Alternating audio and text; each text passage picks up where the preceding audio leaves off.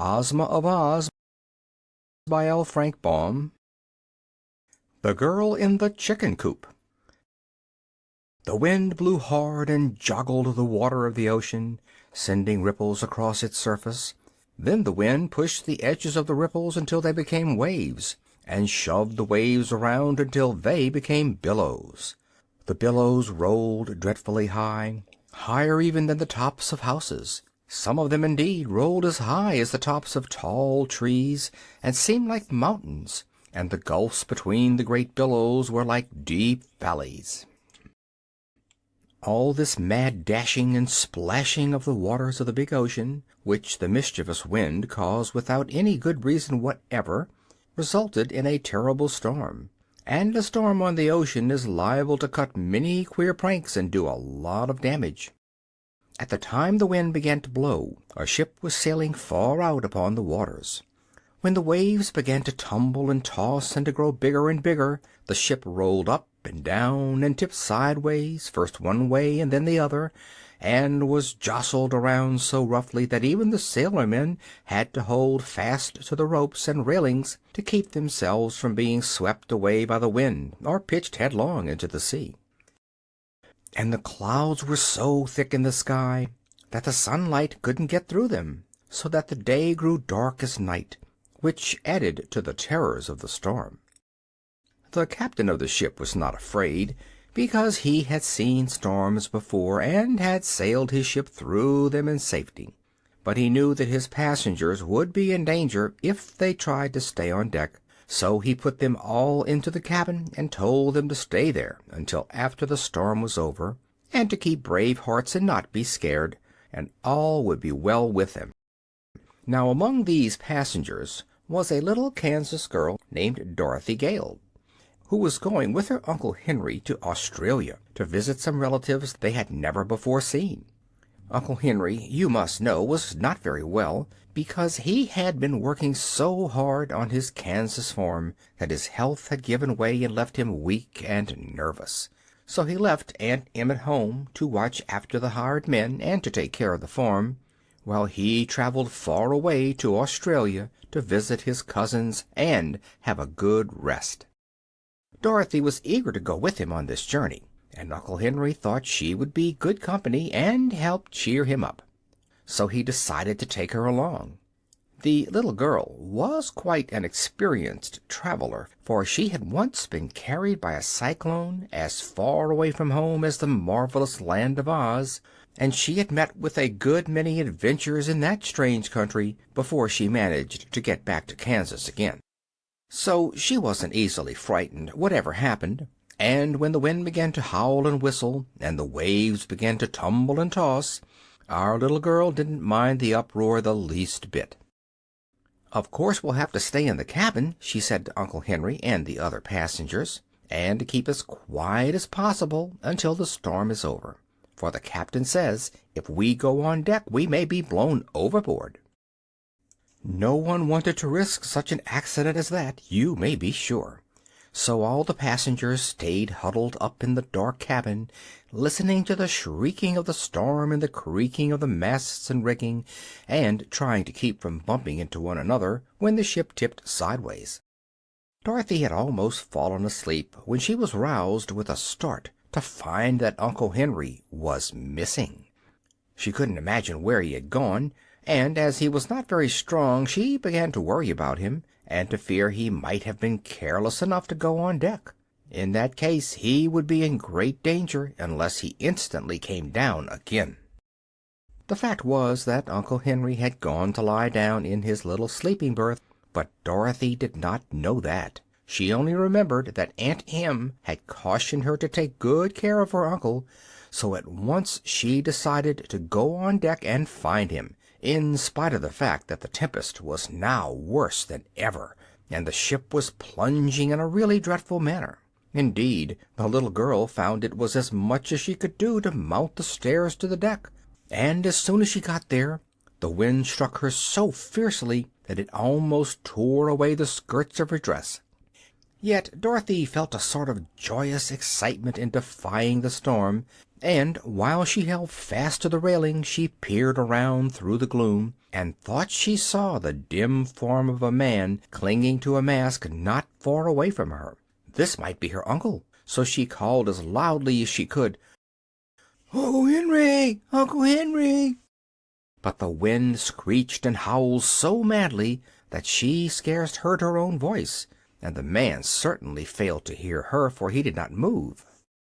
Dorothy decided she must go to him, so she made a dash forward, during a lull in the storm, to where a big square chicken coop had been lashed to the deck with ropes. She reached this place in safety, but no sooner had she seized fast hold of the slats of the big box in which the chickens were kept than the wind, as if enraged because the little girl dared to resist its power, suddenly redoubled its fury. With a scream like that of an angry giant it tore away the ropes that held the coop and lifted it high into the air, with Dorothy still clinging to the slats. Around and over it whirled, this way and that, and a few moments later the chicken coop dropped far away into the sea, where the big waves caught it and slid it uphill to a foaming crest, and then downhill into a deep valley, as if it were nothing more than a plaything to keep them amused. Dorothy had a good ducking, you may be sure, but she didn't lose her presence of mind even for a second. She kept tight hold of the stout slats, and as soon as she could get the water out of her eyes she saw that the wind had ripped the cover from the coop, and the poor chickens were fluttering away in every direction, being blown by the wind until they looked like feather dusters without handles. The bottom of the coop was made of thick boards, so Dorothy found she was clinging to a sort of raft with sides of slats, which readily bore up her weight.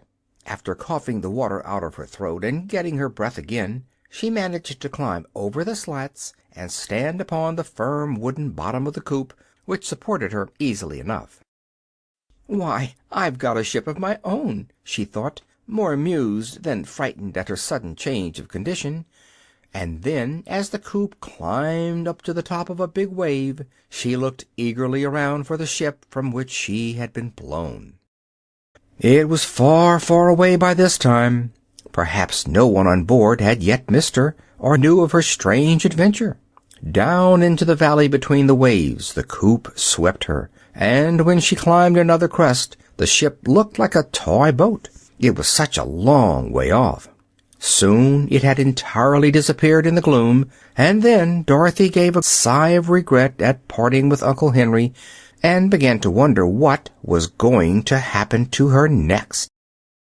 Just now she was tossing on the bosom of a big ocean, with nothing to keep her afloat but a miserable wooden hen coop that had a plank bottom and slatted sides, through which the water constantly splashed and wetted her through to the skin. And there was nothing to eat when she became hungry, as she was sure to do before long, and no fresh water to drink, and no dry clothes to put on.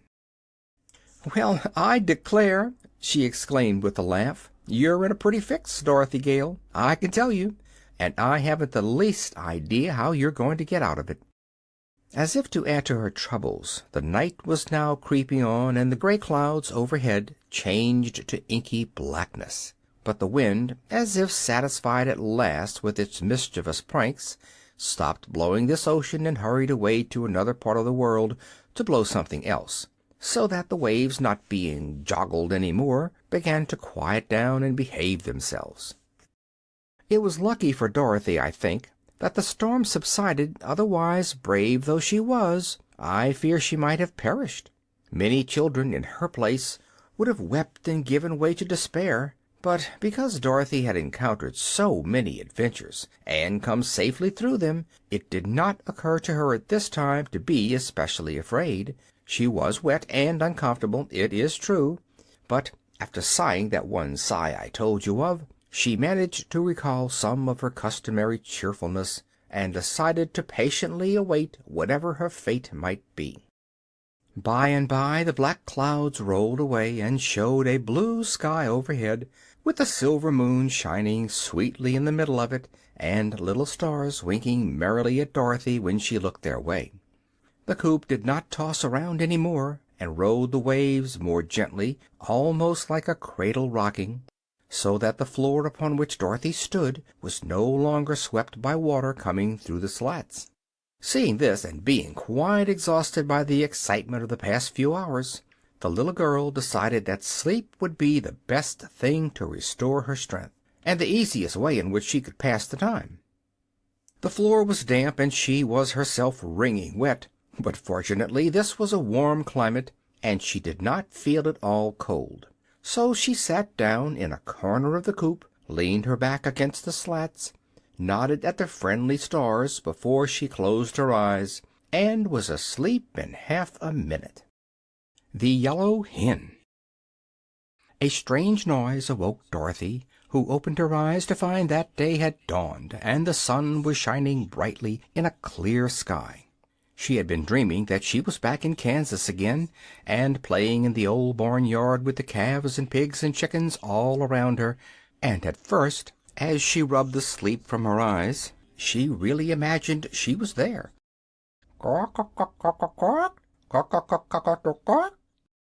Ah, here again was the strange noise that had awakened her. Surely it was a hen cackling. But her wide open eyes first saw, through the slats of the coop, the blue waves of the ocean, now calm and placid, and her thoughts flew back to the past night, so full of danger and discomfort. Also she began to remember that she was a waif of the storm, adrift upon a treacherous and unknown sea. "Buck, buck, buck, buck, buck, buck, buck, buck, buck, buck." "What's that?" cried Dorothy, starting to her feet. "Why, I've just laid an egg, that's all," replied a small but sharp and distinct voice, and looking around her, the little girl discovered a yellow hen squatting in the opposite corner of the coop. "Dear me!" she exclaimed in surprise.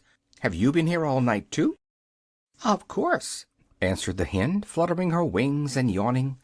"When the coop blew away from the ship I clung fast to this corner with claws and beak, for I knew if I fell into the water I'd surely be drowned. Indeed, I nearly drowned as it was. With all that water washing over me, I never was so wet before in my life." "Yes," agreed Dorothy, "it was pretty wet for a time, I know. But do you feel comfortable now?" "Not very. The sun has helped dry my feathers, as it has your dress, and I feel better since I laid my morning egg. But what's to become of us, I should like to know, afloat on this big pond?" "I'd like to know that, too," said Dorothy. "But tell me, how does it happen that you are able to talk? I thought hens could only cluck and cackle." "Why, as for that," answered the yellow hen thoughtfully, "I've clucked and cackled all my life, and never spoken a word before this morning that I can remember. But when you asked a question a minute ago, it seemed the most natural thing in the world to answer you, so I spoke, and I seem to keep on speaking, just as you and other human beings do. Strange, isn't it?" "Very," replied Dorothy. "If we were in the land of Oz, I wouldn't think it so queer, because many of the animals can talk in that fairy country. But out here in the ocean must be a good long way from Oz." "How is my grammar?" asked the yellow hen anxiously. "Do I speak quite properly in your judgment?" "Yes," said Dorothy, "you do very well for a beginner." "I'm glad to know that," continued the yellow hen in a confidential tone, "because if one is going to talk it's best to talk correctly. The red rooster has often said that my cluck and my cackle were quite perfect, and now it's a comfort to know I am talking properly." "I'm beginning to get hungry," remarked Dorothy. "It's breakfast time, and there's no breakfast." "You may have my egg," said the yellow hen. "I don't care for it, you know." "Don't you want to hatch it?" asked the little girl in surprise.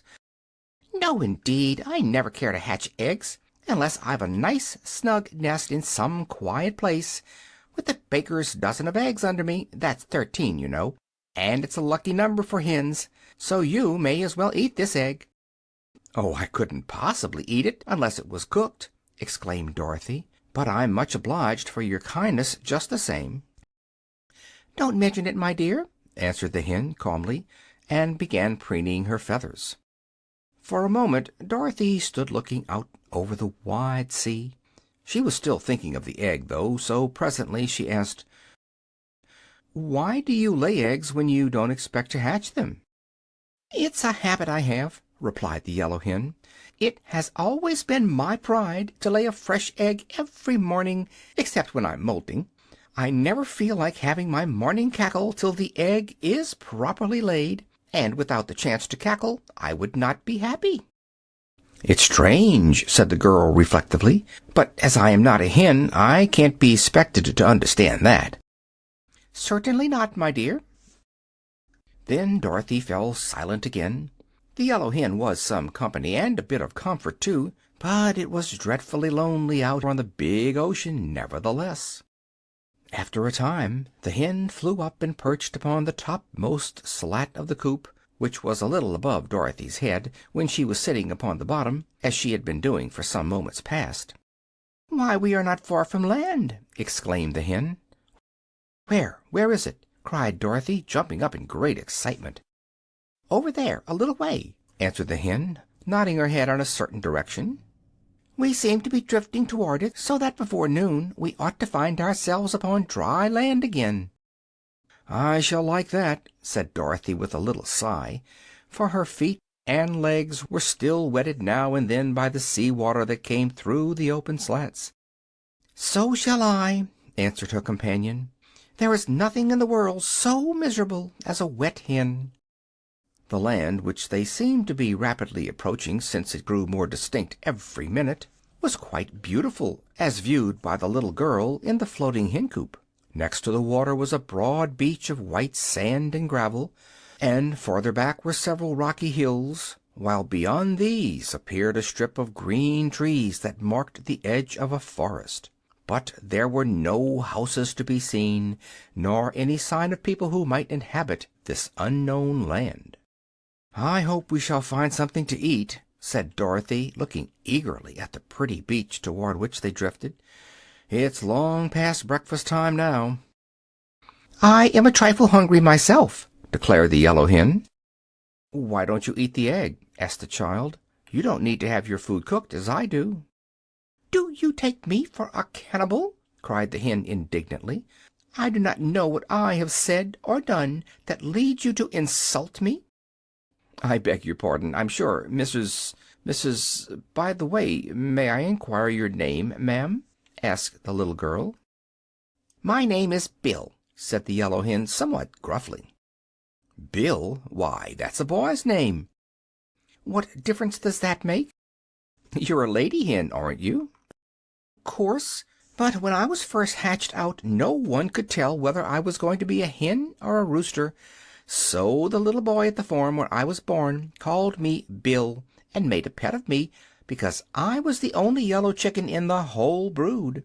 When I grew up and he found that I didn't crow and fight as all the roosters do, he did not think to change my name, and every creature in the barnyard, as well as the people in the house, knew me as Bill.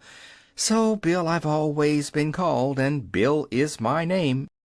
"But it's all wrong, you know," declared Dorothy earnestly. "And if you don't mind, I shall call you Billina. Putting the ina on the end makes it a girl's name, you see." "Oh, I don't mind in the least," returned the yellow hen. "It doesn't matter at all what you call me, so long as I know the name means me." "Very well, Billina. My name is Dorothy Gale. Just Dorothy to my friends, and Miss Gale to strangers. You may call me Dorothy if you like. We're getting very near the shore. Do you suppose it is too deep for me to wade the rest of the way?" "Wait a few minutes longer.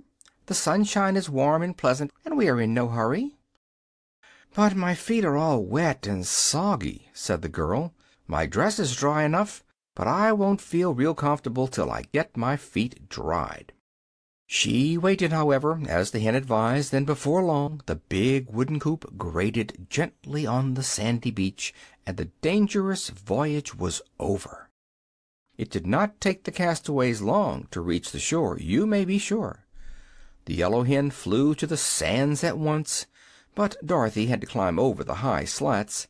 Still, for a country girl that was not much of a feat, and as soon as she was safe ashore Dorothy drew off her wet shoes and stockings and spread them upon the sun-warmed beach to dry. Then she sat down and watched Billina, who was pick-pecking away with her sharp bill in the sand and gravel, which she scratched up and turned over with her strong claws. "What are you doing?" asked Dorothy. "Getting my breakfast, of course," murmured the hen, busily pecking away. "What do you find?" inquired the girl curiously. "Oh, some fat red ants and some sand bugs, and once in a while a tiny crab. They are very sweet and nice, I assure you." "How dreadful!" exclaimed Dorothy in a shocked voice. "What is dreadful?" asked the hen, lifting her head to gaze with one bright eye at her companion. "Why, eating live things, and horrid bugs, and crawly ants. You ought to be ashamed of yourself." "Goodness me!" returned the hen in a puzzled tone. "How queer you are, Dorothy. Live things are much fresher and more wholesome than dead ones, and you humans eat all sorts of dead creatures." "We don't," said Dorothy. "You do indeed," answered Billina. "You eat lambs and sheep and cows and pigs and even chickens." "But we cook 'em," said Dorothy triumphantly. "What difference does that make?" "A good deal," said the girl in a graver tone. "I can't just explain the difference, but it's there. And anyhow, we never eat such dreadful things as bugs." "But you eat the chickens that eat the bugs," retorted the yellow hen with an odd cackle. "So you are just as bad as we chickens are." This made Dorothy thoughtful. What Billina said was true enough, and it almost took away her appetite for breakfast. As for the yellow hen, she continued to peck away at the sand busily, and seemed quite contented with her bill of fare. Finally, down near the water's edge, Billina stuck her bill deep into the sand, and then drew back and shivered. "Ow!" she cried. "I struck metal that time, and it nearly broke my beak." "It probably was a rock," said Dorothy carelessly. "Nonsense! I know a rock from metal, I guess," said the hen. "There's a different feel to it." "But there couldn't be any metal on this wild, deserted seashore," persisted the girl. "Where's the place? I'll dig it up and prove to you I'm right." Billina showed her the place where she had "stubbed her bill," as she expressed it, and Dorothy dug away the sand until she felt something hard. Then, thrusting in her hand, she pulled the thing out, and discovered it to be a large-sized golden key, rather old, but still bright and of perfect shape. "What did I tell you?" cried the hen with a cackle of triumph. "Can I tell metal when I bump into it, or is the thing a rock?" "It's metal, sure enough," answered the child, gazing thoughtfully at the curious thing she had found. "I think it is pure gold, and it must have laid hidden in the sand for a long time. How do you suppose it came there, Billina? And what do you suppose this mysterious key unlocks?" "I can't say," replied the hen. "You ought to know more about locks and keys than I do." Dorothy glanced around. There was no sign of any house in that part of the country, and she reasoned that every key must fit a lock, and every lock must have a purpose. Perhaps the key had been lost by someone who lived far away, but had wandered on this very shore. Musing on these things, the girl put the key in the pocket of her dress, and then slowly drew on her shoes and stockings, which the sun had fully dried. "I believe, Billina," she said, "I'll have a look round and see if I can find some breakfast." Letters in the Sand. Walking a little way back from the water's edge toward the grove of trees, Dorothy came to a flat stretch of white sand that seemed to have queer signs marked upon its surface, just as one would write upon sand with a stick. "What does it say?" she asked the yellow hen, who trotted along beside her in a rather dignified fashion. "How should I know?" returned the hen. "I cannot read." "Oh, can't you?" "Certainly not. I've never been to school, you know." "Well, I have," admitted Dorothy, "but the letters are big and far apart, and it's hard to spell out the words." But she looked at each letter carefully, and finally discovered that these words were written in the sand: "Beware the Wheelers." "That's rather strange," declared the hen, when Dorothy had read aloud the words. "What do you suppose the Wheelers are?" "Folks that wheel, I guess. They must have wheelbarrows, or baby cabs, or hand carts," said Dorothy. "Perhaps they're automobiles," suggested the yellow hen. "There is no need to beware of baby cabs and wheelbarrows, but automobiles are dangerous things. Several of my friends have been run over by them." "It can't be automobiles," replied the girl, "for this is a new wild country, without even trolley cars or telephones. The people here haven't been discovered yet, I'm sure. That is, if there are any people. So I don't believe there can be any automobiles, Billina." "Perhaps not," admitted the yellow hen. "Where are you going now?" "Over to those trees to see if I can find some fruit or nuts," answered Dorothy. She tramped across the sand, skirting the foot of one of the little rocky hills that stood near, and soon reached the edge of the forest. At first she was greatly disappointed, because the nearer trees were all panita or cottonwood or eucalyptus, and bore no fruit or nuts at all. But by and by, when she was almost in despair, the little girl came upon two trees that promised to furnish her with plenty of food. One was quite full of square paper boxes, which grew in clusters on all the limbs, and upon the biggest and ripest boxes the word "Lunch" could be read in neat raised letters. The tree seemed to bear all the year round, for there were lunch box blossoms on some of the branches, and on others tiny little lunch boxes that were as yet quite green, and evidently not fit to eat until they had grown bigger. The leaves of this tree were all paper napkins, and it presented a very pleasing appearance to the hungry little girl. But the tree next to the lunch box tree was even more wonderful, for it bore quantities of tin dinner pails, which were so full and heavy that the stout branches bent underneath their weight. Some were small and dark brown in color. Those larger were of a dull tin color, but the really ripe ones were pails of bright tin that shone and glistened beautifully in the rays of sunshine that touched them. Dorothy was delighted, and even the yellow hen acknowledged that she was surprised. The little girl stood on tiptoe and picked one of the nicest and biggest lunch boxes, and then she sat down upon the ground and eagerly opened it. Inside she found, nicely wrapped in white papers, a ham sandwich, a piece of sponge cake, a pickle, a slice of new cheese, and an apple. Each thing had a separate stem, and so had to be picked off the side of the box, but Dorothy found them all to be delicious, and she ate every bit of luncheon in the box before she had finished. "A lunch isn't exactly breakfast," she said to Billina, who sat beside her curiously watching, "but when one is hungry one can eat even supper in the morning and not complain." "I hope your lunch box was perfectly ripe," observed the yellow hen in an anxious tone. "So much sickness is caused by eating green things." "Oh, I'm sure it was ripe," declared Dorothy. "All that is, except the pickle, and a pickle just has to be green, Billina.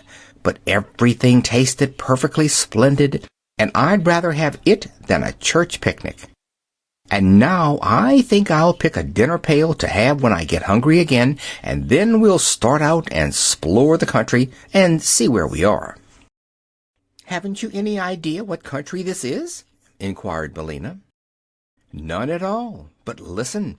I'm quite sure it's a fairy country, or such things as lunch boxes and dinner pails wouldn't be growing upon trees. Besides, Billina, being a hen, you wouldn't be able to talk in any civilized country like Kansas, where no fairies live at all." "Perhaps we're in the Land of Oz," said the hen thoughtfully. "No, that can't be," answered the little girl, "because I've been to the Land of Oz, and it's all surrounded by a horrid desert that no one can cross." "Then how did you get away from there again?" asked Billina. "I had a pair of silver shoes that carried me through the air, but I lost them," said Dorothy. "Ah, indeed," remarked the yellow hen in a tone of unbelief. "Anyhow," resumed the girl, "there is no seashore near the land of Oz, so this must surely be some other fairy country." While she was speaking, she selected a bright and pretty dinner pail that seemed to have a stout handle, and picked it from its branch. Then, accompanied by the yellow hen, she walked out of the shadow of the trees toward the seashore. They were part way across the sands when Billina suddenly cried in a voice of terror, "What's that?" Dorothy turned quickly around and saw, coming out of a path that led from between the trees, the most peculiar person her eyes had ever beheld. It had the form of a man, except that it walked, or rather rolled, upon all fours, and its legs were the same length as its arms, giving them the appearance of the four legs of a beast. Yet it was no beast that Dorothy had discovered, for the person was clothed most gorgeously in embroidered garments of many colors, and wore a straw hat perched jauntily upon the side of its head.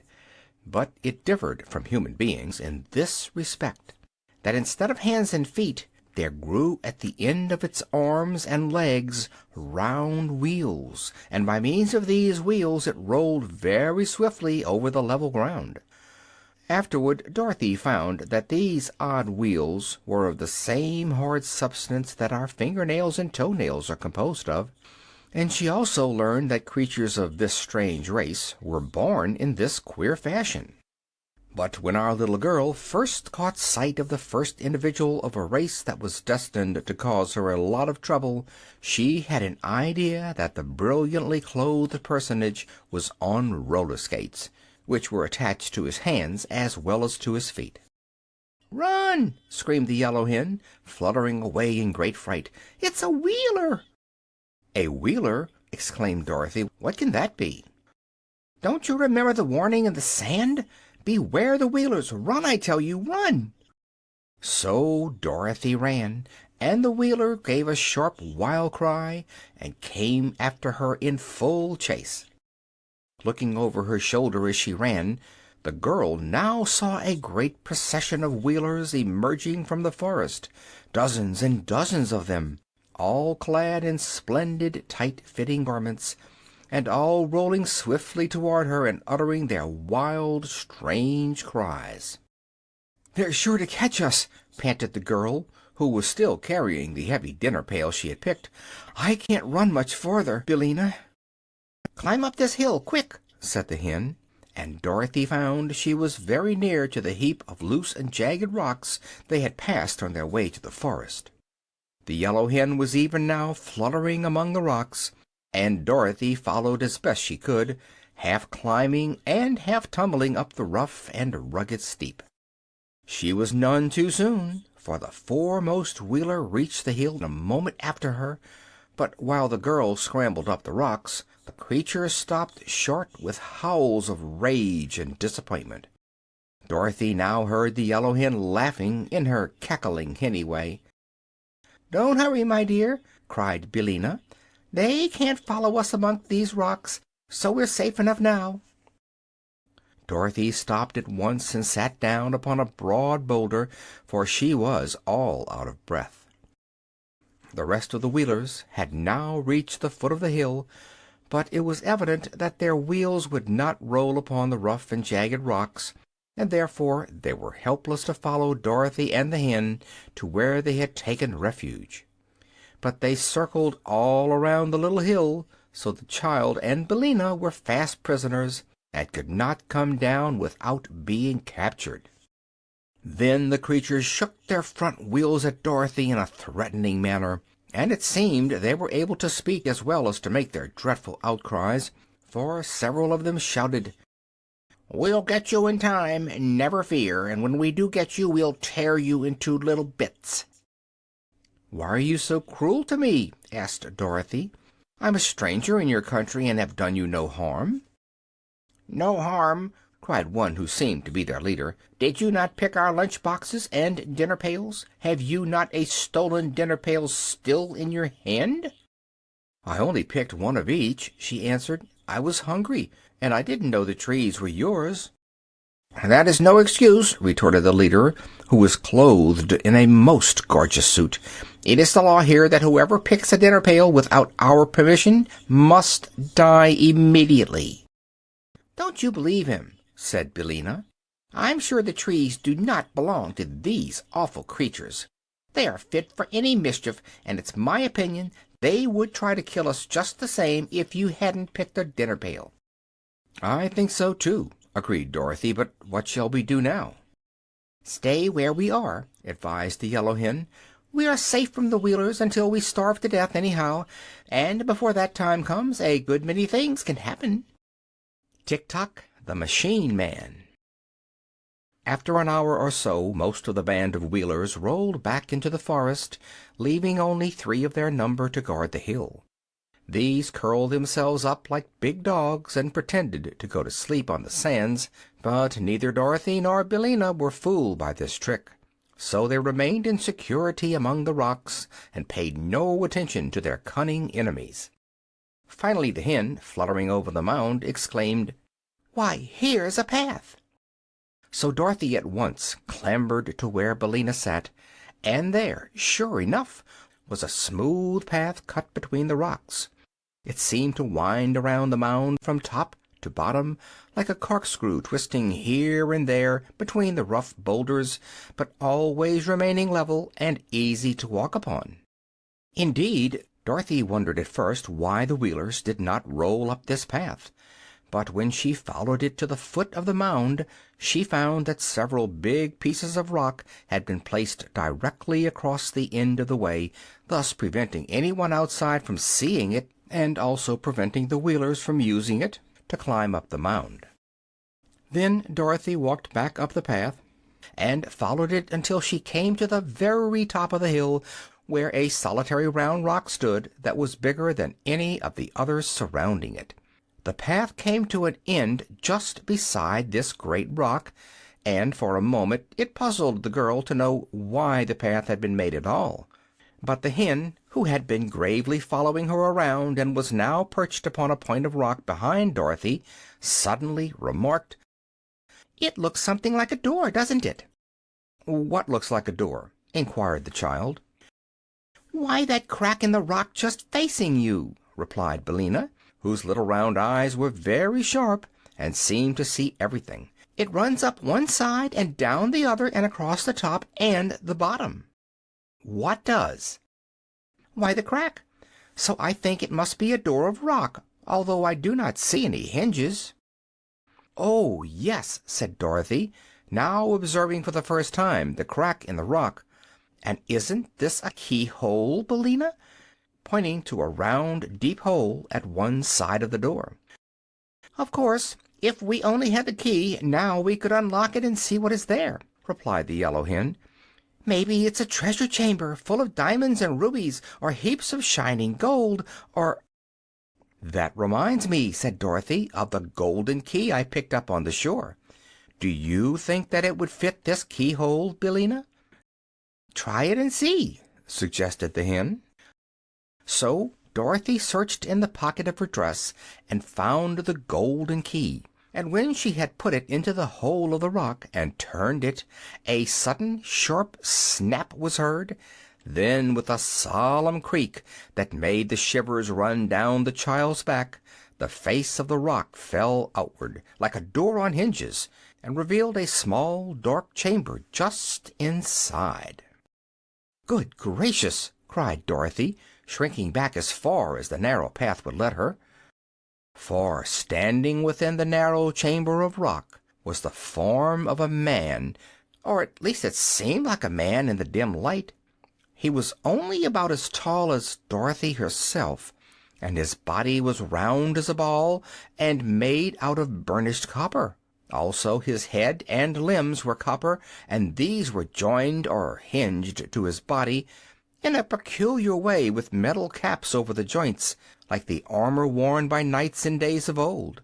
He stood perfectly still, and where the light struck upon his form it glittered as if made of pure gold. "Don't be frightened," called Billina from her perch. "It isn't alive." "I see it isn't," replied the girl, drawing a long breath.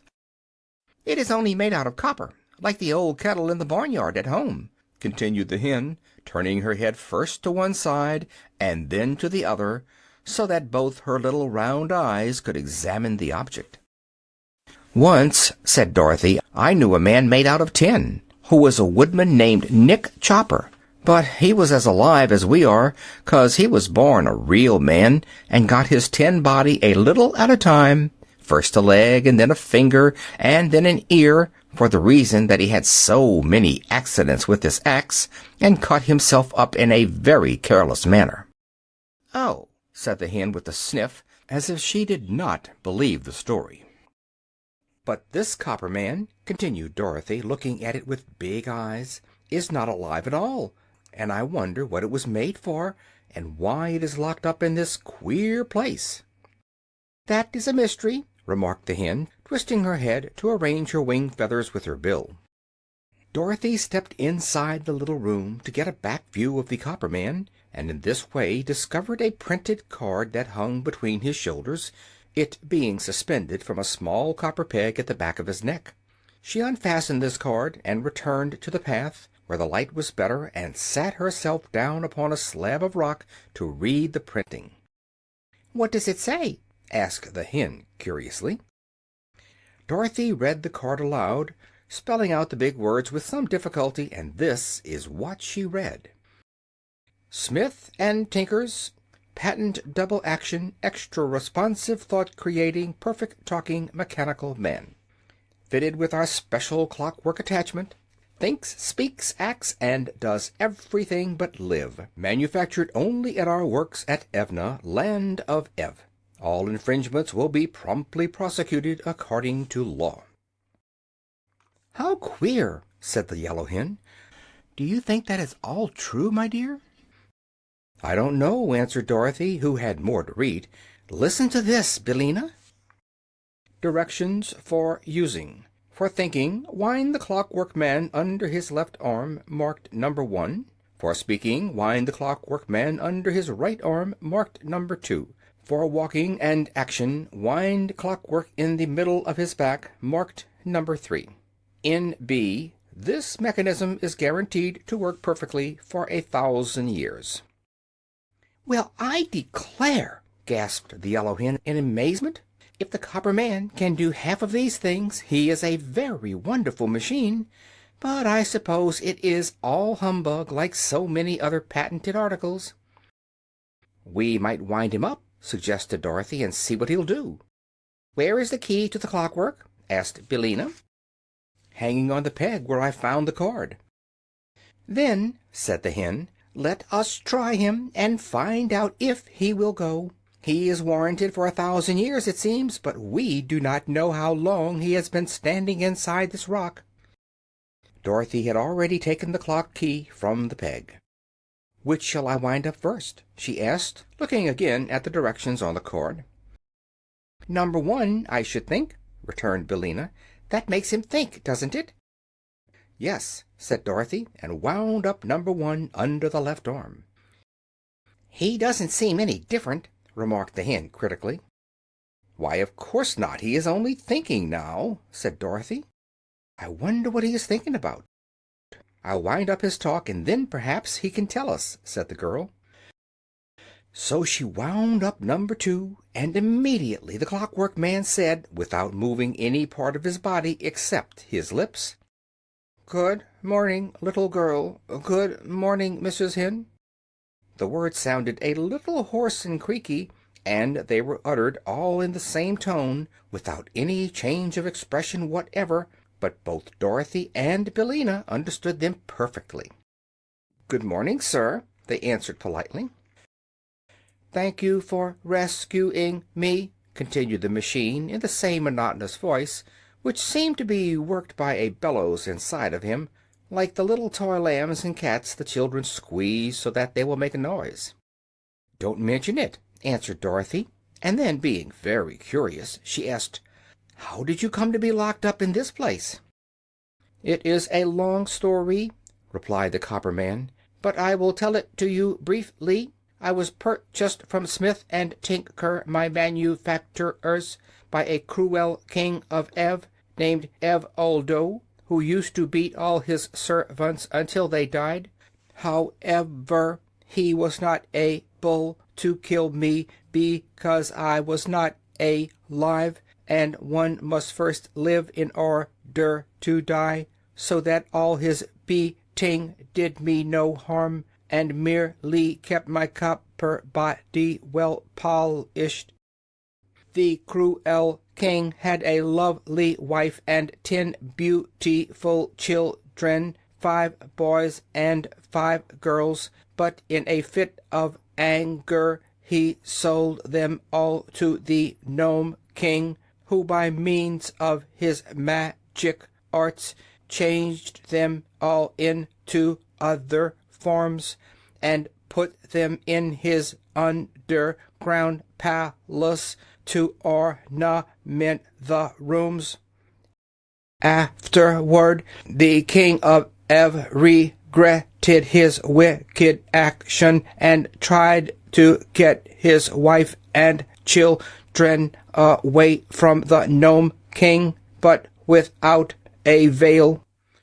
So in despair he locked me in this rock, threw the key into the ocean, and then jumped in after it and was drowned.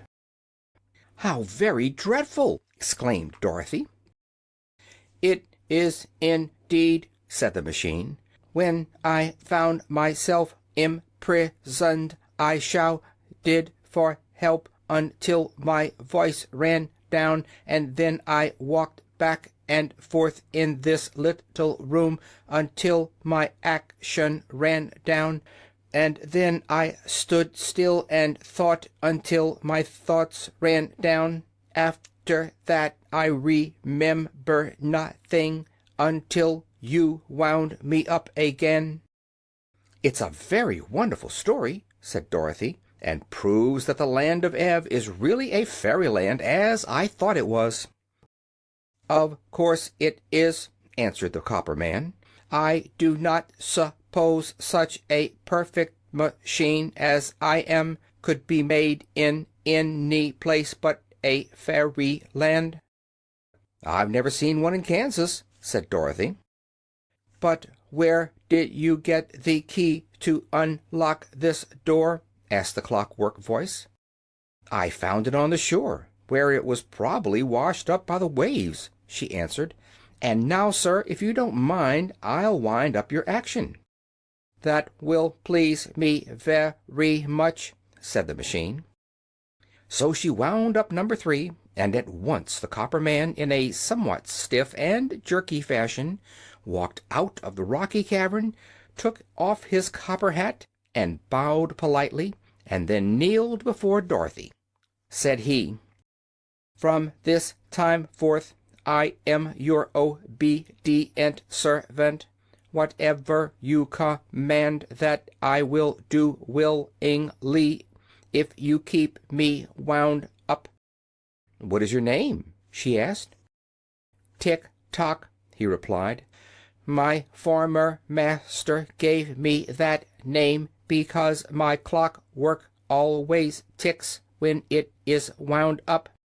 "I can hear it now," said the yellow hen. "So can I," said Dorothy, and then she added, with some anxiety, "You don't strike, do you?" "No," answered Tik Tok, "and there is no alarm connected with my machinery. I can tell the time, though, by speaking, and as I never sleep, I can waken you at any hour you wish to get up in the morning." "That's nice," said the little girl, "only I never wish to get up in the morning." "You can sleep until I lay my egg," said the yellow hen. "Then when I cackle, Tik Tok will know it is time to waken you." "Do you lay your egg very early?" asked Dorothy. "About 8 o'clock," said Billina, "and everyone ought to be up by that time, I'm sure." Dorothy opens the dinner pail.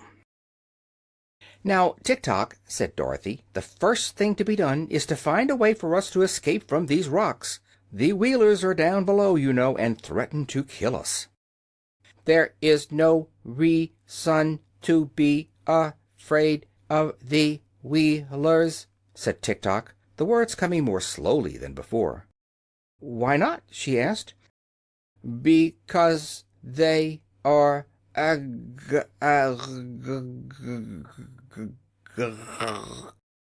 He gave a sort of gurgle and stopped short, waving his hands frantically, until suddenly he became motionless, with one arm in the air and the other held stiffly before him, with all the copper fingers of the hand spread out like a fan. "Dear me!" said Dorothy in a frightened tone. "What can the matter be?" "He's run down, I suppose," said the hen calmly. "You couldn't have wound him up very tight." "I don't know how much to wind him," replied the girl, "but I'll try to do better next time." She ran around the copper man to take the key from the peg at the back of his neck, but it was not there. "It's gone!" cried Dorothy in dismay. "What's gone?" asked Billina. "The key." "It probably fell off when he made that low bow to you," returned the hen. "Look around and see if you cannot find it again."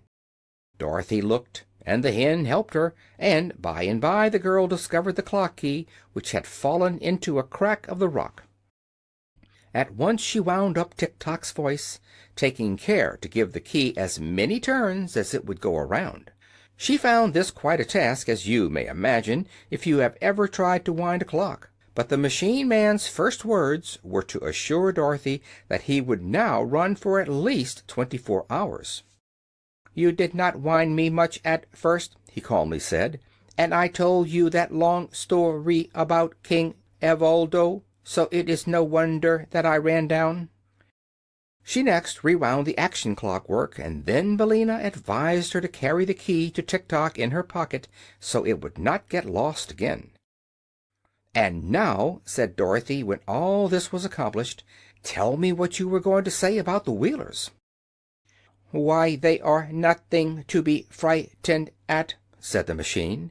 "They try to make folks believe they are very terrible, but as a matter of fact the Wheelers are harmless enough to any one that dares to fight them. They might try to hurt a little girl like you, perhaps, because they are very mischievous, but if I had a club they would run away as soon as they saw me." "Haven't you a club?" asked Dorothy. "No," said Tik Tok. "And you won't find such a thing among these rocks, either," declared the yellow hen. "Then what shall we do?" asked the girl.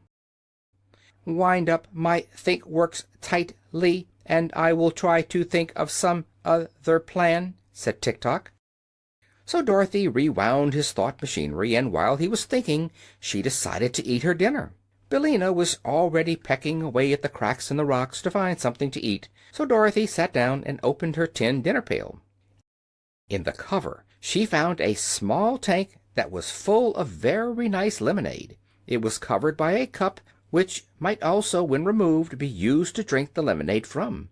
Within the pail were 3 slices of turkey, 2 slices of cold tongue, some lobster salad, 4 slices of bread and butter, a small custard pie, an orange, and 9 large strawberries, and some nuts and raisins. Singularly enough, the nuts in this dinner pail grew already cracked, so that Dorothy had no trouble in picking out their meats to eat. She spread the feast upon the rock beside her and began her dinner, first offering some of it to Tik Tok, who declined because, as he said, he was merely a machine. Afterward she offered to share with Billina, but the hen murmured something about dead things and said she preferred her bugs and ants.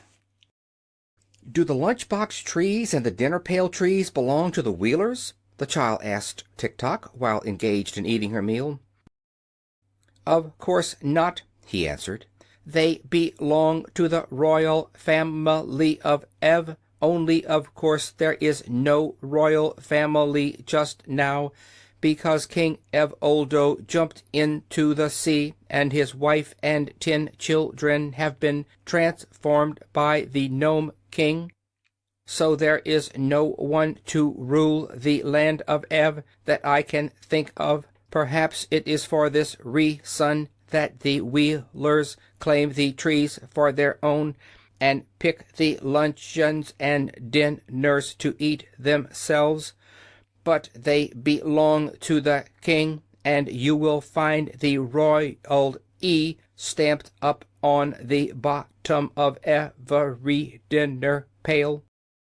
Dorothy turned the pail over, and at once discovered the royal mark upon it, as Tik Tok had said. "Are the Wheelers the only folks living in the land of Ev?" inquired the girl. "No, they only inhabit a small portion of it just back of the woods," replied the machine. "But they have always been mischievous and impertinent, and my old master, King Evoldo, used to carry a whip with him when he walked out, to keep the creatures in order. When I was first made, the Wheelers tried to run over me and butt me with their heads, but they soon found I was built of too solid a material for them to injure." "You seem very durable," said Dorothy. "Who made you?" "The firm of Smith and Tinker, in the town of Evna, where the royal palace stands," answered Tik Tok. "Did they make many of you?" asked the child. "No, I am the only automatic mechanical man they ever completed," he replied. "They were very wonderful inventors, were my makers, and quite artistic in all they did." "I'm sure of that," said Dorothy. "Do they live in the town of Evna now?" "They are both gone," replied the machine. "Mr. Smith was an artist as well as an inventor, and he painted a picture of a river which was so natural that, as he was reaching across it to paint some flowers on the opposite bank, he fell into the water and was drowned." "Oh, I'm sorry for that!" exclaimed the little girl.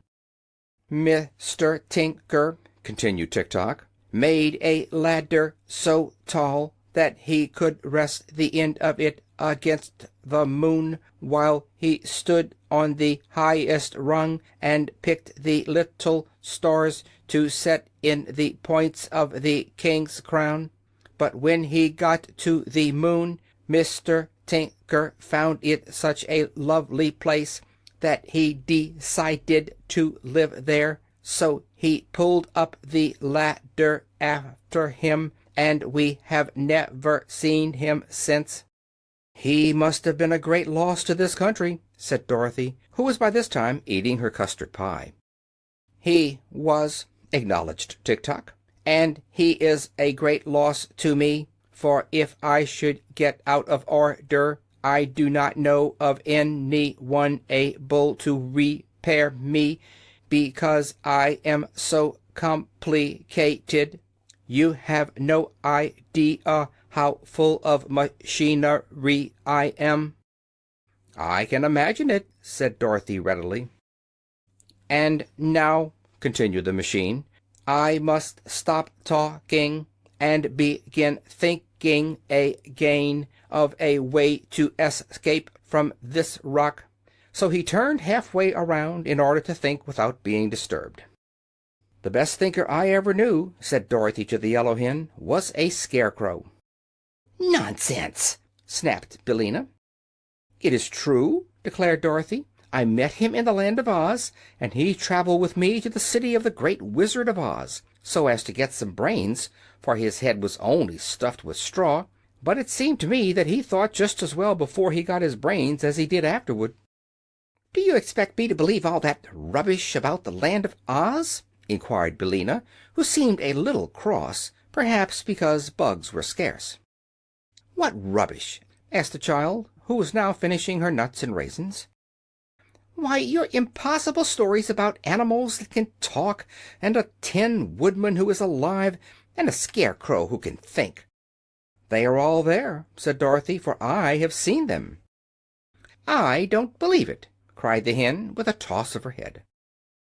"That's 'cause you're so ignorant," replied the girl, who was a little offended at her friend Billina's speech. "In the land of Oz," remarked Tik Tok, turning toward them, "anything is possible, for it is a wonderful fairy country." "There, Billina, what did I say?" cried Dorothy, and then she turned to the machine and asked in an eager tone, "Do you know the Land of Oz, Tik Tok?" "No, but I have heard about it," said the copper man, "for it is only separated from this land of Ev by a broad desert." Dorothy clapped her hands together delightedly. "I'm glad of that," she exclaimed. "It makes me quite happy to be so near my old friends. The Scarecrow I told you of, Billina, is the King of the Land of Oz." "Pardon me, he is not the King now," said Tik Tok.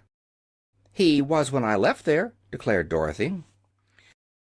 "I know," said Tik Tok, "but there was a revolution in the Land of Oz, and the Scarecrow was deposed by a soldier woman named General Ginger, and then Ginger was deposed by a little girl named Ozma, who was the rightful heir to the throne, and now rules the land under the title of Ozma of Oz." "That is news to me," said Dorothy thoughtfully. "But I suppose lots of things have happened since I left the Land of Oz.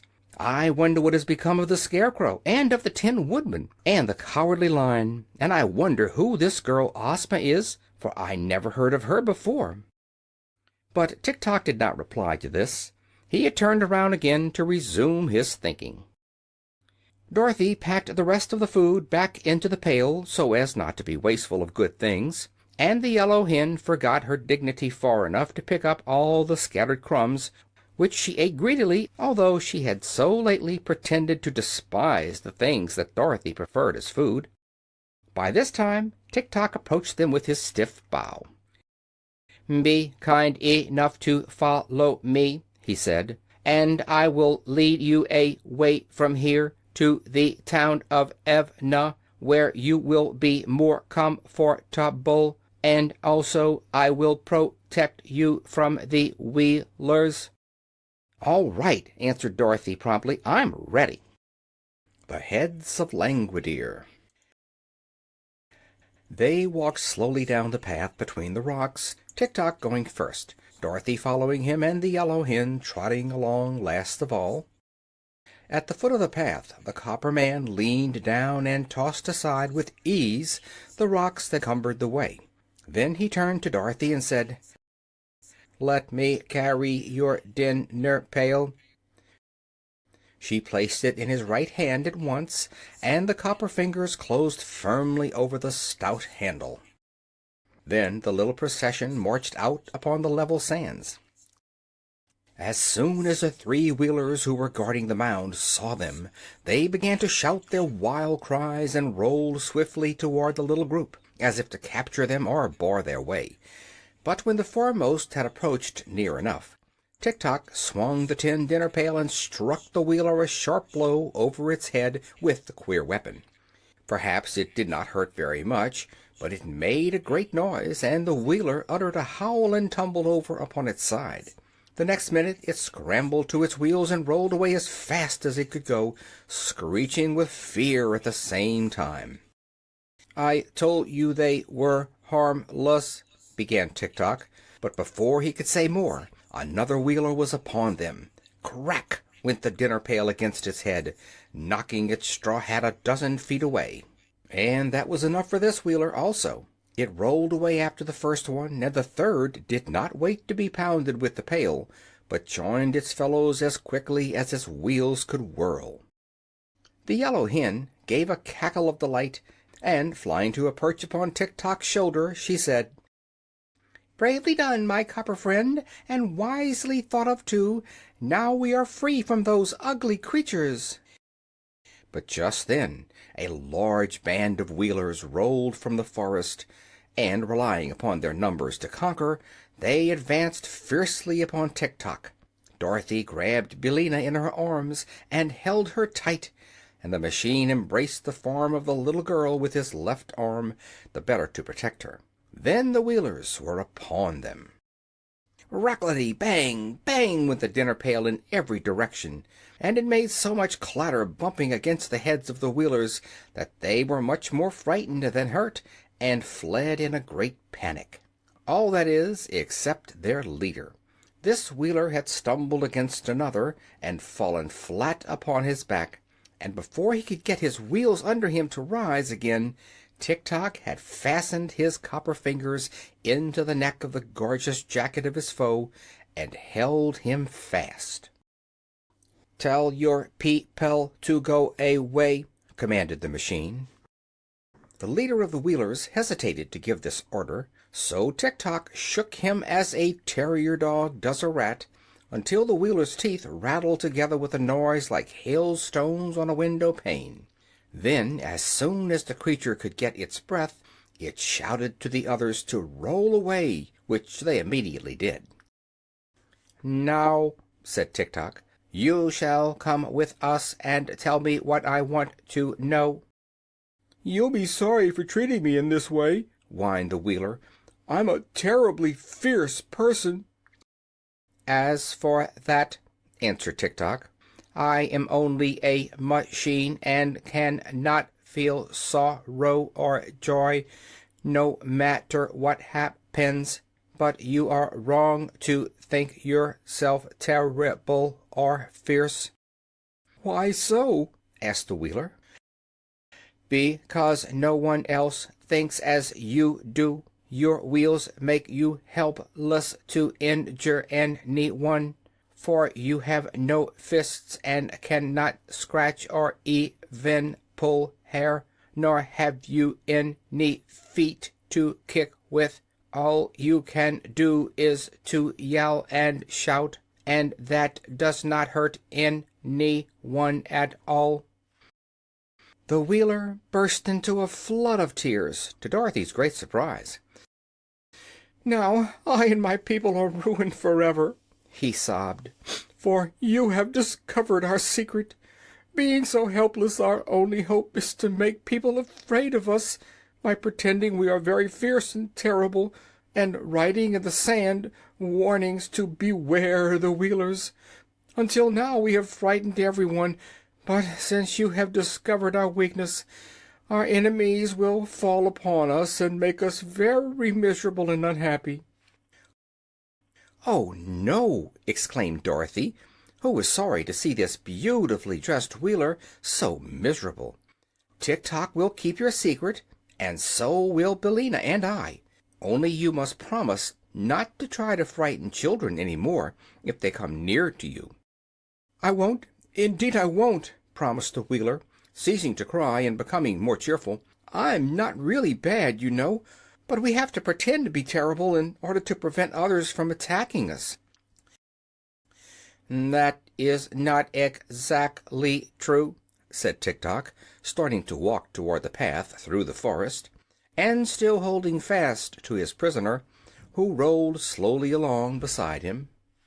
"You and your people are full of mischief and like to bother those who fear you, and you are often impudent and disagreeable too. But if you will try to cure those faults, I will not tell anyone how helpless you are." "I'll try, of course," responded the Wheeler eagerly. "And thank you, Mr. Tik Tok, for your kindness." "I am only a machine," said Tik Tok. "I cannot be kind any more than I can be sorry or glad. I can only do what I am wound up to do."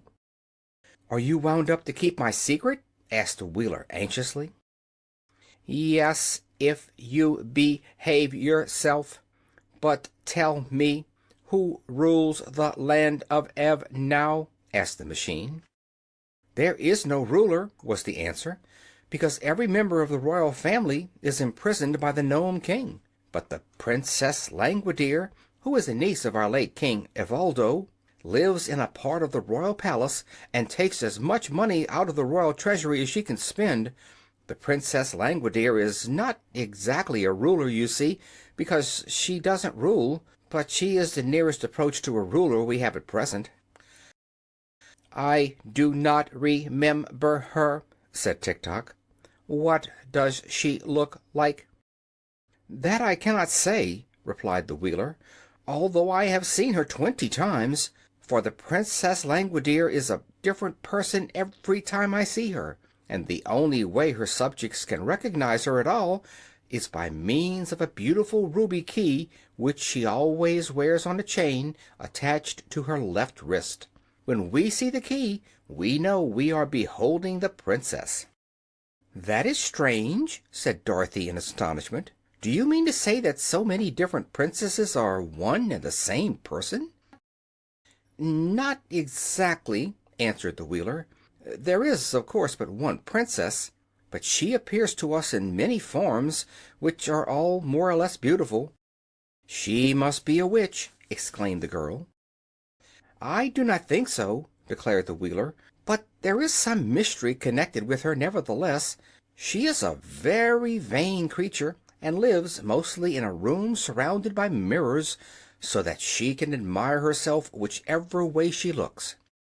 No one answered this speech because they had just passed out of the forest, and their attention was fixed upon the scene before them, a beautiful vale in which were many fruit trees and green fields, with pretty farmhouses scattered here and there, and broad, smooth roads that led in every direction.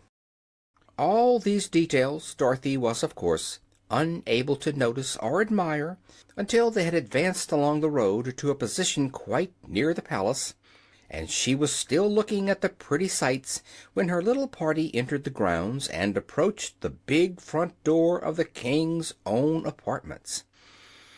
To their disappointment, they found the door tightly closed.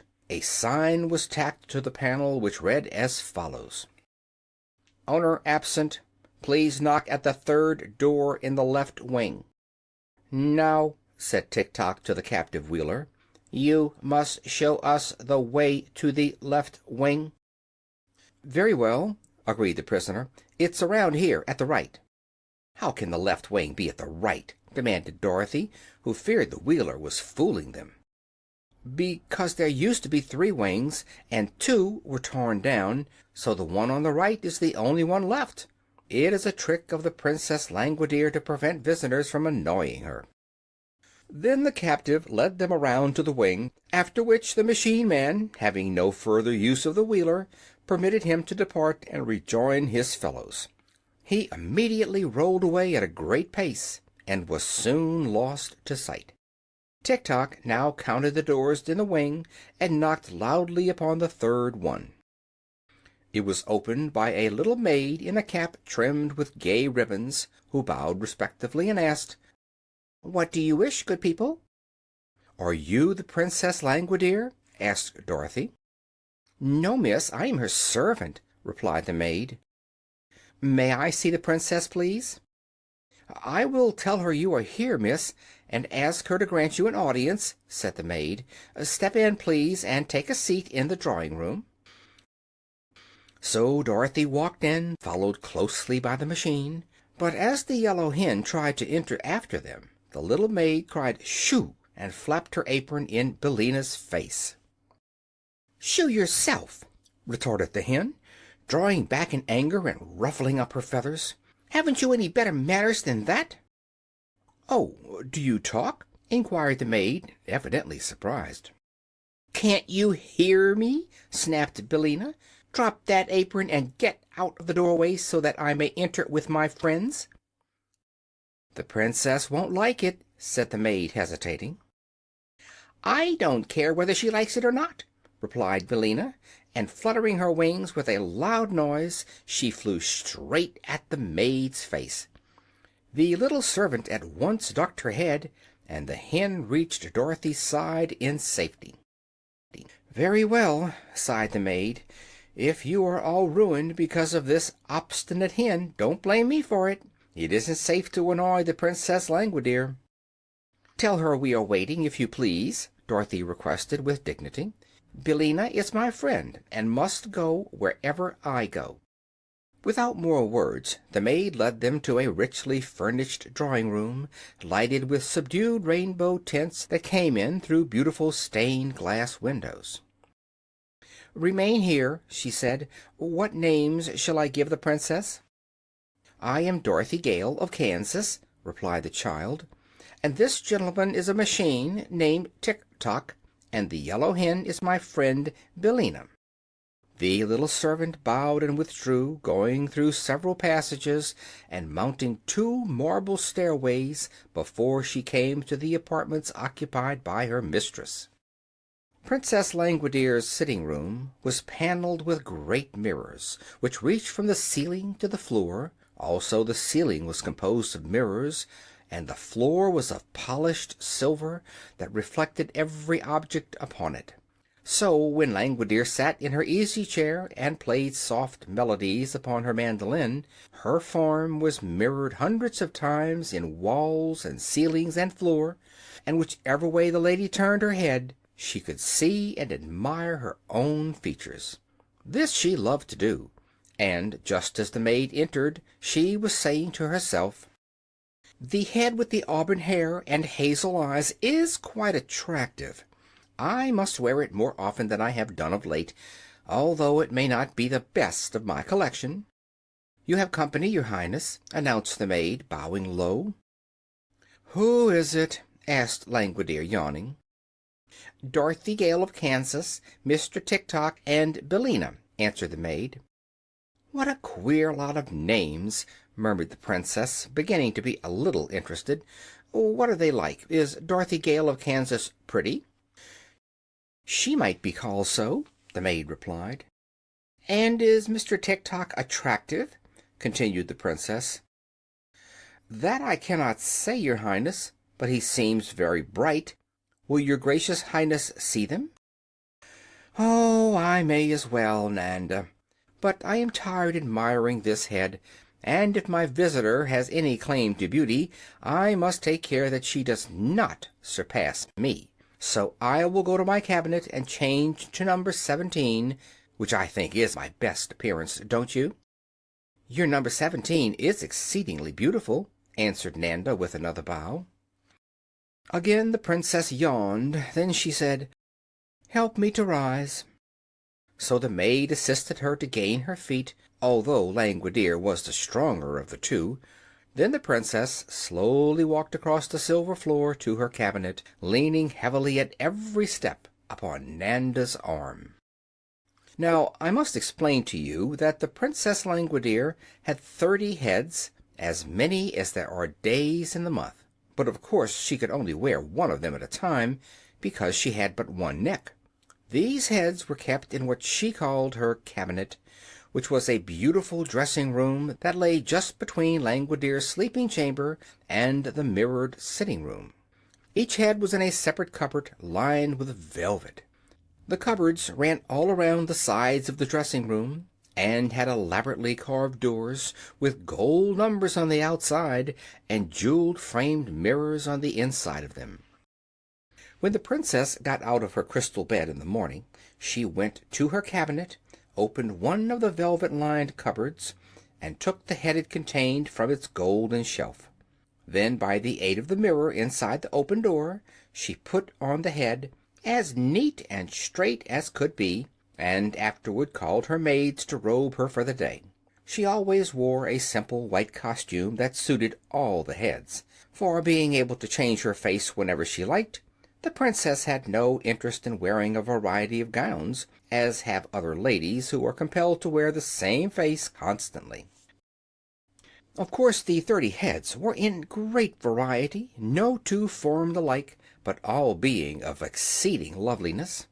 There were heads with golden hair, brown hair, rich auburn hair, and black hair, but none with gray hair. The heads had eyes of blue, of gray, of hazel, of brown, and of black, but there were no red eyes among them, and all were bright and handsome. The noses were Grecian, Roman, retrousse, and Oriental, representing all types of beauty, and the mouths were of assorted sizes and shapes, displaying pearly teeth when the heads smiled. As for dimples, they appeared in cheeks and chins, wherever they might be most charming, and one or two heads had freckles upon the face to contrast the better with the brilliancy of their complexion. One key unlocked all the velvet cupboards containing these treasures, a curious key carved from a single blood-red ruby, and this was fastened to a strong but slender chain which the Princess wore around her left wrist. When Nanda had supported Langwidere to a position in front of cupboard number 17, the Princess unlocked the door with her ruby key, and after handing head number 9, which she had been wearing, to the maid, she took number 17 from its shelf and fitted it to her neck. It had black hair and dark eyes and a lovely pearl and white complexion, and when Langwidere wore it, she knew she was remarkably beautiful in appearance. There was only one trouble with number 17. The temper that went with it, and which was hidden somewhere under the glossy black hair, was fiery, harsh, and haughty in the extreme, and it often led the Princess to do unpleasant things which she regretted when she came to wear her other heads. But she did not remember this today, and went to meet her guests in the drawing-room with a feeling of certainty that she would surprise them with her beauty. However, she was greatly disappointed to find that her visitors were merely a small girl in a gingham dress, a copper man that would only go when wound up, and a yellow hen that was sitting contentedly in Langwidere's best work-basket, where there was a china egg used for darning stockings. "Oh," said Langwidere, slightly lifting the nose of number 17, "I thought someone of importance had called." "Then you are right," declared Dorothy. "I'm a good deal of importance myself, and when Billina lays an egg she has the proudest cackle you ever heard. As for Tik Tok, he's the—" "Stop, stop!" commanded the Princess, with an angry flash of her splendid eyes.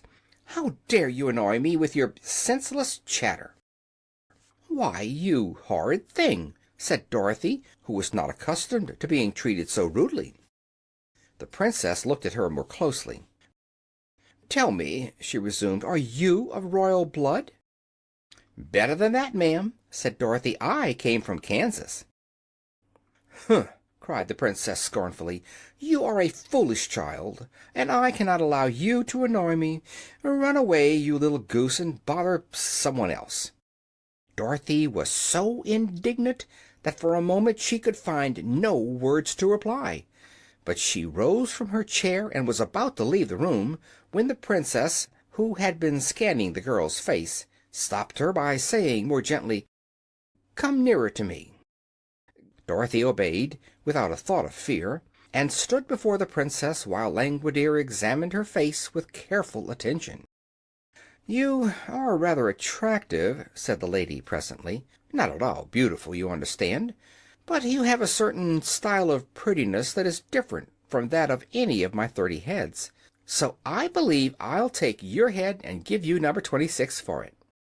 "Well, I believe you won't!" exclaimed Dorothy. "It will do you no good to refuse," continued the Princess, "for I need your head for my collection, and in the land of Ev my will is law. I never have cared much for number 26, and you will find that it is very little worn. Besides, it will do you just as well as the one you're wearing, for all practical purposes." "I don't know anything about your number 26, and I don't want to," said Dorothy firmly. "I'm not used to taking cast-off things, so I'll just keep my own head." "You refuse?" cried the Princess, with a frown. "Of course I do," was the reply. "Then," said Langwidere, "I shall lock you up in a tower until you decide to obey me. Nanda," turning to her maid, "call my army." Nanda rang a silver bell, and at once a big fat colonel in a bright red uniform entered the room. followed by 10 lean soldiers, who all looked sad and discouraged and saluted the princess in a very melancholy fashion. "Carry that girl to the North Tower and lock her up," cried the princess, pointing to Dorothy. "To hear is to obey," answered the big red colonel, and caught the child by her arm. But at that moment Tik Tok raised his dinner pail and pounded it so forcibly against the colonel's head that the big officer sat down upon the floor with a sudden bump, looking both dazed and very much astonished. "Help!" he shouted, and the 10 lean soldiers sprang to assist their leader. There was great excitement for the next few moments, and Tik Tok had knocked down 7 of the army, who were sprawling in every direction upon the carpet, when suddenly the machine paused, with the dinner pail raised for another blow, and remained perfectly motionless. "My action has run down," he called to Dorothy. "Wind me up, quick." She tried to obey, but the big colonel had by this time managed to get upon his feet again, so he grabbed fast hold of the girl, and she was helpless to escape. "That is too bad," said the machine. "I ought to have run 6 hours longer at least, but I suppose my long walk and my fight with the Wheelers made me run down faster than usual." "Well, it can't be helped," said Dorothy with a sigh. "Will you exchange heads with me?" demanded the princess. "No, indeed!" cried Dorothy. "Then lock her up," said Langwidere to her soldiers, and they led Dorothy to a high tower at the north of the palace and locked her securely within. The soldiers afterward tried to lift Tik Tok, but they found the machine so solid and heavy that they could not stir it, so they left him standing in the center of the drawing-room. "People will think I have a new statue," said Langwidere, "so it won't matter in the least, and Nanda can keep him well polished." "What shall we do with the hen?" asked the colonel, who had just discovered Billina in the work-basket. "Put her in the chicken-house," answered the princess. "Some day I'll have her fried for breakfast." "She looks rather tough, your Highness," said Nanda doubtfully. "That is a base slander," cried Billina, struggling frantically in the colonel's arms. "But the breed of chickens I come from is said to be poison to all princesses." "Then," remarked Langwidere, "I will not fry the hen, but keep her to lay eggs, and if she doesn't do her duty I'll have her drowned in the horse trough." Ozma of Oz to the rescue. Nanda brought Dorothy bread and water for her supper, and she slept upon a hard stone couch with a single pillow and a silken coverlet. In the morning she leaned out of the window of her prison in the tower to see if there was any way to escape. The room was not so very high up, when compared with our modern buildings, but it was far enough above the trees and farmhouses to give her a good view of the surrounding country. To the east she saw the forest, with the sands beyond it, and the ocean beyond that. There was even a dark speck upon the shore that she thought might be the chicken coop in which she had arrived at this singular country. Then she looked to the north, and saw a deep but narrow valley lying between 2 rocky mountains, and a third mountain that shut off the valley at the farther end. Westward, the fertile land of Ev suddenly ended a little way from the palace, and the girl could see miles and miles of sandy desert that stretched further than her eyes could reach. It was this desert, she thought with much interest, that alone separated her from the wonderful land of Oz, and she remembered sorrowfully that she had been told no one had ever been able to cross this dangerous waste but herself. Once a cyclone had carried her across it, and a magical pair of silver shoes had carried her back again. But now she had neither a cyclone nor silver shoes to assist her, and her condition was sad indeed, for she had become the prisoner of a disagreeable princess, who insisted that she must exchange her head for another one that she was not used to, and which might not fit her at all. Really, there seemed no hope of help for her from her old friends in the land of Oz. Thoughtfully she gazed from her narrow window On all the desert not a living thing was stirring. Wait, though. Something surely was stirring on the desert, something her eyes had not observed at first.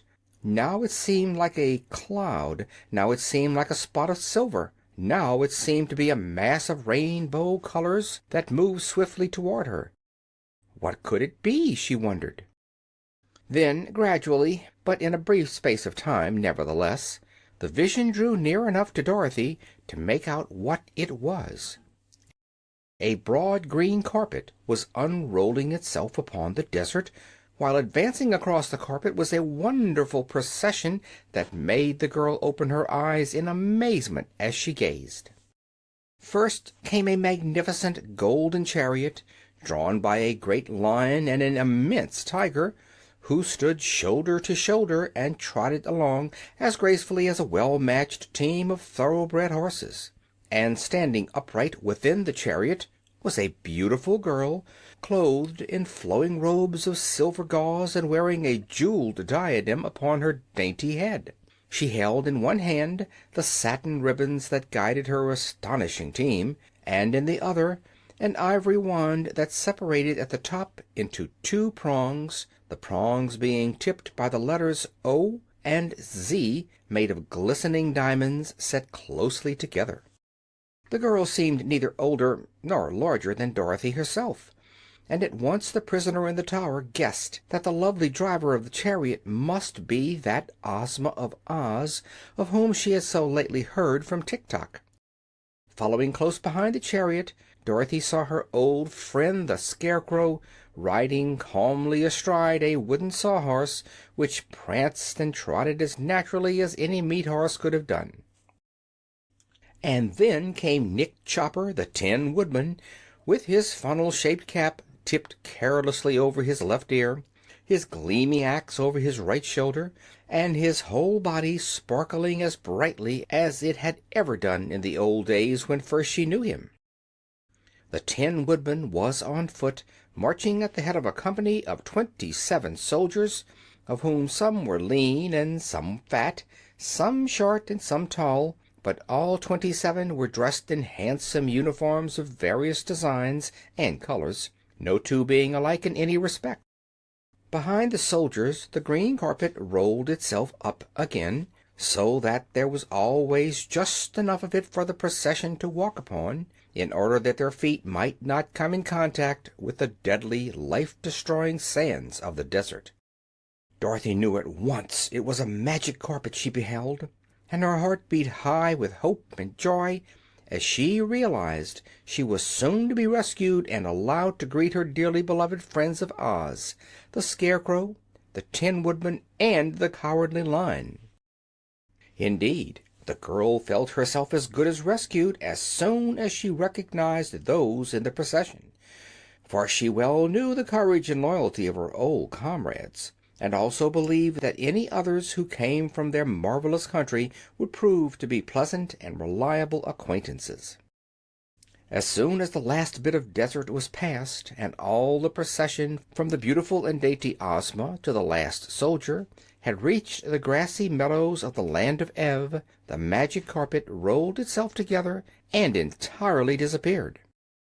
Then the chariot driver turned her lion and tiger into a broad roadway leading up to the palace, and the others followed, while Dorothy still gazed from her tower window in eager excitement.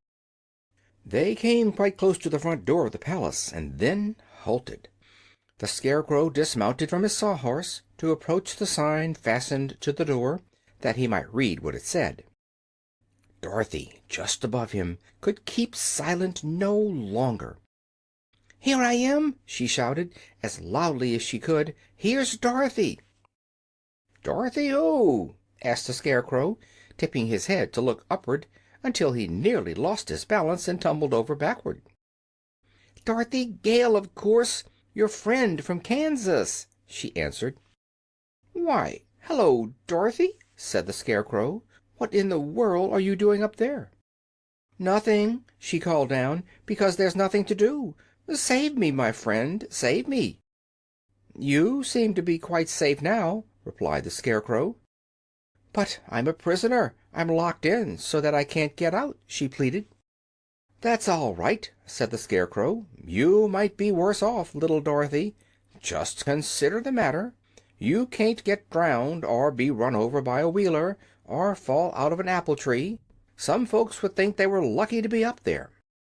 "Well, I don't," declared the girl, "and I want to get down immediately and see you and the Tin Woodman and the Cowardly Lion." "Very well," said the Scarecrow, nodding. "It shall be just as you say, little friend. Who locked you up?" "The Princess Langwidere, who is a horrid creature," she answered. At this, Ozma, who had been listening carefully to the conversation, called to Dorothy from her chariot, asking, "Why did the Princess lock you up, my dear?" "Because," exclaimed Dorothy, "I wouldn't let her have my head for her collection, and take an old cast-off head in exchange for it." "I do not blame you," exclaimed Ozma promptly. "I will see the Princess at once and oblige her to liberate you." "Oh, thank you very, very much!" cried Dorothy, who, as soon as she heard the sweet voice of the girlish ruler of Oz, knew that she would soon learn to love her dearly. Ozma now drove her chariot around to the third door of the wing, upon which the Tin Woodman boldly proceeded to knock. As soon as the maid opened the door, Ozma, bearing in her hand her ivory wand, stepped into the hall and made her way at once to the drawing-room, followed by all her companions except the Lion and the Tiger. And the 27 soldiers made such a noise and a clatter that the little maid Nanda ran away screaming to her mistress, whereupon the Princess Langwidere, roused to great anger by this rude invasion of her palace, came running into the drawing-room without any assistance whatever. Then she stood before the slight and delicate form of the little girl from Oz and cried out, "How dare you enter my palace unbidden? Leave this room at once, or I will bind you and all your people in chains and throw you into my darkest dungeons." "What a dangerous lady!" murmured the Scarecrow in a soft voice. "She seems a little nervous," replied the Tin Woodman. But Ozma only smiled at the angry Princess. "Sit down, please," she said quietly. "I have traveled a long way to see you, and you must listen to what I have to say." "Must?" screamed the Princess, her black eyes flashing with fury, for she still wore her number 17 head. "Must? To me?" "To be sure," said Ozma. "I am ruler of the Land of Oz, and I am powerful enough to destroy all your kingdom if I so wish. Yet I did not come here to do harm, but rather to free the royal family of Ev from the thrall of the Nome King, the news having reached me that he is holding the Queen and her children prisoners." Hearing these words, Langwidere suddenly became quiet. "I wish you could indeed free my aunt and her 10 royal children," said she eagerly, "for if they were restored to their proper forms and station they could rule the kingdom of Ev themselves, and that would save me a lot of worry and trouble. At present there are at least 10 minutes every day that I must devote to affairs of state, and I would like to be able to spend my whole time in admiring my beautiful heads." "Then we will presently discuss this matter," said Ozma, "and try to find a way to liberate your aunt and cousins. But first you must liberate another prisoner, the little girl you have locked up in your tower." "Of course," said Langwidere readily. "I had forgotten all about her. That was yesterday, you know, and a princess cannot be expected to remember today what she did yesterday. Come with me, and I will release the prisoner at once." So Ozma followed her, and they passed up the stairs that led to the room in the tower. While they were gone, Ozma's followers remained in the drawing-room, and the Scarecrow was leaning against a form that he had mistaken for a copper statue, when a harsh, metallic voice said suddenly in his ear, "Get off my foot, please. You are scratching my polish." "Oh, excuse me," he replied, hastily drawing back. "Are you alive?" "No," said Tik Tok. I am only a machine, but I can think and speak and act when I am properly wound up. Just now my action is run down, and Dorothy has the key to it." "That's all right," replied the Scarecrow.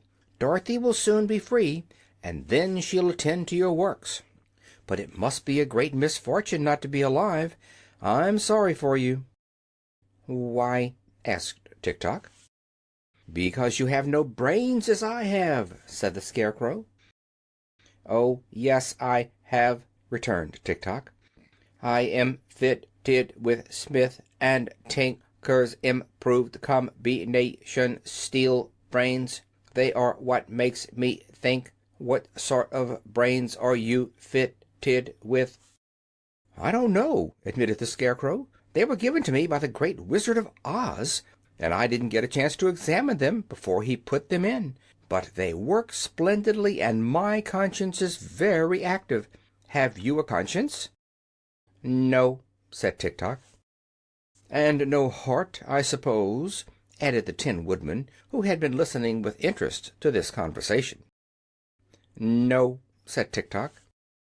"Then," continued the Tin Woodman, "I regret to say that you are greatly inferior to my friend the Scarecrow and to myself, for we are both alive, and he has brains which do not need to be wound up, while I have an excellent heart that is continually beating in my bosom."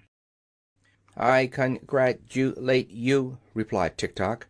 "I cannot help being your inferior, for I am a mere machine. When I am wound up, I do my duty by going just as my machinery is made to go. You have no idea how full of machinery I am."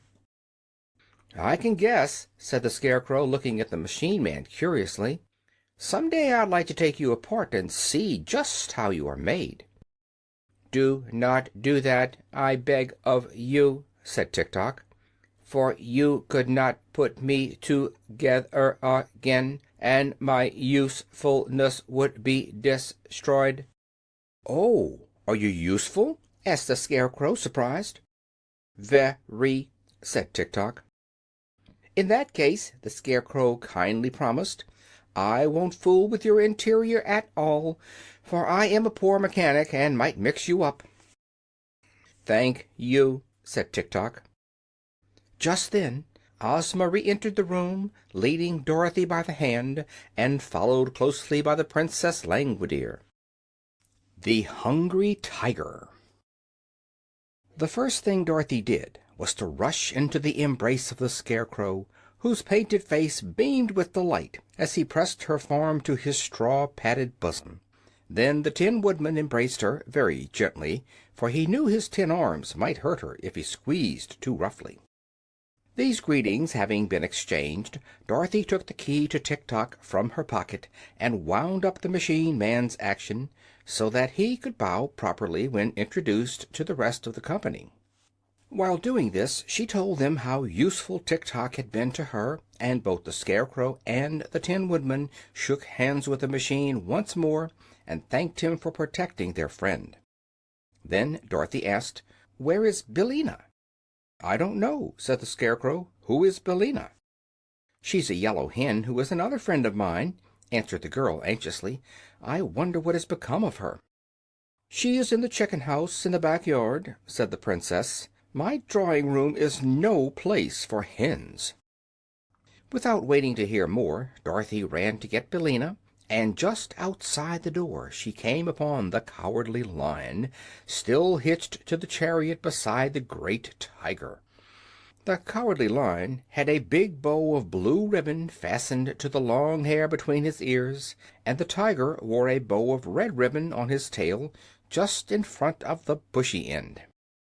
In an instant Dorothy was hugging the huge lion joyfully. "I'm so glad to see you again!" she cried. "I'm also glad to see you, Dorothy," said the Lion. "We've had some fine adventures together, haven't we?" "Yes, indeed," she replied. "How are you?" "As cowardly as ever," the beast answered in a meek voice. "Every little thing scares me and makes my heart beat fast. But let me introduce to you a new friend of mine, the Hungry Tiger." "Oh, are you hungry?" she asked, turning to the other beast, who was just then yawning so widely that he displayed 2 rows of terrible teeth and a mouth big enough to startle anyone. "Dreadfully hungry," answered the tiger, snapping his jaws together with a fierce click. "Then why don't you eat something?" she asked. "It's no use," said the tiger sadly. "I've tried that, but I always get hungry again." "Why, it is the same with me," said Dorothy, "yet I keep on eating."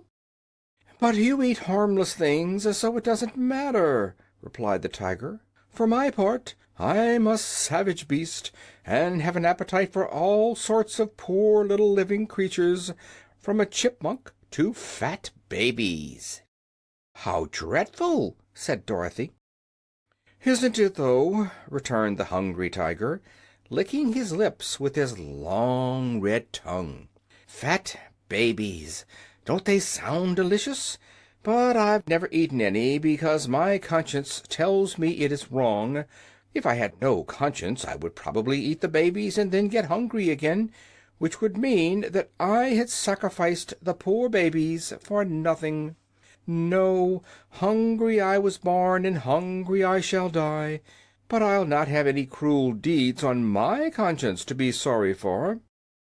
"I think you are a very good tiger," said Dorothy, patting the huge head of the beast. "In that you are mistaken," was the reply. "I am a good beast, perhaps, but a disgracefully bad tiger, for it is the nature of tigers to be cruel and ferocious, and in refusing to eat harmless living creatures I am acting as no good tiger has ever before acted. That is why I left the forest and joined my friend, the Cowardly Lion." "But the lion is not really cowardly," said Dorothy. "I have seen him act as bravely as can be." "All a mistake, my dear," protested the lion gravely. "To others I may have seemed brave at times, but I have never been in any danger that I was not afraid." "Nor I," said Dorothy truthfully. "But I must go and set free Billina, and then I will see you again." She ran around to the back yard of the palace and soon found the chicken house, being guided to it by a loud cackling and crowing and a distracting hubbub of sounds such as chickens make when they are excited. Something seemed to be wrong in the chicken house, and when Dorothy looked through the slats in the door she saw a group of hens and roosters huddled in one corner and watching what appeared to be a whirling ball of feathers. It bounded here and there about the chicken house, and at first Dorothy could not tell what it was, while the screeching of the chickens nearly deafened her.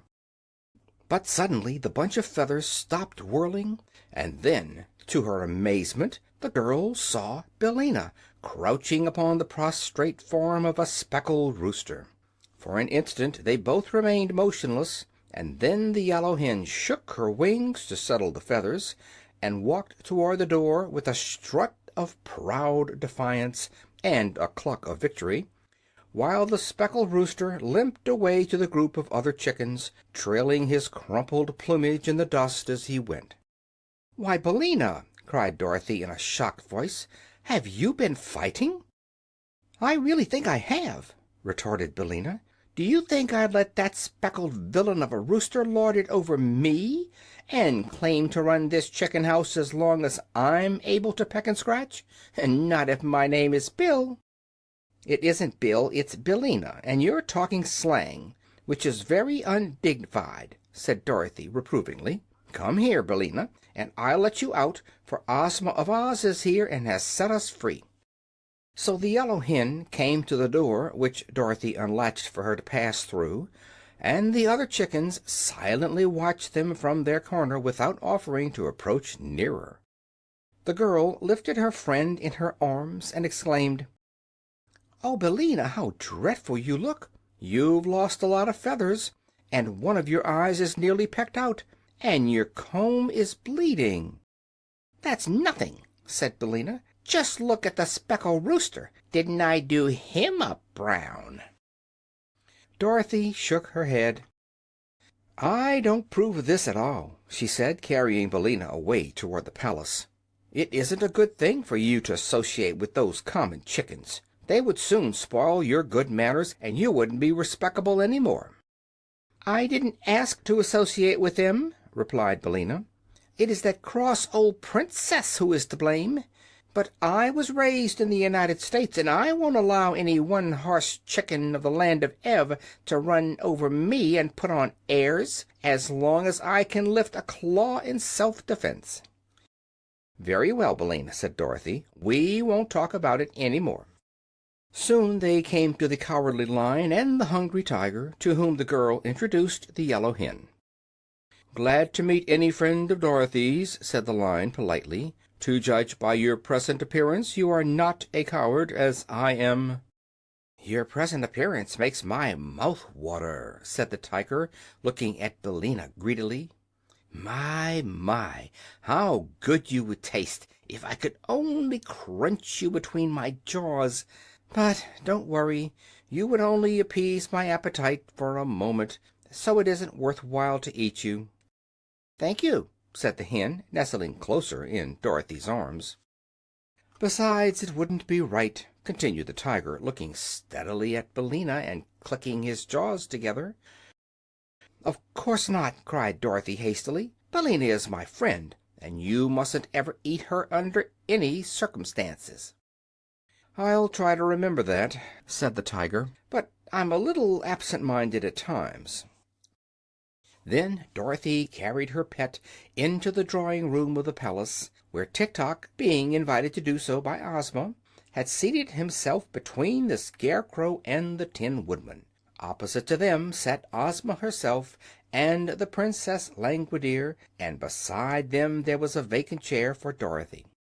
Around this important group was ranged the army of Oz, and as Dorothy looked at the handsome uniforms of the 27, she said, "Why, they seem to be all officers." "They are, all except one," answered the Tin Woodman. "I have in my army 8 generals, 6 colonels, 7 majors, and 5 captains, besides 1 private for them to command. I'd like to promote the private, for I believe no private should ever be in public life. And I've also noticed that officers usually fight better and are more reliable than common soldiers. Besides, the officers are more important looking and lend dignity to our army." "No doubt you are right," said Dorothy, seating herself beside Ozma. "And now," announced the girlish ruler of Oz, "we will hold a solemn conference to decide the best manner of liberating the royal family of this fair land of Ev from their long imprisonment." The royal family of Ev. The Tin Woodman was the first to address the meeting. "To begin with," said he, "word came to our noble and illustrious ruler, Ozma of Oz, that the wife and 10 children, 5 boys and 5 girls, of the former King of Ev, by name Evoldo, have been enslaved by the Nome King and are held prisoners in his underground palace. Also that there was no one in Ev powerful enough to release them. Naturally, our Ozma wished to undertake the adventure of liberating the poor prisoners, but for a long time she could find no way to cross the great desert between the 2 countries. Finally she went to a friendly sorceress of our land named Glinda the Good, who heard the story and at once presented Ozma a magic carpet, which would continually unroll beneath our feet and so make a comfortable path for us to cross the desert. As soon as she had received the carpet, our gracious ruler ordered me to assemble our army, which I did. You behold in these bold warriors the pick of all the finest soldiers of Oz, and if we are obliged to fight the Nome King, every officer, as well as the private, will battle fiercely unto death." Then Tik Tok spoke. "Why should you fight the Nome King?" he asked. "He has done no wrong."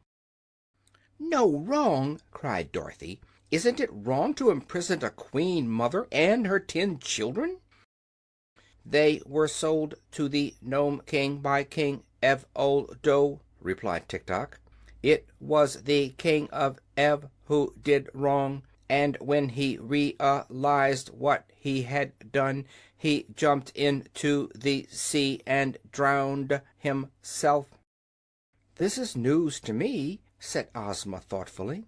"I had supposed the Nome King was all to blame in the matter, but in any case he must be made to liberate the prisoners."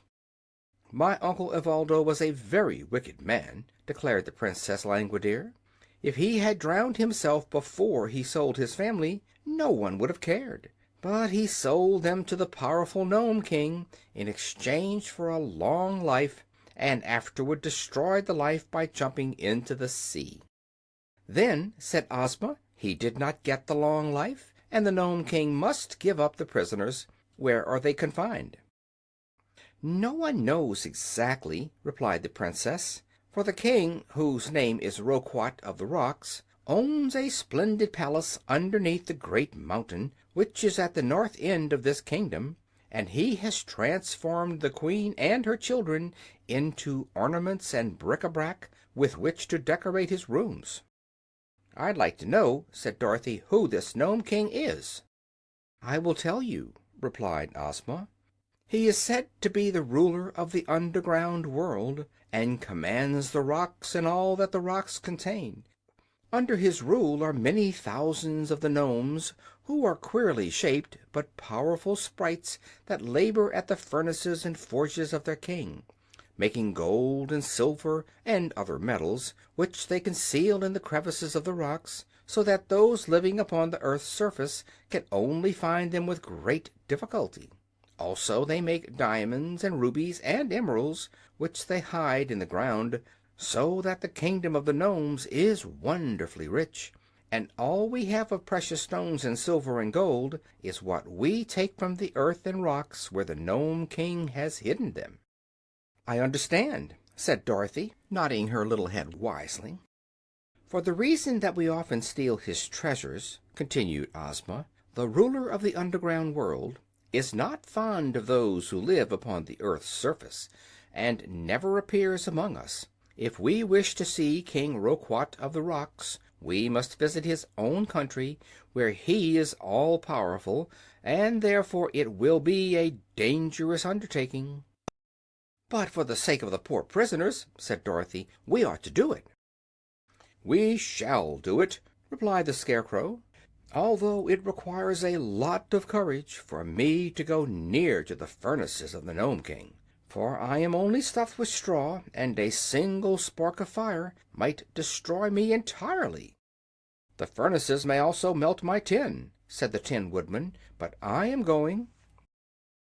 "I can't bear heat," remarked the Princess Langwidere, yawning lazily, "so I shall stay at home. But I wish you may have success in your undertaking, for I am heartily tired of ruling this stupid kingdom, and I need more leisure in which to admire my beautiful heads." "We do not need you," said Ozma, "for if, with the aid of my brave followers, I cannot accomplish my purpose, then it would be useless for you to undertake the journey." "Quite true," sighed the Princess. "So, if you'll excuse me, I will now retire to my cabinet. I've worn this head quite a while, and I want to change it for another." When she had left, and you may be sure no one was sorry to see her go, Ozma said to Tik Tok, "Will you join our party?" "I am the slave of the girl Dorothy, who rescued me from prison," replied the machine. "Where she goes I will go." "Oh, I am going with my friends, of course," said Dorothy quickly. "I wouldn't miss the fun for anything. Will you go, too, Billina?" "To be sure," said Billina in a careless tone. She was smoothing down the feathers of her back and not paying much attention. "Heat is just in her line," remarked the Scarecrow. "If she is nicely roasted she will be better than ever." "Then," said Ozma, "we will arrange to start for the kingdom of the Nomes at daybreak tomorrow, and in the meantime we will rest and prepare ourselves for the journey." Although Princess Langwidere did not again appear to her guests, the palace servants waited upon the strangers from Oz and did everything in their power to make the party comfortable. There were many vacant rooms at their disposal, and the brave army of 27 was easily provided for and liberally feasted. The Cowardly Lion and the Hungry Tiger were unharnessed from the chariot and allowed to roam at will throughout the palace, where they nearly frightened the servants into fits, although they did no harm at all. At one time Dorothy found the little maid Nanda crouching in terror in a corner, with the Hungry Tiger standing before her. "You certainly look delicious," the beast was saying. "Will you kindly give me permission to eat you?" "No, no, no!" cried the maid in reply. "Then," said the tiger, yawning frightfully, "please to get me about 30 pounds of tenderloin steak, cooked rare, with a peck of boiled potatoes on the side and 5 gallons of ice cream for dessert." I'll do the best I can," said Nanda, and she ran away as fast as she could go. "Are you so very hungry?" asked Dorothy in wonder. "You can hardly imagine the size of my appetite," replied the tiger sadly. "It seems to fill my whole body, from the end of my throat to the tip of my tail. I am very sure the appetite doesn't fit me, and is too large for the size of my body.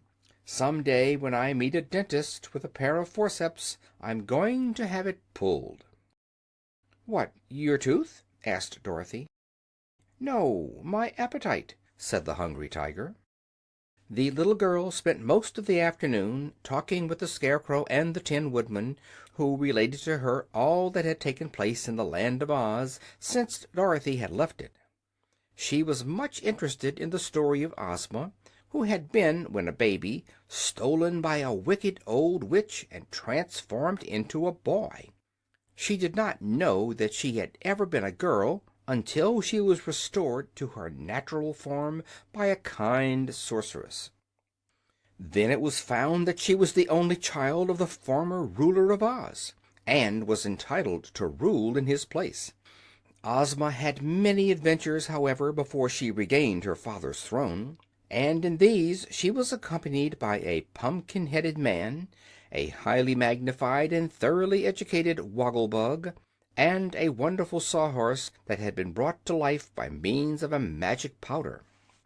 The Scarecrow and the Tin Woodman had also assisted her, but the Cowardly Lion, who ruled the great forest as the king of beasts, knew nothing of Ozma until after she became the reigning Princess of Oz. Then he journeyed to the Emerald City to see her, and on hearing she was about to visit the land of Ev to set free the royal family of that country, the Cowardly Lion begged to go with her, and brought along his friend the Hungry Tiger as well. Having heard this story, Dorothy related to them her own adventures, and then went out with her friends to find the Sawhorse, which Ozma had caused to be shod with plates of gold so that its legs would not wear out. They came upon the Sawhorse standing motionless beside the garden gate, but when Dorothy was introduced to him he bowed politely and blinked his eyes, which were knots of wood, and wagged his tail, which was only the branch of a tree. "What a remarkable thing to be alive!" exclaimed Dorothy. "I quite agree with you," replied the Sawhorse in a rough but not unpleasant voice. "A creature like me has no business to live, as we all know. But it was the magic powder that did it, so I cannot justly be blamed." "Of course not," said Dorothy. "And you seem to be of some use, 'cause I noticed the Scarecrow riding upon your back." "Oh, yes, I'm of use," returned the Sawhorse, "and I never tire, never have to be fed or cared for in any way." "Are you intelligent?" asked the girl. "Not very," said the creature. "It would be foolish to waste intelligence on a common sawhorse when so many professors need it. But I know enough to obey my masters, and to giddy up or whoa when I'm told to, so I'm pretty well satisfied." That night Dorothy slept in a pleasant little bedchamber next to that occupied by Ozma of Oz, and Billina perched upon the foot of the bed and tucked her head under her wing, and slept as soundly in that position as did Dorothy upon her soft cushions. But before daybreak everyone was awake and stirring, and soon the adventurers were eating a hearty breakfast in the great dining room of the palace. Ozma sat at the head of a long table on a raised platform, with Dorothy on her right hand and the Scarecrow on her left. The Scarecrow did not eat, of course, but Ozma placed him near her so that she might ask his advice about the journey while she ate. Lower down the table were the 27 warriors of Oz, and at the end of the room the Lion and the Tiger were eating out of a kettle that had been placed upon the floor, while Billina fluttered around to pick up any scraps that might be scattered. It did not take long to finish the meal, and then the Lion and the Tiger were harnessed to the chariot, and the party was ready to start for the Nome King's palace. First rode Ozma, with Dorothy beside her in the golden chariot and holding Billina fast in her arms. Then came the Scarecrow on the Sawhorse, with the Tin Woodman and Tik Tok marching side by side just behind him. After these tramped the army, looking brave and handsome in their splendid uniforms. The generals commanded the colonels, and the colonels commanded the majors, and the majors commanded the captains, and the captains commanded the private, who marched with an air of proud importance because it required so many officers to give him his orders. And so the magnificent procession left the palace and started along the road just as day was breaking, and by the time the sun came out they had made good progress toward the valley that led to the Nome King's domain.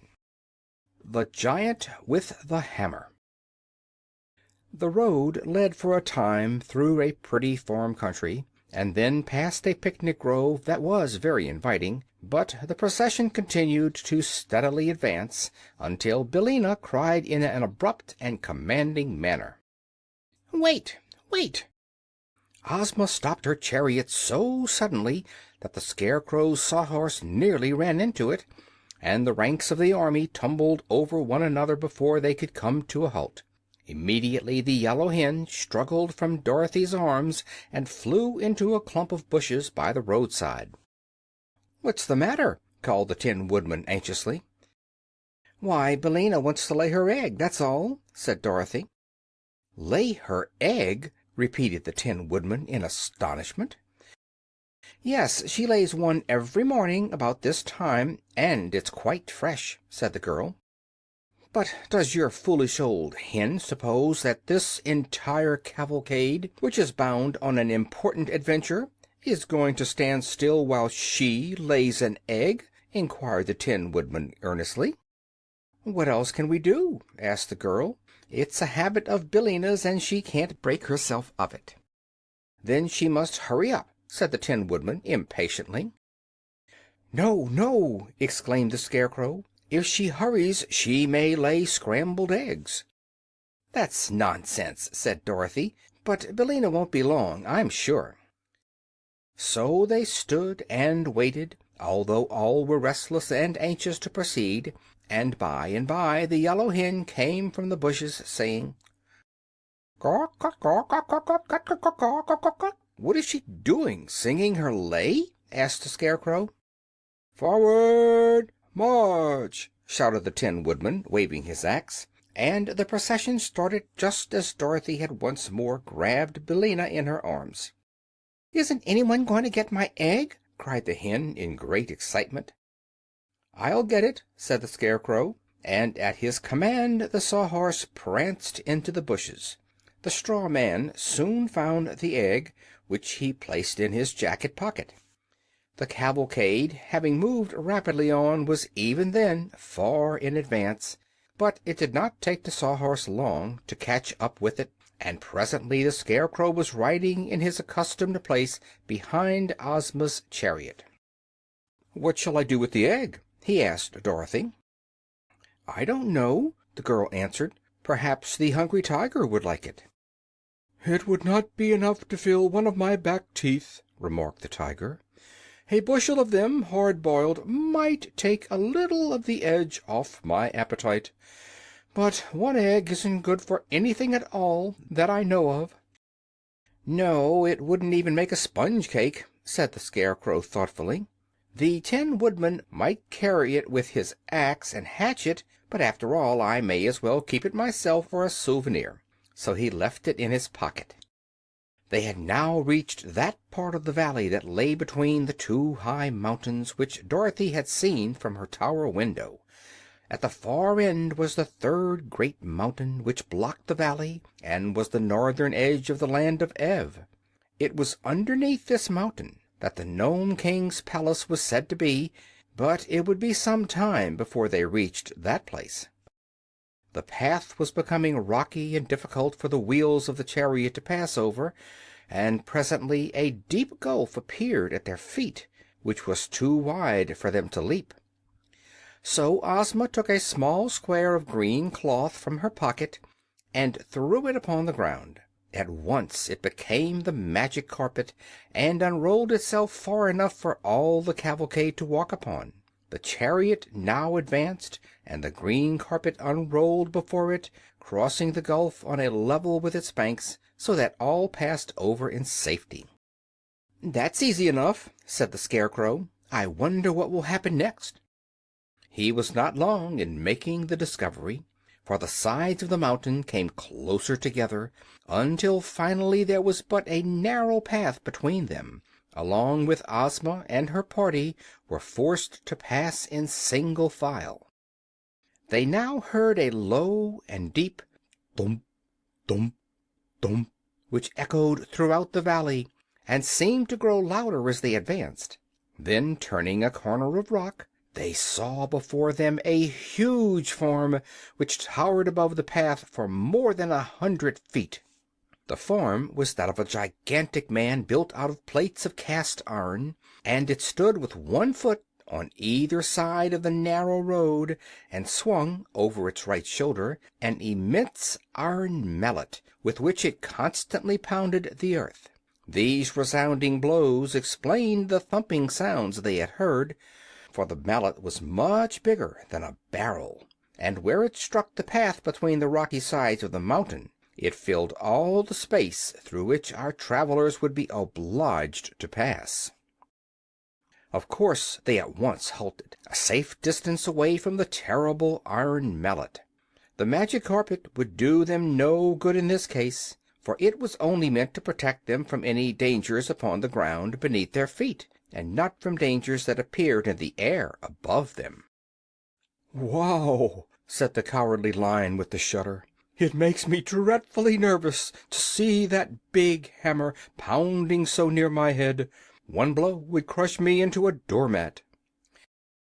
"The Iron Giant is a fine fellow," said Tik Tok, "and works as steadily as a clock. He was made for the Nome King by Smith and Tinker, who made me, and his duty is to keep folks from finding the underground palace. Is he not a great work of art?" "Can he think and speak as you do?" asked Ozma, regarding the giant with wondering eyes. "No," replied the machine.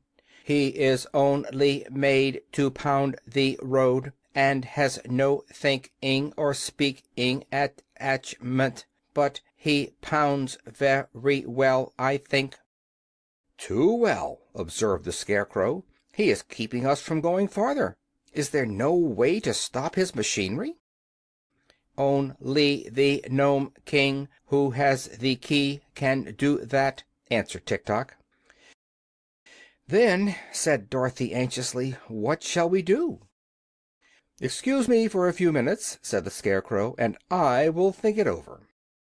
He retired then to a position in the rear, where he turned his painted face to the rocks and began to think. Meanwhile the giant continued to raise his iron mallet high in the air and strike the path terrific blows that echoed through the mountains like the roar of a cannon. Each time the mallet lifted, however, there was a moment when the path beneath the monster was free, and perhaps the Scarecrow had noticed this, for when he came back to the others he said: "The matter is a very simple one, after all. We have but to run under the hammer one at a time when it is lifted, and pass to the other side before it falls again." "It will require quick work if we escape the blow," said the Tin Woodman with a shake of his head, "but it really seems the only thing to be done. Who will make the first attempt?" They looked at one another hesitatingly for a moment. Then the Cowardly Lion, who was trembling like a leaf in the wind, said to them, "I suppose the head of the procession must go first, and that's me. But I'm terribly afraid of the big hammer." "What will become of me?" asked Ozma. "You might rush under the hammer yourself, but the chariot would surely be crushed." "We must leave the chariot," said the Scarecrow, "but you two girls can ride upon the backs of the Lion and the Tiger." So this was decided upon, and Ozma, as soon as the Lion was unfastened from the chariot, at once mounted the beast's back and said she was ready. "Cling fast to his mane," advised Dorothy. "I used to ride him myself, and that's the way I held on." So Ozma clung fast to the mane, and the Lion crouched in the path and eyed the swinging mallet carefully until he knew just the instant it would begin to rise in the air. Then, before anyone thought he was ready, he made a sudden leap straight between the Iron Giant's legs, and before the mallet struck the ground again, the Lion and Ozma were safe on the other side. The Tiger went next. Dorothy sat upon his back and locked her arms around his striped neck, for he had no mane to cling to. He made the leap straight and true as an arrow from a bow, and ere Dorothy realized it she was out of danger and standing by Ozma's side. Now came the Scarecrow on the Sawhorse, and while they made the dash in safety they were within a hair's breadth of being caught by the descending hammer. Tik Tok walked up to the very edge of the spot the hammer struck, and as it was raised for the next blow he calmly stepped forward and escaped its descent. That was an idea for the Tin Woodman to follow, and he also crossed in safety while the great hammer was in the air. But when it came to the 26 officers and the private, their knees were so weak that they could not walk a step. "In battle we are wonderfully courageous," said one of the generals, "and our foes find us very terrible to face. But war is one thing, and this is another. When it comes to being pounded upon the head by an iron hammer and smashed into pancakes, we naturally object." "Make a run for it," urged the Scarecrow. "Our knees shake so that we cannot run," answered a captain. "If we should try it we would all certainly be pounded to a jelly." "Well, well," sighed the Cowardly Lion, "I see, friend Tiger, that we must place ourselves in great danger to rescue this bold army. Come with me, and we will do the best we can." So Ozma and Dorothy, having already dismounted from their backs, the Lion and the Tiger leaped back again under the awful hammer and returned with 2 generals clinging to their necks. They repeated this daring passage 12 times, when all the officers had been carried beneath the giant's legs and landed safely on the further side. By that time the beasts were very tired, and panted so hard that their tongues hung out of their great mouths. "But what is to become of the private?" asked Ozma. "Oh, leave him there to guard the chariot," said the Lion. "I'm tired out and won't pass under that mallet again." The officers at once protested that they must have the private with them, else there would be no one for them to command. But neither the Lion or the Tiger would go after him, and the Scarecrow sent the Sawhorse. Either the wooden horse was careless, or it failed to properly time the descent of the hammer, for the mighty weapon caught it squarely upon its head and thumped it against the ground so powerfully that the private flew off its back high into the air and landed upon one of the giant's cast-iron arms. Here he clung desperately while the arm rose and fell with each one of the rapid strokes. The Scarecrow dashed in to rescue his Sawhorse, and had his left foot smashed by the hammer before he could pull the creature out of danger. They then found that the Sawhorse had been badly dazed by the blow, for while the hard wooden knot of which his head was formed could not be crushed by the hammer, both his ears were broken off, and he would be unable to hear a sound until some new ones were made for him. Also his left knee was cracked and had to be bound up with a string. Billina having fluttered under the hammer, it now remained only to rescue the private, who was riding upon the Iron Giant's arm high in the air. The Scarecrow lay flat upon the ground and called to the man to jump down upon his body, which was soft because it was stuffed with straw. This the private managed to do, waiting until the time when he was nearest the ground, and then letting himself drop upon the Scarecrow. He accomplished the feat without breaking any bones, and the Scarecrow declared he was not injured in the least. Therefore the Tin Woodman, having by this time fitted new ears to the Sawhorse, the entire party proceeded upon its way, leaving the giant to pound the path behind them. The Nome King. By and by, when they drew near to the mountain that blocked their path, which was the furthermost edge of the kingdom of Ev, the way grew dark and gloomy for the reason that the high peaks on either side shut out the sunshine. And it was very silent, too, as there were no birds to sing or squirrels to chatter, the trees being left far behind them and only the bare rocks remaining. Ozma and Dorothy were a little awed by the silence, and all the others were quiet and grave except the Sawhorse, which, as it trotted along with the Scarecrow upon its back, hummed a queer song of which this was the chorus. Would a wooden horse in a woodland go? I sigh he would, although had he not a wooden head, he'd mount the mountain top instead. But no one paid any attention to this, because they were now close to the Nome King's dominions, and his splendid underground palace could not be very far away. Suddenly they heard a shout of jeering laughter and stopped short. They would have to stop in a minute anyway, for the huge mountain barred their further progress, and the path ran close up to a wall of rock and ended. "Who was that laughing?" asked Ozma.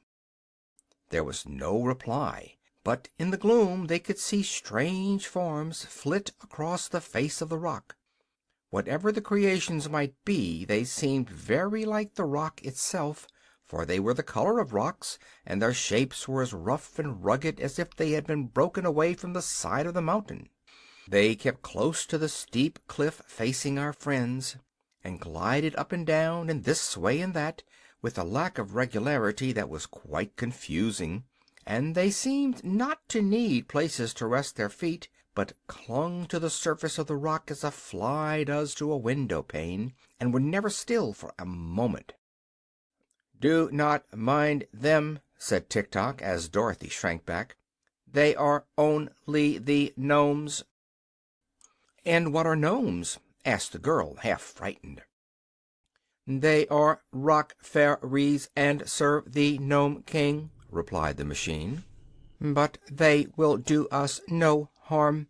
You must call for the King, because without him you can never find the entrance to the palace." "You call," said Dorothy to Ozma. Just then the gnomes laughed again, and the sound was so weird and disheartening that the 26 officers commanded the private to "right about face," and they all started to run as fast as they could. The Tin Woodman at once pursued his army and cried, "Halt!" And when they had stopped their flight he asked, "Where are you going?" I find I've forgotten the brush for my whiskers," said a general, trembling with fear. So we are going back after it." "That is impossible," replied the Tin Woodman, "for the giant with the hammer would kill you all if you tried to pass him." "Oh, I'd forgotten the giant," said the general, turning pale. "You seem to forget a good many things," remarked the Tin Woodman. "I hope you won't forget that you are brave men." "Never!" cried the general, slapping his gold-embroidered chest. "Never!" cried all the other officers, indignantly slapping their chests. "For my part," said the private, meekly, "I must obey my officers, so when I am told to run, I run, and when I am told to fight, I fight." "That is right," agreed the Tin Woodman. "And now you must all come back to Ozma and obey her orders, and if you try to run away again I will have her reduce all the 26 officers to privates, and make the private your general." This terrible threat so frightened them that they at once returned to where Ozma was standing beside the Cowardly Lion. Then Ozma cried out in a loud voice, "I demand that the Nome King appear to us." There was no reply, except that the shifting nomes upon the mountain laughed in derision. "You must not command the Nome King," said Tik Tok, "for you do not rule him as you do your own people." So Ozma called again, saying, "I request the Nome King to appear to us." Only the mocking laughter replied to her, and the shadowy nomes continued to flit here and there upon the rocky cliff. "Try entreaty," said Tik Tok to Ozma. "If he will not come at your request, then the Nome King may listen to your pleading." Ozma looked around her proudly. "Do you wish your ruler to plead with this wicked Nome King?" she asked. "Shall Ozma of Oz humble herself to a creature who lives in an underground kingdom?" "No!" they all shouted, with big voices, and the Scarecrow added, "If he will not come, we will dig him out of his hole like a fox, and conquer his stubbornness. But our sweet little ruler must always maintain her dignity, just as I maintain mine." "I'm not afraid to plead with him," said Dorothy. "I'm only a little girl from Kansas, and we've got more dignity at home than we know what to do with. I'll call the Nome King." "Do," said the Hungry Tiger, "and if he makes hash of you I'll willingly eat you for breakfast tomorrow morning." So Dorothy stepped forward and said, "Please, Mr. Nome King, come here and see us." The nomes started to laugh again, but a low growl came from the mountain, and in a flash they had all vanished from sight and were silent. Then a door in the rock opened, and a voice cried, "Enter." "Isn't it a trick?" asked the Tin Woodman. "Never mind," replied Ozma. "We came here to rescue the poor Queen of Ev and her 10 children, and we must run some risks to do it." "The Nome King is honest and good-natured," said Tik Tok. "You can trust him to do what is right." So Ozma led the way, hand in hand with Dorothy, and they passed through the arched doorway of rock and entered a long passage which was lighted by jewels set in the walls and having lamps behind them. There was no one to escort them or to show them the way, but all the party pressed through the passage until they came to a round, domed cavern that was grandly furnished. In the center of this room was a throne carved out of a solid boulder of rock, rude and rugged in shape, but glittering with great rubies and diamonds and emeralds on every part of its surface. And upon the throne sat the Nome King. This important monarch of the underground world was a little fat man clothed in gray-brown garments that were the exact color of the rock throne in which he was seated. His bushy hair and flowing beard were also colored like the rocks, and so was his face. He wore no crown of any sort, and his only ornament was a broad, jewel-studded belt that circled his fat little body. As for his features, they seemed kindly and good-natured, and his eyes were turned merrily upon his visitors as Ozma and Dorothy stood before him, with their followers ranged in close order behind them. "Why, he looks just like Santa Claus, only he isn't the same color," whispered Dorothy to her friend; but the Nome King heard the speech, and it made him laugh aloud. He had a red face and a round little belly that shook when he laughed like a bowl full of jelly," quoth the monarch, in a pleasant voice, and they could all see that he really did shake like jelly when he laughed. Both Ozma and Dorothy were much relieved to find the Nome King so jolly, and a minute later he waved his right hand and the girls each found a cushioned stool at her side. "Sit down, my dears," said the King, "and tell me why you have come all this way to see me, and what can I do to make you happy?" When they seated themselves, the Nome King picked up a pipe, and taking a glowing red coal out of his pocket, he placed it in the bowl of the pipe and began puffing out clouds of smoke that curled in rings above his head. Dorothy thought this made the little monarch look more like Santa Claus than ever. But Ozma now began speaking, and everyone listened intently to her words.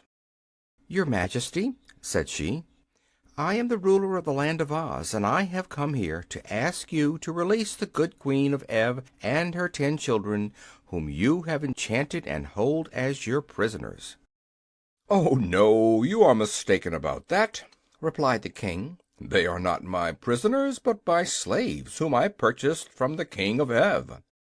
"But that was wrong," said Ozma. "According to the laws of Ev, the king can do no wrong," answered the monarch, eyeing a ring of smoke he had just blown from his mouth, "so that he had a perfect right to sell his family to me in exchange for a long life." "You cheated him, though," declared Dorothy, "for the King of Ev did not have a long life.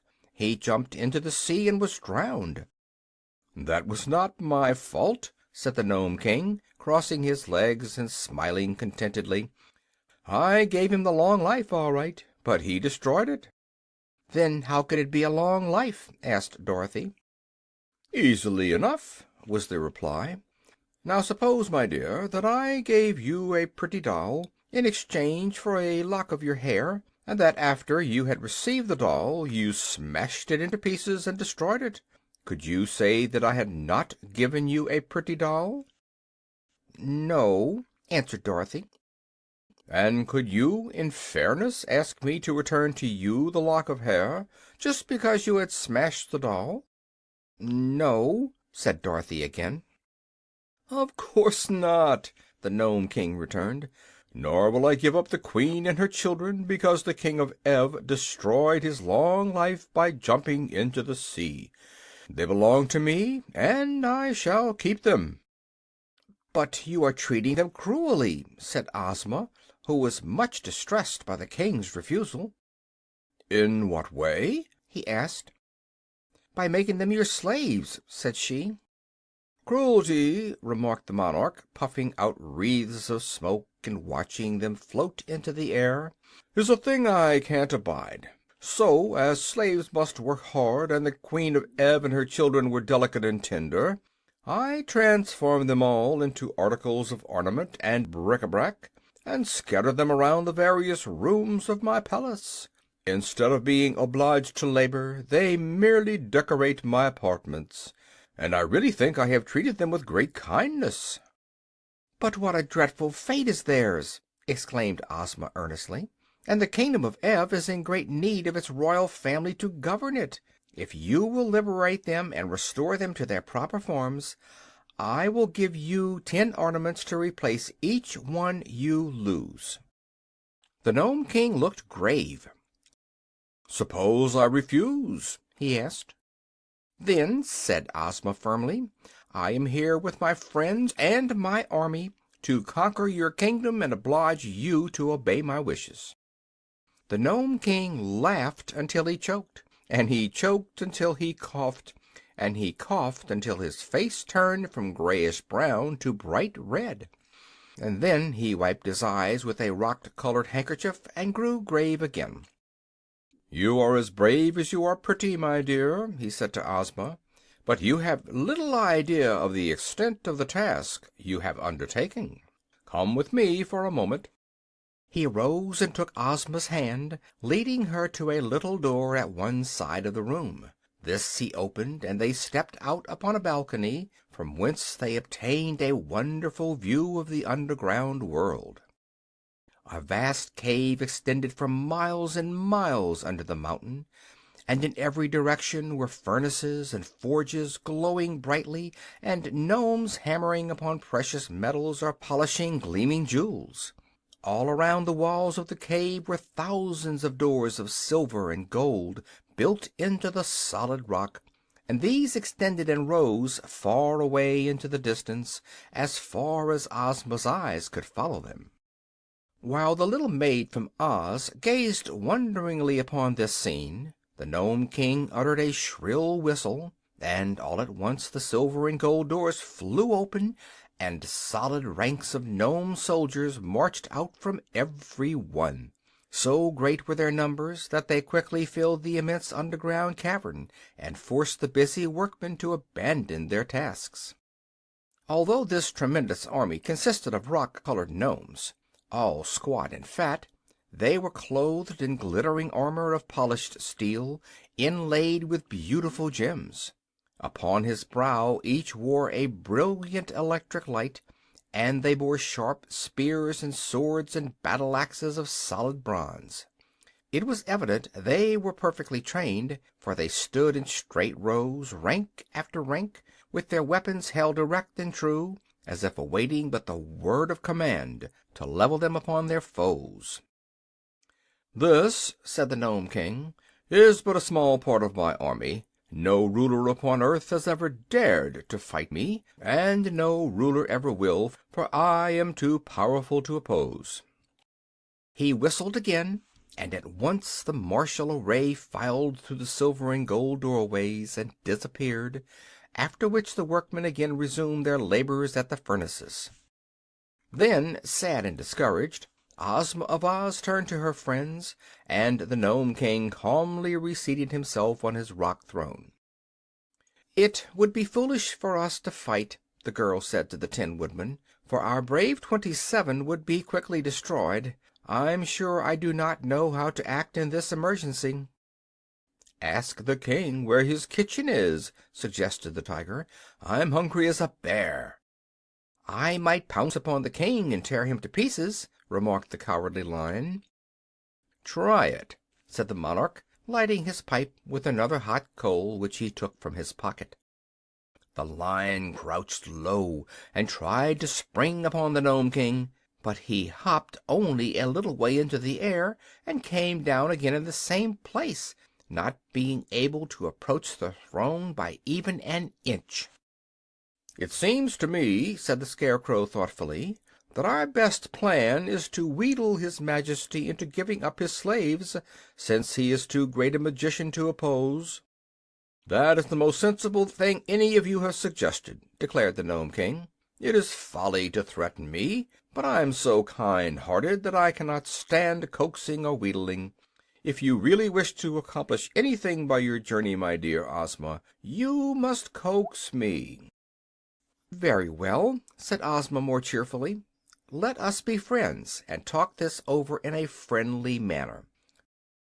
"To be sure," agreed the King, his eyes twinkling merrily. "I am very anxious," she continued, "to liberate the Queen of Ev and her children, who are now ornaments and bric-a-brac in your Majesty's palace, and to restore them to their people. Tell me, sir, how may this be accomplished?" The King remained thoughtful for a moment, after which he asked, "Are you willing to take a few chances and risks yourself in order to set free the people of Ev?" "Yes, indeed," answered Ozma eagerly. "Then," said the Nome King, "I will make you this offer. You shall go alone and unattended into my palace, and examine carefully all that the rooms contain.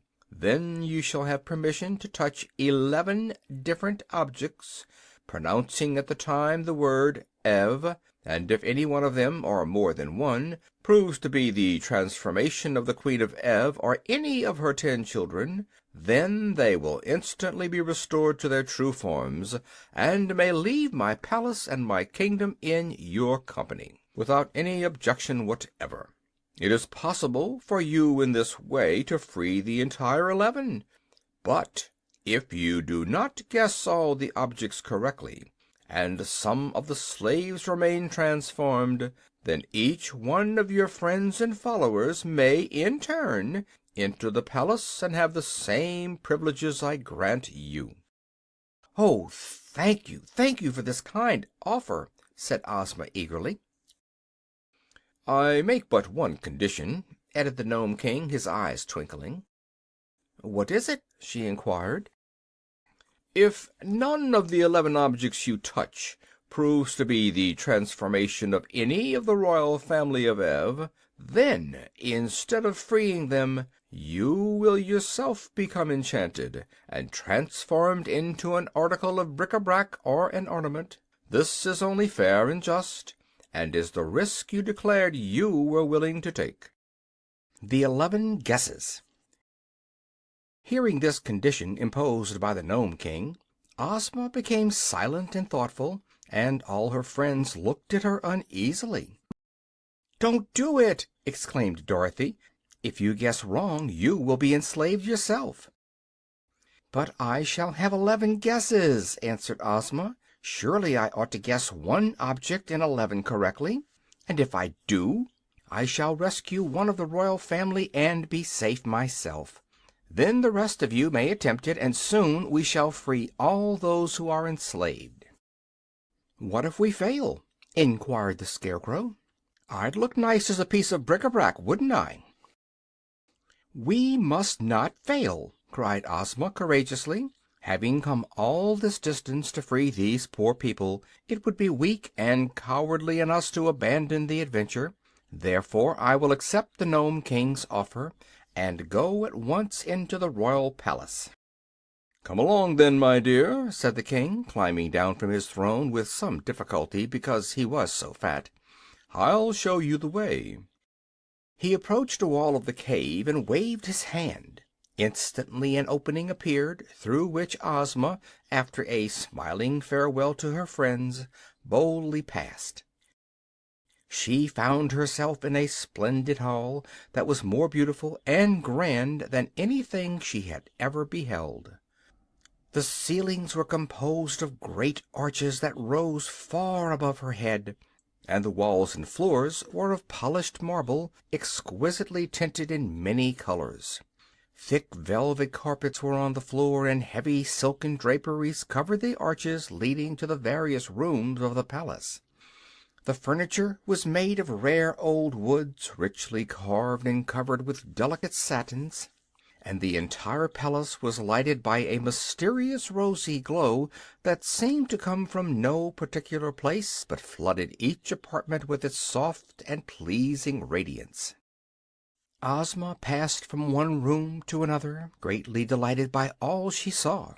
The lovely palace had no other occupant, for the Nome King had left her at the entrance, which closed behind her, and in all the magnificent rooms there appeared to be no other person.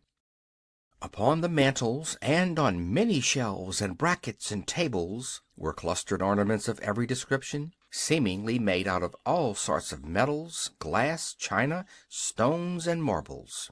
There were vases and figures of men and animals, and graven platters and bowls, and mosaics of precious gems, and many other things.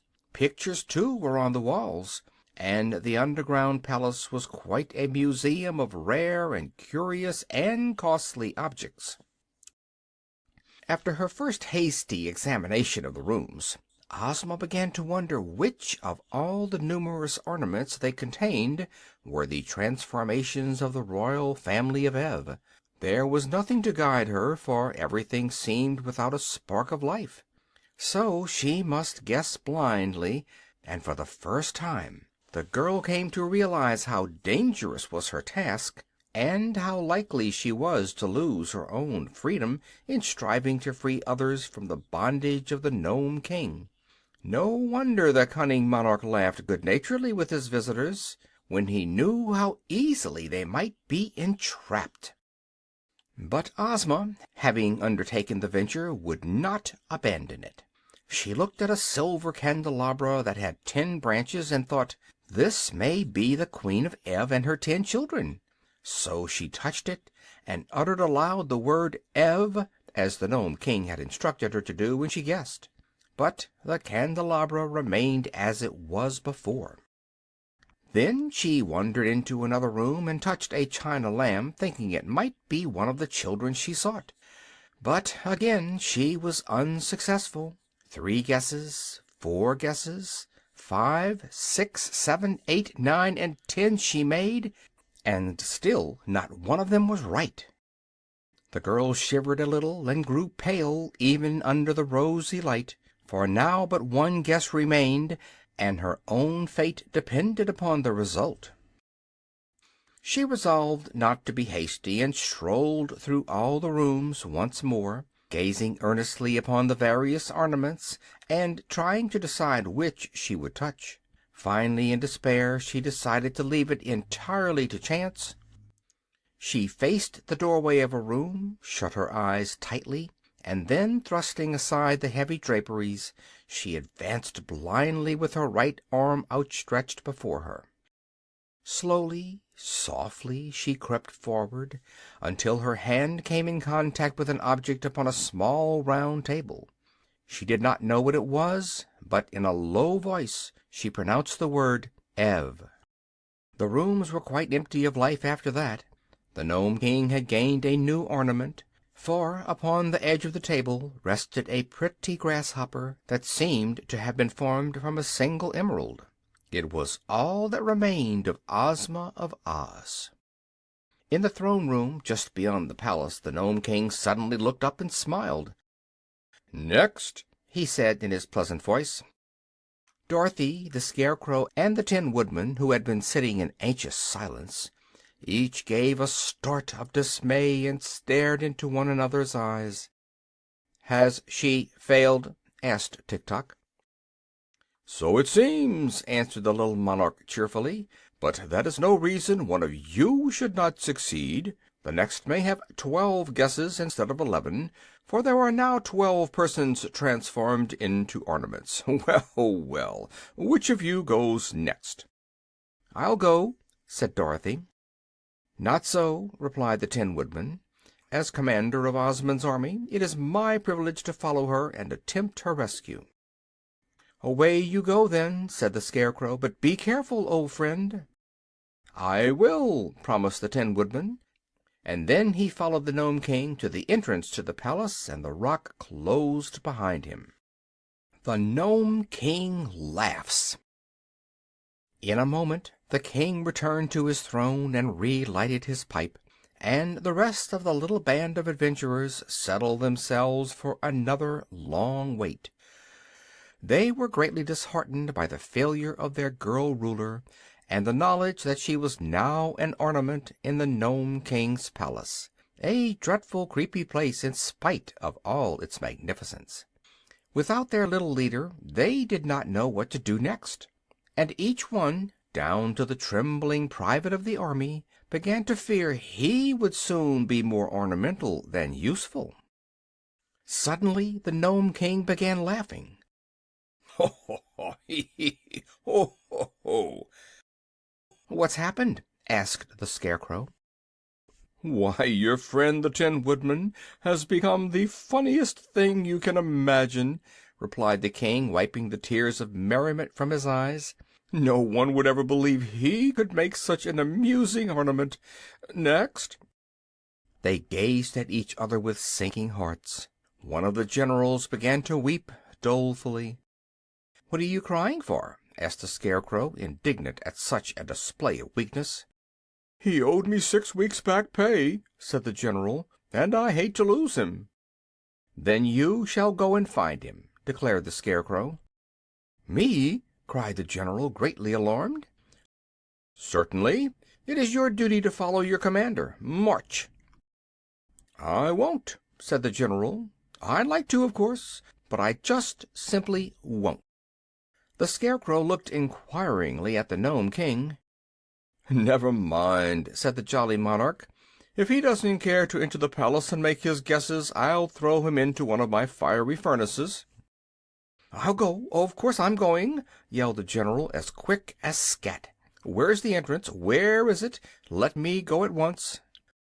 So the Nome King escorted him into the palace, and again returned to await the result.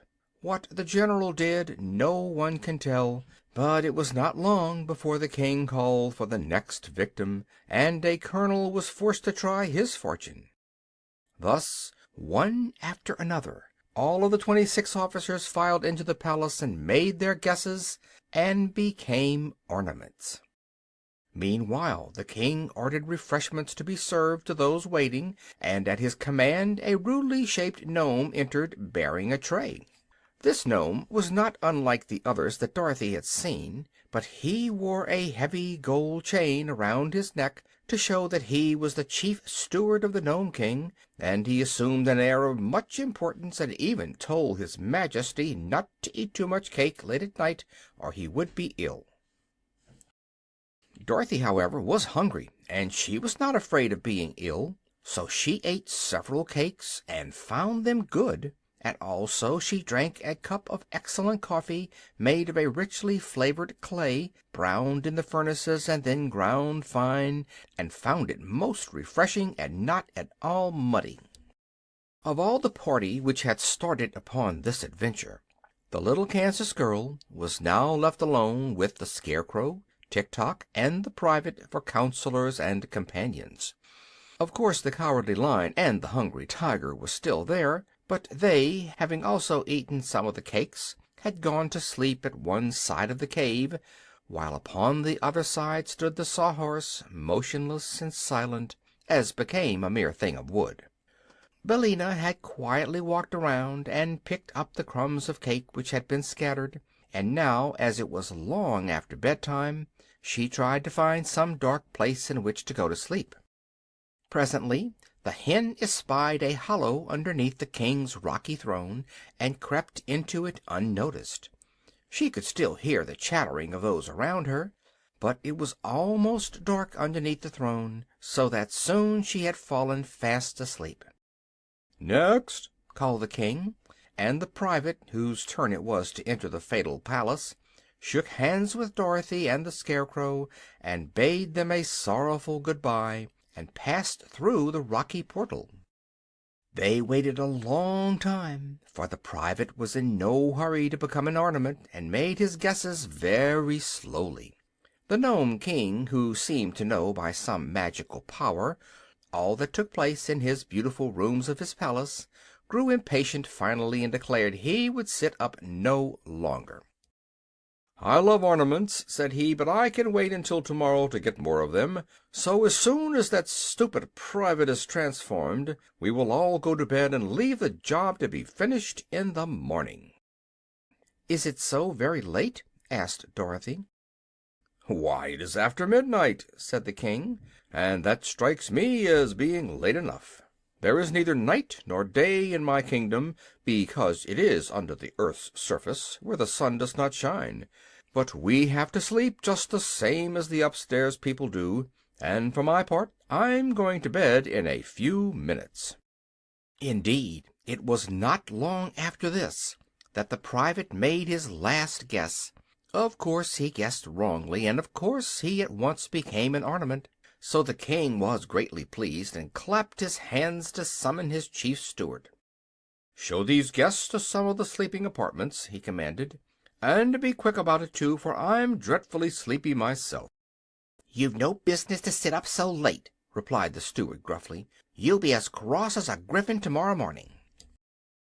His Majesty made no answer to this remark, and the chief steward led Dorothy through another doorway into a long hall, from which several plain but comfortable sleeping rooms opened.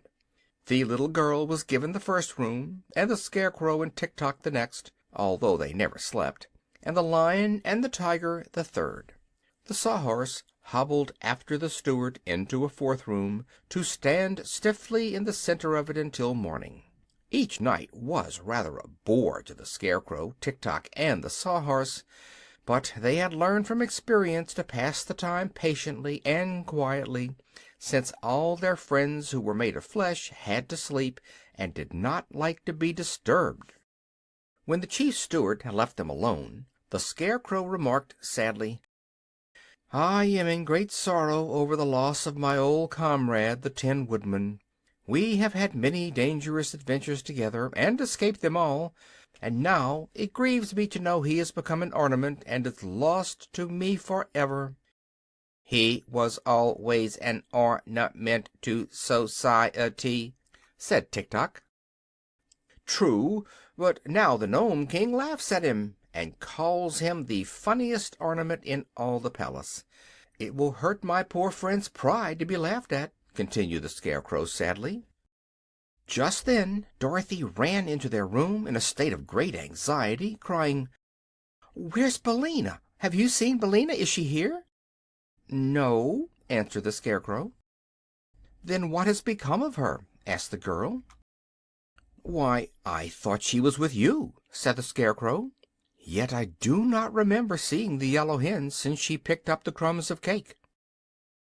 "We must have left her in the room where the King's throne is," decided Dorothy, and at once she turned and ran down the hall to the door through which they had entered. But it was fast closed and locked on the other side, and the heavy slab of rock proved to be so thick that no sound could pass through it. So Dorothy was forced to return to her chamber. The Cowardly Lion stuck his head into her room to try to console the girl for the loss of her feathered friend. "The yellow hen is well able to take care of herself," said he, "so don't worry about her, but try to get all the sleep you can. It has been a long and weary day, and you need rest." "I'll probably get lots of rest tomorrow, when I become an ornament," said Dorothy sleepily. But she lay down upon her couch nevertheless, and in spite of all her worries was soon in the land of dreams. Dorothy Tries to Be Brave. Meanwhile the chief steward had returned to the throne room, where he said to the King, "You are a fool to waste so much time upon these people." "What?" cried his Majesty, in so enraged a voice that it awoke Billina, who was asleep under his throne. "How dare you call me a fool?" "Because I like to speak the truth," said the steward. "Why didn't you enchant them all at once, instead of allowing them to go one by one into the palace and guess which ornaments are the Queen of Ev and her children?" "Why, you stupid rascal, it is more fun this way," returned the King, "and it serves to keep me amused for a long time." "But suppose some of them happen to guess aright," persisted the steward. "Then you would lose your old ornaments and these new ones, too."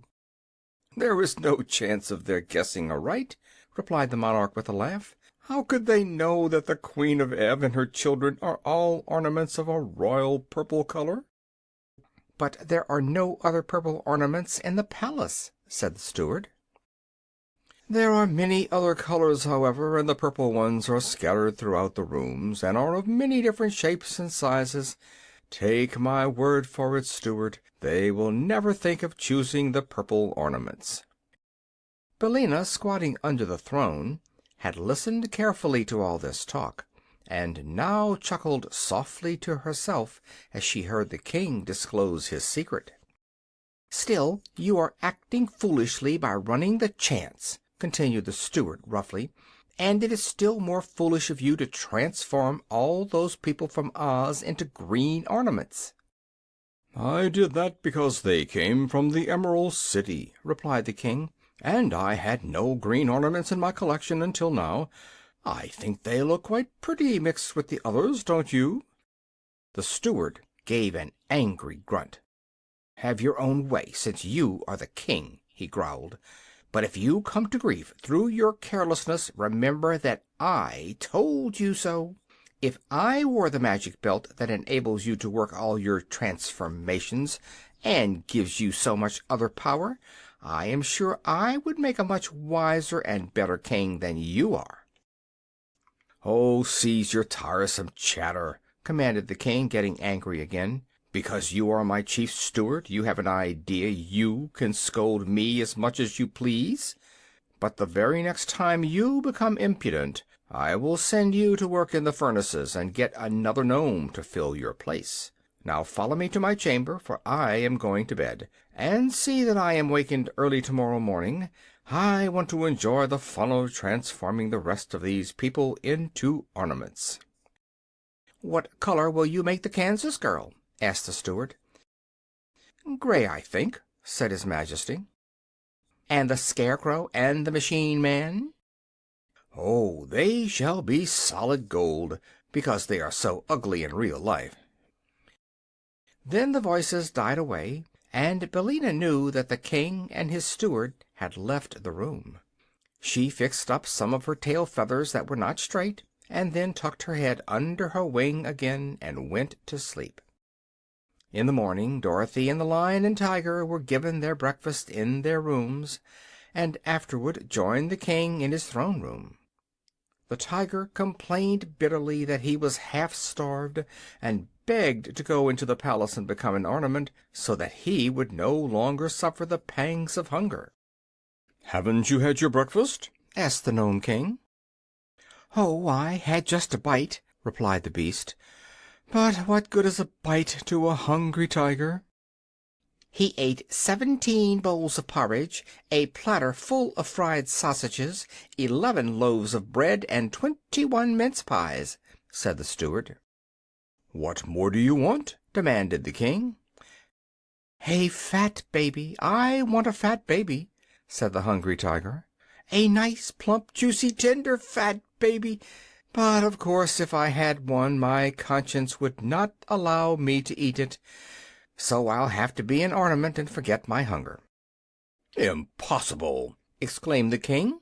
"I'll have no clumsy beasts enter my palace to overturn and break all my pretty knickknacks. When the rest of your friends are transformed, you can return to the upper world and go about your business." "As for that, we have no business when our friends are gone," said the Lion, "so we do not care much what becomes of us."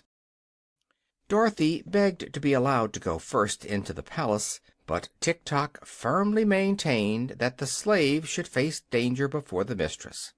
The Scarecrow agreed with him in that, so the Nome King opened the door for the Machine Man, who tramped into the palace to meet his fate.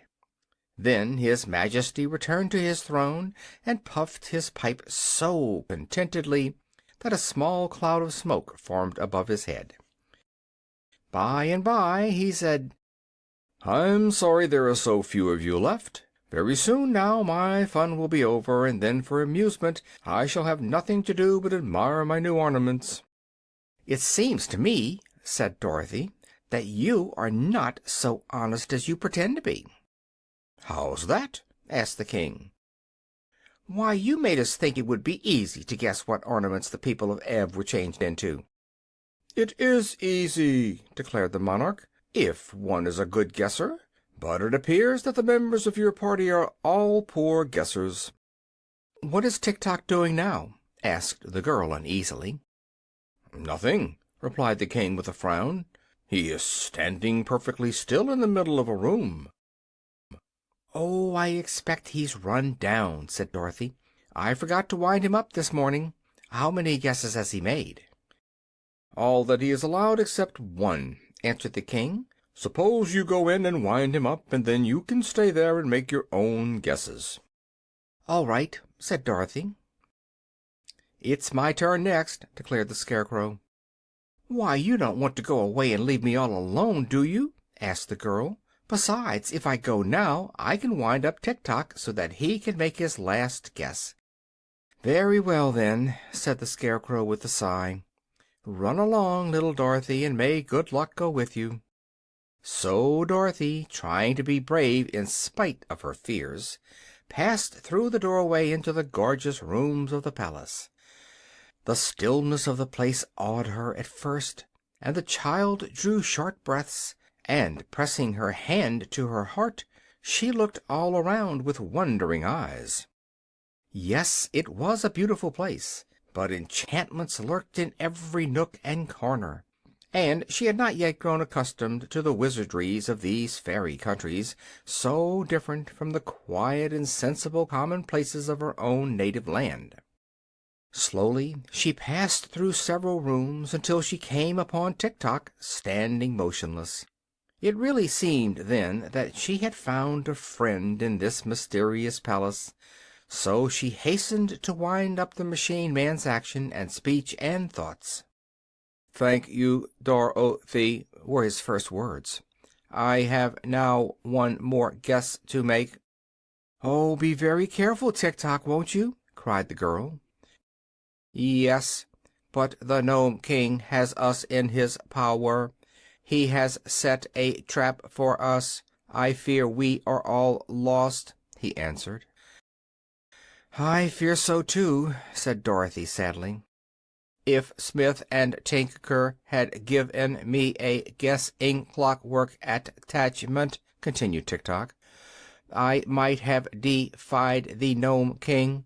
But my thoughts are plain and simple, and not of much use in this case." "Do the best you can," said Dorothy encouragingly, "and if you fail I will watch and see what shape you are changed into." So Tik Tok touched a yellow glass face that had daisies painted on one side, and he spoke at the same time the word Ev. In a flash the machine man had disappeared, and although the girl looked quickly in every direction, she could not tell which of the many ornaments the room contained had a moment before been her faithful friend and servant. So all she could do was to accept the hopeless task set her, and make her guesses and abide by the result. "It can't hurt very much," she thought, "for I haven't heard any of them scream or cry out, not even the poor officers.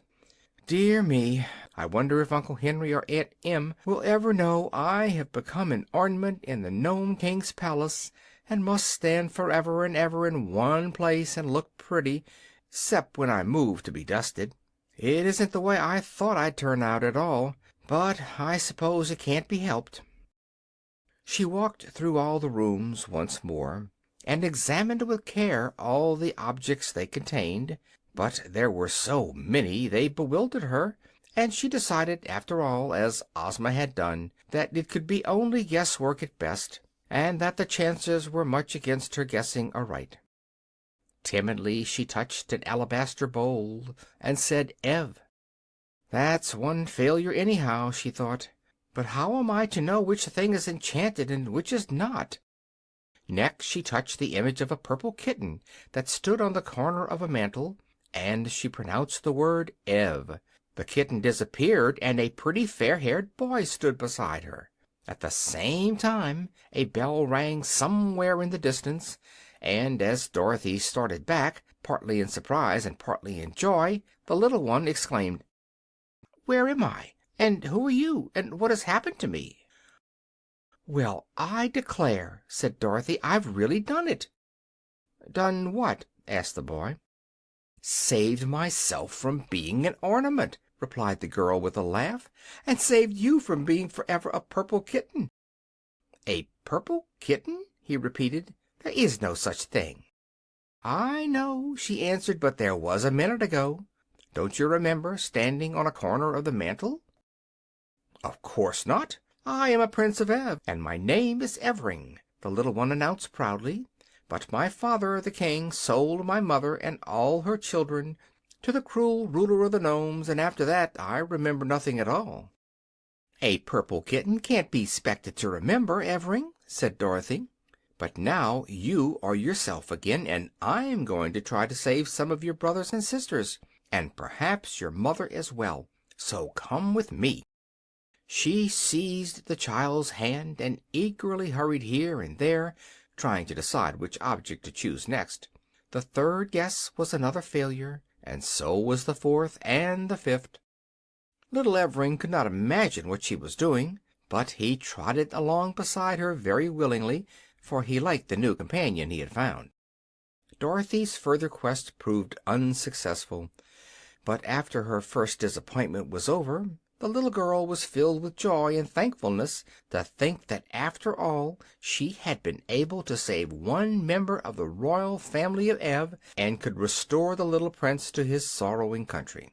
Now she might return to the terrible Nome King in safety, carrying with her the prize she had won in the person of this fair-haired boy. So she retraced her steps until she found the entrance to the palace, and as she approached, the massive doors of rock opened of their own accord, allowing both Dorothy and Evring to pass the portals and enter the throne room. Billina Frightens the Nome King. Now, when Dorothy had entered the palace to make her guesses and the Scarecrow was left with the Nome King, the two sat in moody silence for several minutes. Then the monarch exclaimed in a tone of satisfaction, "Very good." "Who is very good?" asked the Scarecrow. "The Machine Man. He won't need to be wound up any more, for he has now become a very neat ornament. Very neat indeed." "How about Dorothy?" the Scarecrow inquired. "Oh, she will begin to guess pretty soon," said the King cheerfully.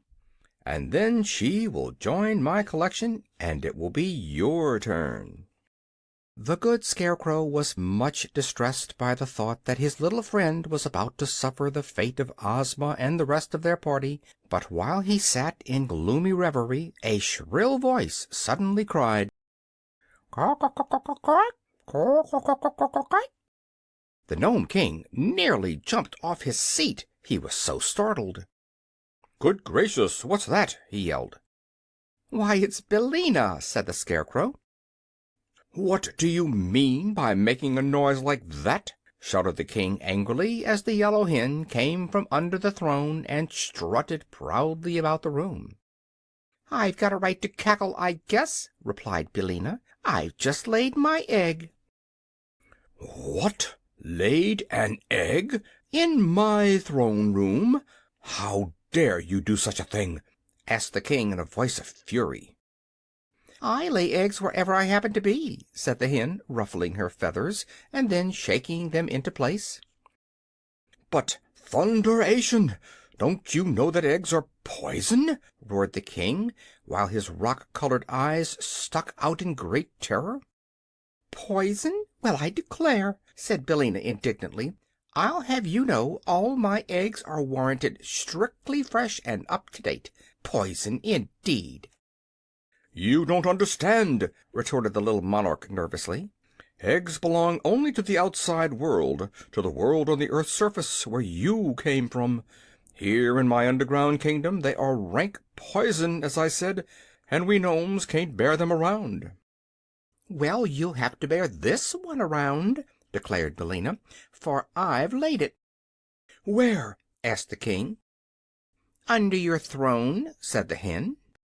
The King jumped 3 feet into the air, so anxious was he to get away from the throne. Take it away at once!" he shouted. "I can't," said Billina. "I haven't any hands."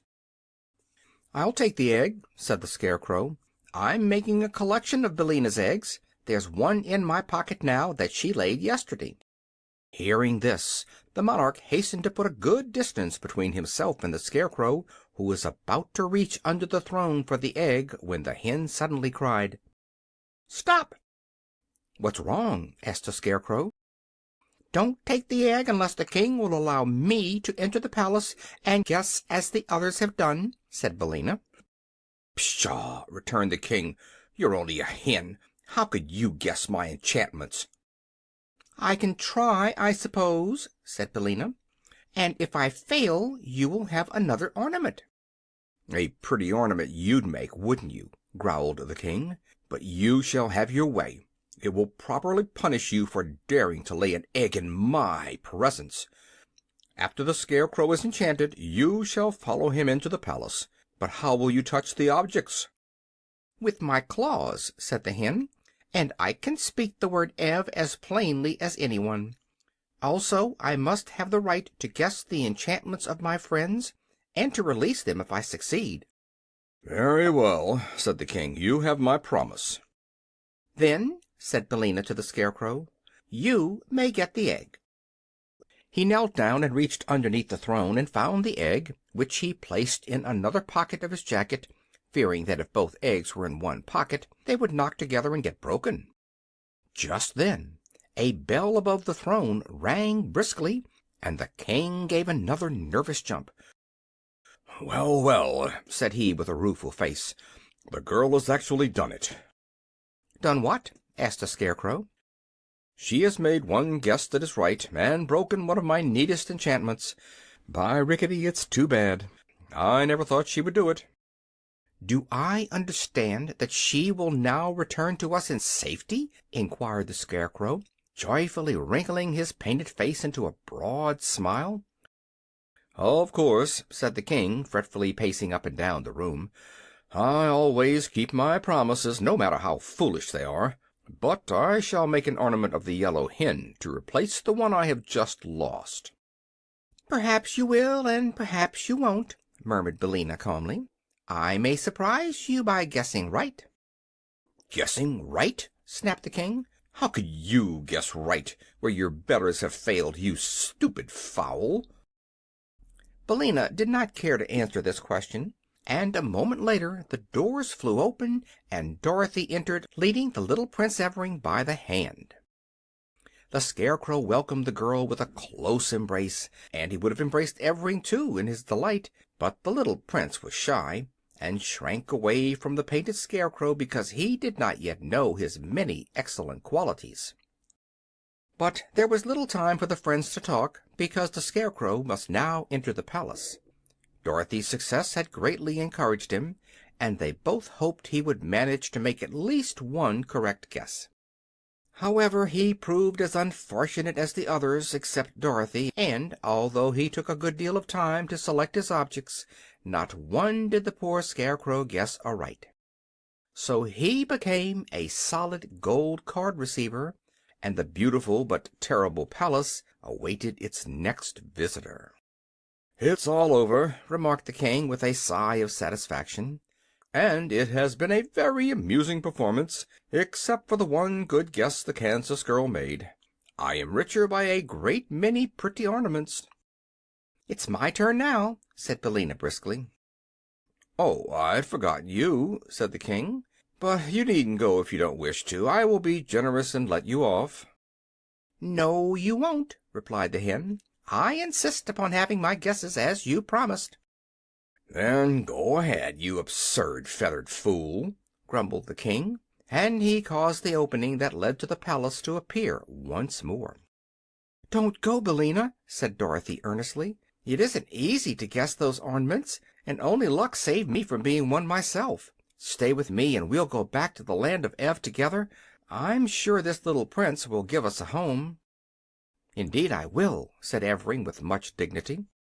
"Don't worry, my dear," cried Billina, with a cluck that was meant for a laugh.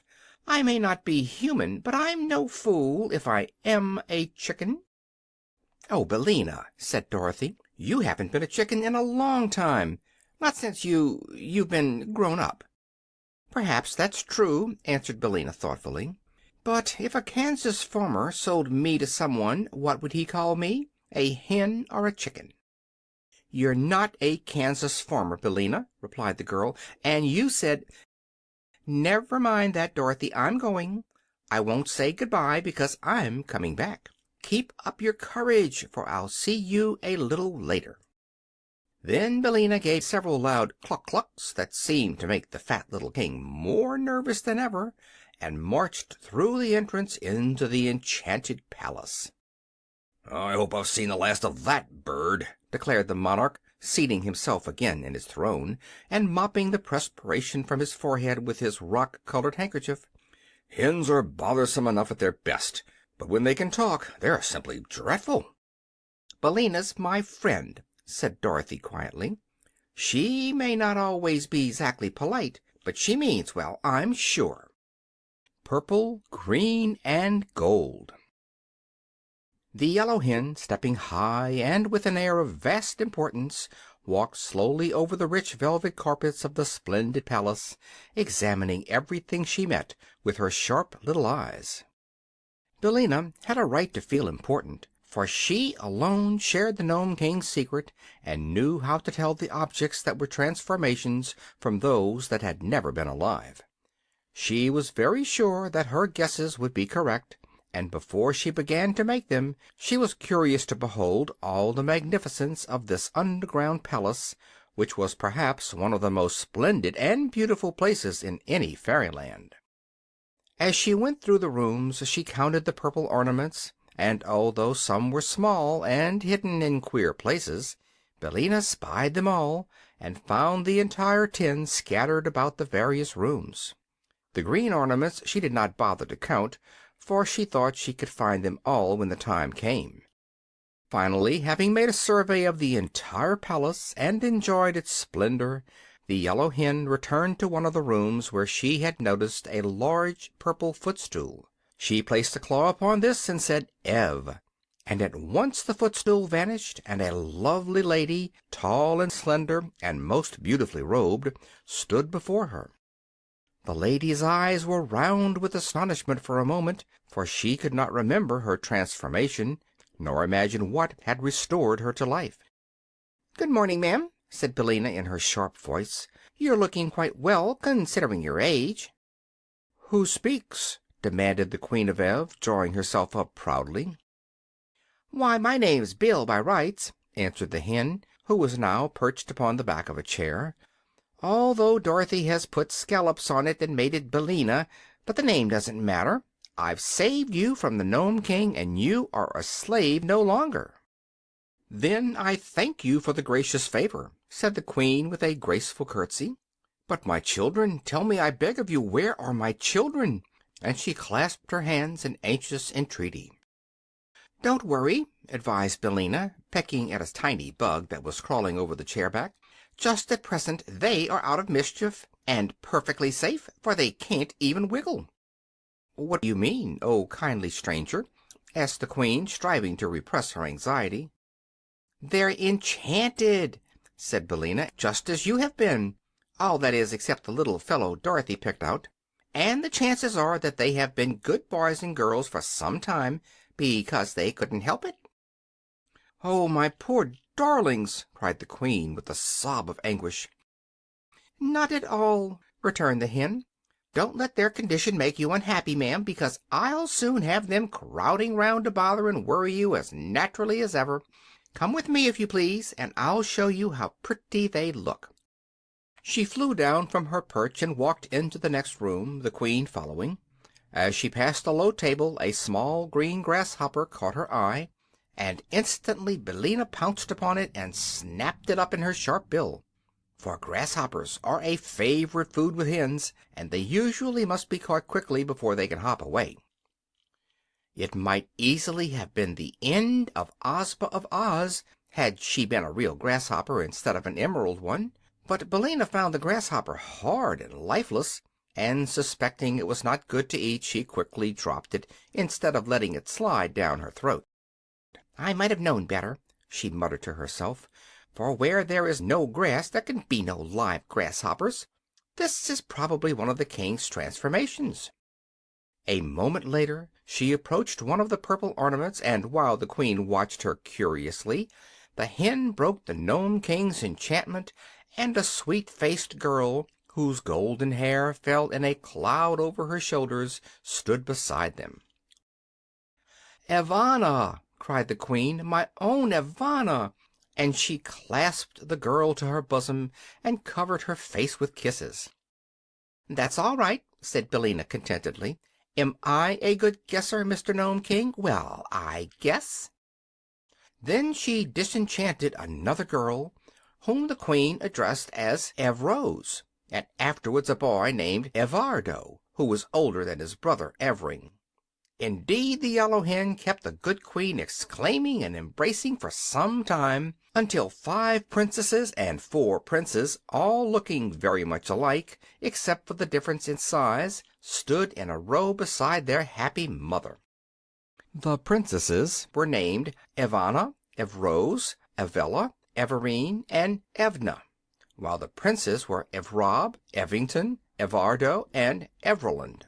Of these, Evardo was the eldest, and would inherit his father's throne and be crowned King of Ev when he returned to his own country. He was a grave and quiet youth, and would doubtless rule his people wisely and with justice. Billina, having restored all of the royal family of Ev to their proper forms, now began to select the green ornaments which were the transformations of the people of Oz. She had little trouble in finding these, and before long All the 26 officers, as well as the private, were gathered around the yellow hen, joyfully congratulating her upon their release. The 37 people who were now alive in the rooms of the palace knew very well that they owed their freedom to the cleverness of the yellow hen, and they were earnest in thanking her for saving them from the magic of the Nome King. "Now," said Billina, "I must find Ozma. She is sure to be here somewhere, and of course she is green, being from Oz. So look around, you stupid soldiers, and help me in my search." For a while, however, they could discover nothing more that was green. But the Queen, who had kissed all her 9 children once more, and could now find time to take an interest in what was going on, said to the hen, "Mayhap, my gentle friend, it is the grasshopper whom you seek." "Of course it's the grasshopper!" exclaimed Billina. "I declare I'm nearly as stupid as these brave soldiers. Wait here for me, and I'll go back and get it." So she went into the room where she had seen the grasshopper, and presently Ozma of Oz, as lovely and dainty as ever, entered and approached the Queen of Ev, greeting her as one high-born princess greets another.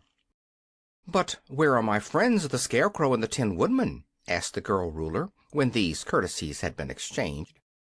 "I'll hunt them up," replied Billina.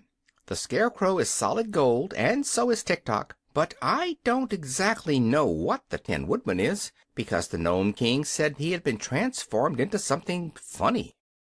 Ozma eagerly assisted the hen in her quest, and soon the Scarecrow and the Machine Man, being ornaments of shining gold, were discovered and restored to their accustomed forms. But search as they might, in no place could they find a funny ornament that might be the transformation of the Tin Woodman.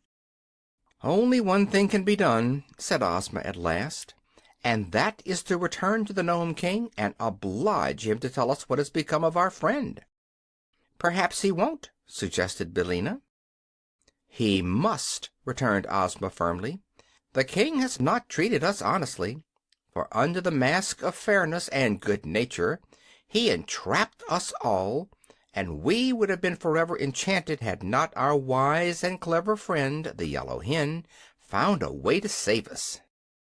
"The King is a villain," declared the Scarecrow. "His laugh is worse than another man's frown," said the private with a shudder. "I thought he was honest, but I was mistaken," remarked Tik Tok. "My thoughts are usually correct, but it is Smith and Tinker's fault if they sometimes go wrong or do not work properly." "Smith and Tinker made a very good job of you," said Ozma kindly. "I do not think they should be blamed if you are not quite perfect." "Thank you," replied Tik Tok. "Then," said Billina in her brisk little voice, "let us all go back to the Nome King and see what he has to say for himself." So they started for the entrance, Ozma going first, with the Queen and her train of little princes and princesses following. Then came Tik Tok and the Scarecrow, with Billina perched upon his straw-stuffed shoulder. The 27 officers and the private brought up the rear. As they reached the hall, the doors flew open before them, but then they all stopped and stared into the domed cavern with faces of astonishment and dismay. For the room was filled with the mail-clad warriors of the Nome King, rank after rank, standing in orderly array. The electric lights upon their brows gleamed brightly, their battle axes were poised as if to strike down their foes, yet they remained motionless as statues, awaiting the word of command.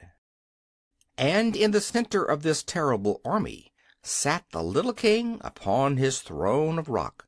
But he neither smiled nor laughed. Instead, his face was distorted with rage, and most terrible to behold. The Scarecrow wins the fight. After Billina had entered the palace, Dorothy and Evring sat down to await the success or failure of her mission, and the Nome King occupied his throne and smoked his long pipe for a while in a cheerful and contented mood. Then The bell above the throne, which sounded whenever an enchantment was broken, began to ring, and the king gave a start of annoyance and exclaimed, "Rockety rickets!" When the bell rang a second time, the king shouted angrily, "Smudge and blazes!" And at a third ring he screamed in fury, "Hypocaloric!" which must be a dreadful word, because we don't know what it means. After that the bell went on ringing time after time, but the king was now so violently enraged that he could not utter a word, but hopped out of his throne and all around the room in a mad frenzy, so that he reminded Dorothy of a jumping jack. The girl was, for her part, filled with joy at every peal of the bell, for it announced the fact that Billina had transformed one more ornament into a living person. Dorothy was also amazed at Billina's success, for she could not imagine how the yellow hen was able to guess correctly from all the bewildering number of articles clustered in the rooms of the palace. But after she had counted 10 and the bell continued to ring, she knew that not only the royal family of Ev, but Ozma and her followers also were being restored to their natural forms, and she was so delighted that the antics of the angry king only made her laugh merrily. Perhaps the little monarch could not be more furious than he was before, but the girl's laughter nearly drove him frantic, and he roared at her like a savage beast. Then, as he found that all his enchantments were likely to be dispelled and his victims every one set free, he suddenly ran to the little door that opened upon the balcony and gave the shrill whistle that summoned his warriors. At once the army filed out of the gold and silver doors in great numbers, and marched up a winding stairs and into the throne room, led by a stern-featured gnome who was their captain. When they had nearly filled the throne room, they formed ranks in the big underground cavern below, and then stood still until they were told what to do next. Dorothy had pressed back to one side of the cavern when the warriors entered, and now she stood holding little Prince Evering's hand, while the great lion crouched upon one side and the enormous tiger crouched on the other side. "Seize that girl!" shouted the king to his captain, and a group of warriors sprang forward to obey. But both the lion and tiger snarled so fiercely and bared their strong, sharp teeth so threateningly that the men drew back in alarm. "Don't mind them," cried the Nome King. "They cannot leap beyond the places where they now stand." "But they can bite those who attempt to touch the girl," said the captain. "I'll fix that," answered the king. "I'll enchant them again so that they can't open their jaws." He stepped out of the throne to do this, but just then the Sawhorse ran up behind him and gave the fat monarch a powerful kick with both his wooden hind legs. "Oh, murder! Treason!" yelled the king, who had been hurled against several of his warriors and was considerably bruised. "Who did that?" "I did," growled the Sawhorse viciously. "You let Dorothy alone, or I'll kick you again." "We'll see about that," replied the king, and at once he waved his hand toward the Sawhorse and muttered a magical word. "Aha!" he continued. "Now let us see you move, you wooden mule." But in spite of the magic, the Sawhorse moved, and he moved so quickly toward the king that the fat little man could not get out of his way. Thump! Bang! came the wooden heels, right against his round body, and the king flew into the air and fell upon the head of his captain, who let him drop flat upon the ground. "Well, well," said the king, sitting up and looking surprised. "Why didn't my magic belt work, I wonder?" "The creature is made of wood," replied the captain. "Your magic will not work on wood, you know." "Ah, I'd forgotten that," said the king, getting up and limping to his throne. "Very well, let the girl alone. She can't escape us anyway." The warriors, who had been rather confused by these incidents, now formed their ranks again, and the Sawhorse pranced across the room to Dorothy and took a position beside the hungry tiger. At that moment the doors that led to the palace flew open, and the people of Ev and the people of Oz were disclosed to view. They paused, astonished at the sight of the warriors and the angry Nome King seated in their midst. "Surrender!" cried the king in a loud voice. "You are my prisoners." "Go long," answered Billina from the Scarecrow's shoulder. "You promised me that if I guessed correctly my friends and I might depart in safety, and you always keep your promises." "I said you might leave the palace in safety," retorted the king, "and so you may, but you cannot leave my dominions. You are my prisoners, and I will hurl you all into my underground dungeons, where the volcanic fires glow, and the molten lava flows in every direction, and the air is hotter than blue blazes." "That will be the end of me, all right," said the Scarecrow sorrowfully. "One small blaze, blue or green, is enough to reduce me to an ash heap." "Do you surrender?" demanded the king. Billina whispered something in the Scarecrow's ear that made him smile and put his hands in his jacket pockets. "No," returned Ozma, boldly answering the king.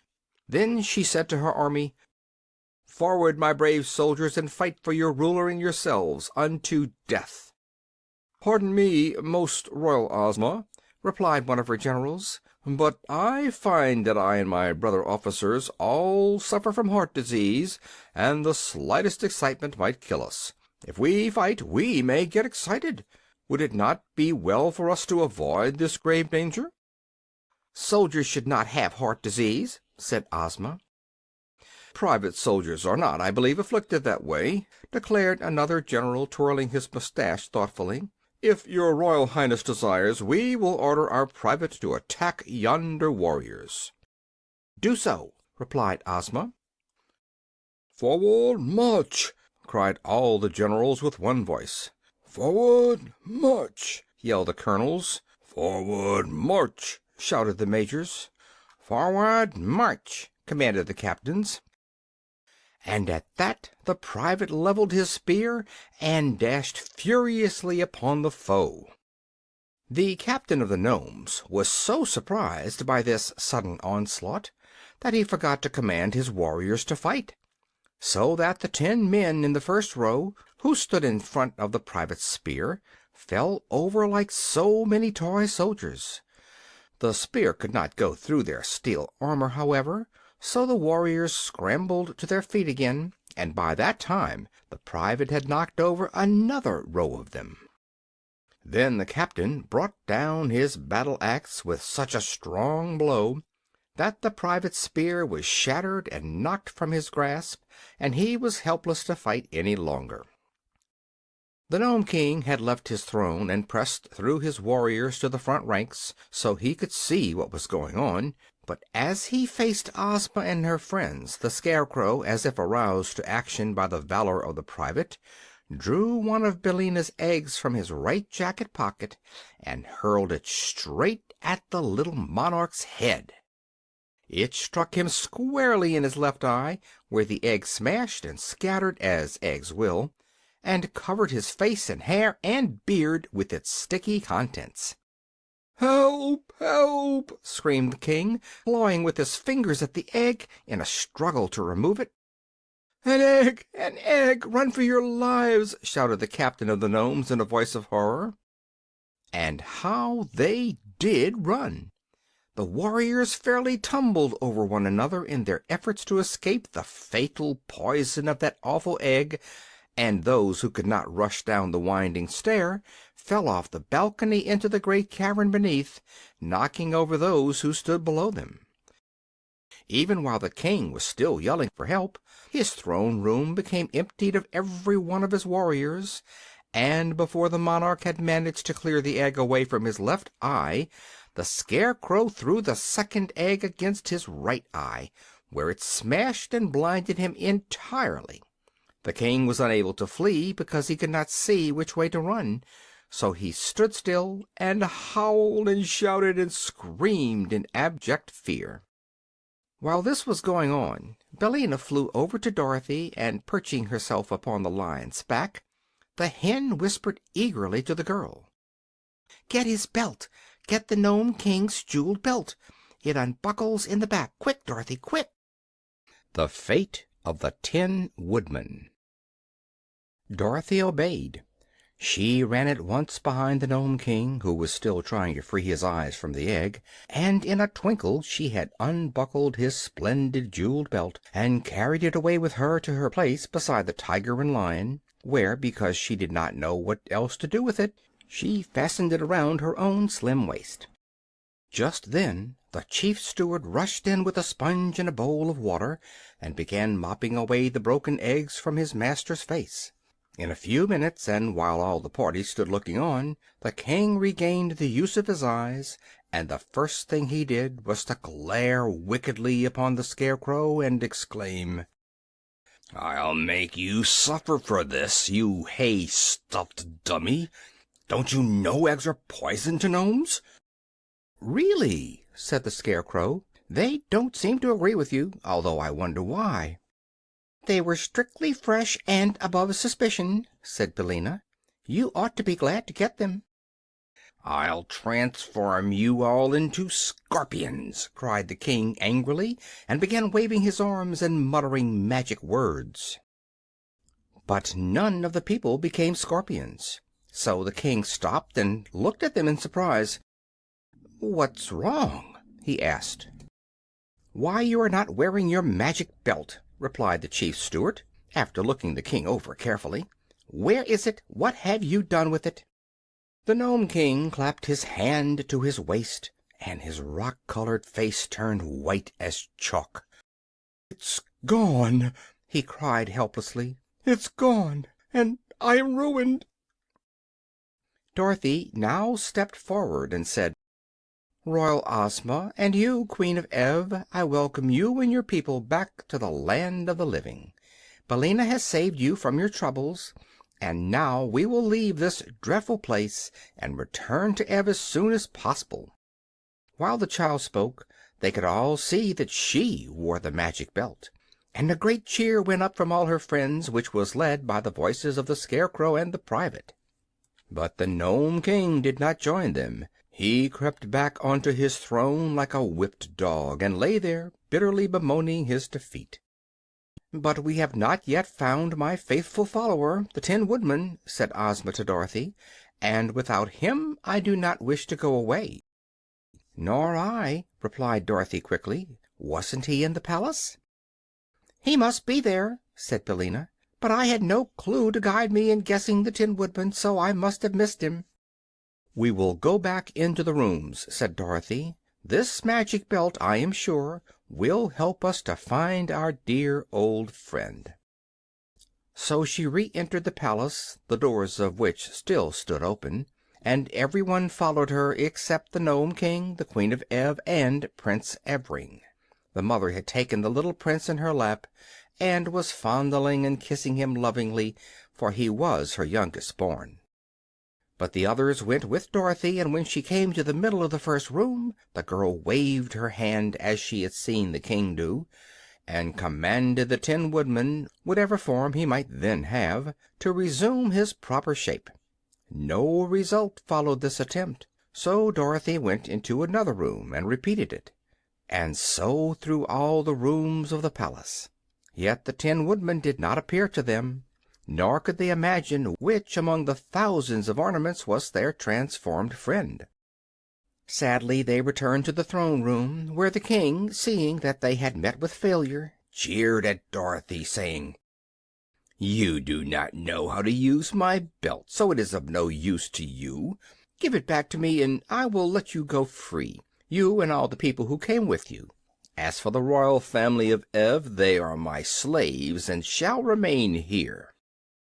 "I shall keep the belt," said Dorothy. "But how can you escape without my consent?" asked the king. "Easily enough," answered the girl. "All we need to do is to walk out the way that we came in." "Oh, that's all, is it?" sneered the king. "Well, where is the passage through which you entered this room?" They all looked around, but could not discover the place, for it had long since been closed. Dorothy, however, would not be dismayed. She waved her hand toward the seemingly solid wall of the cavern and said, "I command the passage to open." Instantly the order was obeyed, the opening appeared, and the passage lay plainly before them. The king was amazed, and all the others overjoyed. "Why, then, if the belt obeys you, were we unable to discover the Tin Woodman?" asked Ozma. "I can't imagine," said Dorothy. "See here, girl," proposed the king eagerly. "Give me the belt, and I will tell you what shape the Tin Woodman was changed into, and then you can easily find him." Dorothy hesitated, but Billina cried out, "Don't you do it!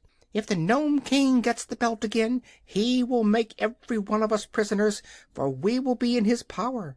Only by keeping the belt, Dorothy, will you ever be able to leave this place in safety." "I think that is true," said the Scarecrow, "but I have another idea, due to my excellent brains. Let Dorothy transform the king into a goose egg, unless he agrees to go into the palace and bring out to us the ornament which is our friend Nick Chopper, the Tin Woodman." "A goose egg!" echoed the horrified king. "How dreadful!"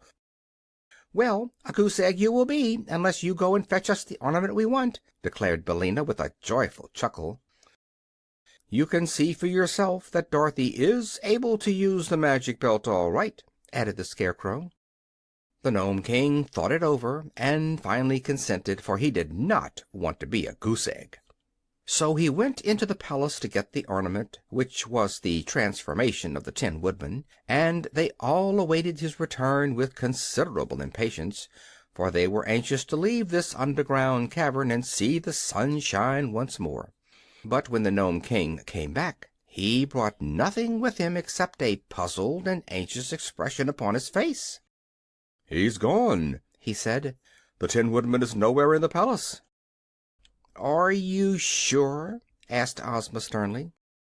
"I'm very sure," answered the king tremblingly, "for I know just what I transformed him into, and exactly where he stood.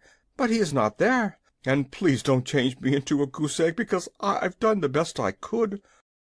They were all silent for a time, and then Dorothy said, "There is no use punishing the Nome King any more, and I'm 'fraid we'll have to go away without our friend." "If he is not here, we cannot rescue him," agreed the Scarecrow, sadly. "Poor Nick! I wonder what has become of him." "And he owed me 6 weeks' back pay," said one of the generals, wiping the tears from his eyes with his gold-laced coat sleeve. Very sorrowfully they determined to return to the upper world without their former companion, and so Ozma gave the order to begin the march through the passage. The army went first, and then the royal family of Ev, and afterward came Dorothy, Ozma, Billina, the Scarecrow, and Tik Tok. They left the Nome King scowling at them from his throne, and had no thought of danger until Ozma chanced to look back and saw a large number of the warriors following them in full chase, with their swords and spears and axes raised to strike down the fugitives as soon as they drew near enough. Evidently the Nome King had made this last attempt to prevent their escaping him, but it did no good, for when Dorothy saw the danger they were in, she stopped and waved her hand and whispered a command to the magic belt. Instantly the foremost warriors became eggs, which rolled upon the floor of the cavern in such numbers that those behind could not advance without stepping upon them. But when they saw the eggs, all desire to advance departed the warriors, and they turned and fled madly into the cavern and refused to go back again. Our friends had no further trouble in reaching the end of the passage, and soon were standing in the outer air upon the gloomy path between the two high mountains. But the way to Ev lay plainly before them, and they fervently hoped that they had seen the last of the Nome King and of his dreadful palace. The cavalcade was led by Ozma, mounted on the Cowardly Lion, and the Queen of Ev, who rode upon the back of the tiger. The children of the Queen walked behind her, hand in hand. Dorothy rode the Sawhorse, while the Scarecrow walked and commanded the army in the absence of the Tin Woodman. Presently the way began to lighten, and more of the sunshine to come in between the two mountains, and before long they heard the thump, thump, thump of the giant's hammer upon the road. "How may we pass the monstrous man of iron?" asked the Queen, anxious for the safety of her children. But Dorothy solved the problem by a word to the magic belt. The giant paused with his hammer held motionless in the air, thus allowing the entire party to pass between his cast-iron legs in safety. The King of Ev.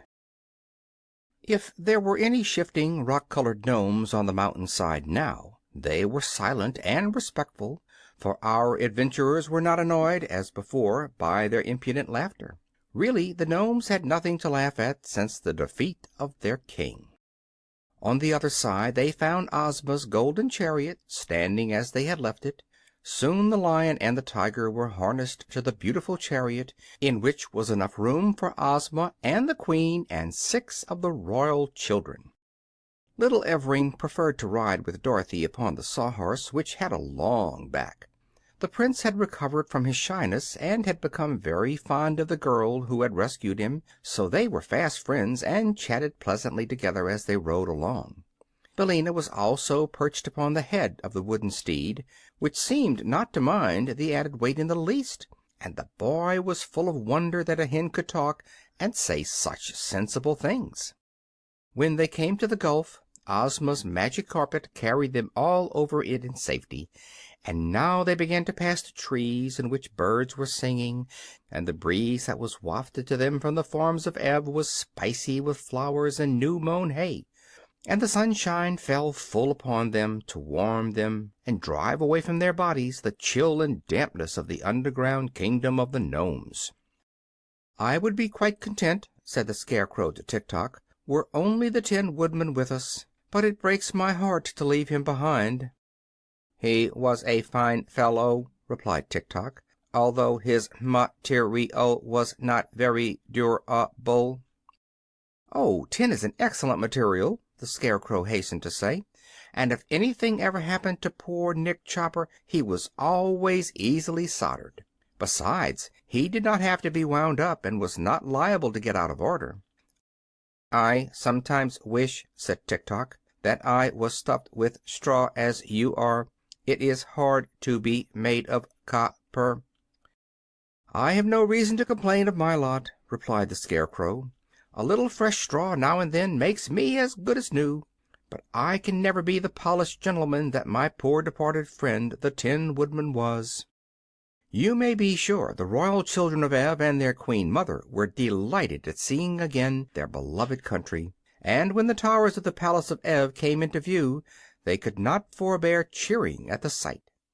Little Evring, riding in front of Dorothy, was so overjoyed that he took a curious tin whistle from his pocket and blew a shrill blast that made the Sawhorse leap and prance in sudden alarm.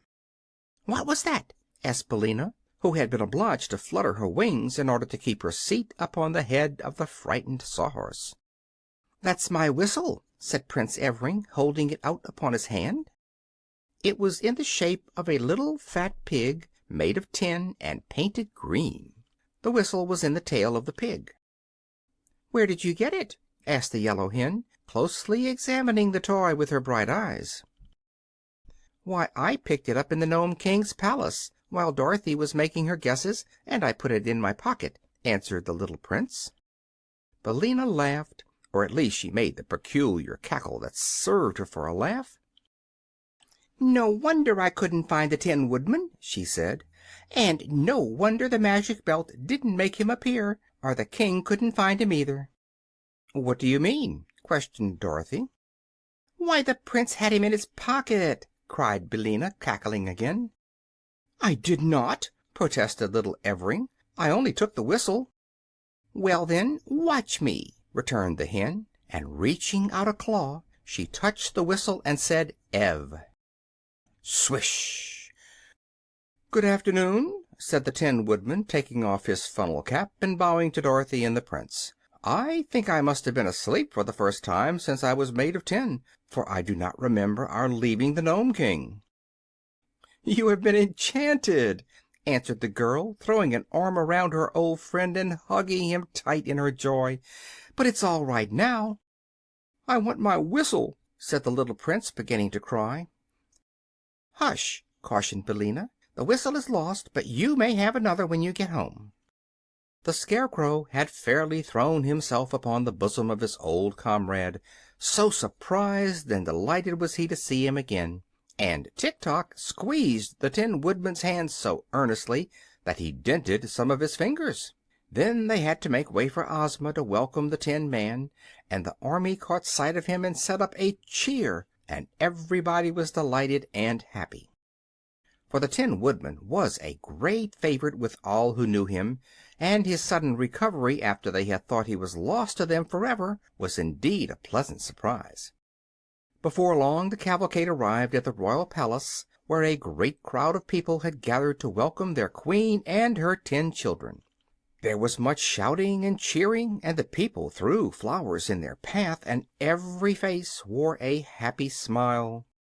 They found the Princess Langwidere in her mirrored chamber, where she was admiring one of her handsomest heads, one with rich chestnut hair, dreamy walnut eyes, and a shapely hickory nut nose.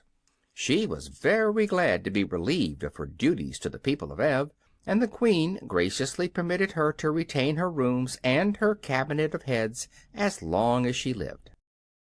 Then the Queen took her eldest son out upon a balcony that overlooked the crowd of subjects gathered below, and said to them: "Here is your future ruler, King Evardo 15th. He is 15 years of age, has 15 silver buckles on his jacket, and is the 15th Evardo to rule the land of Ev."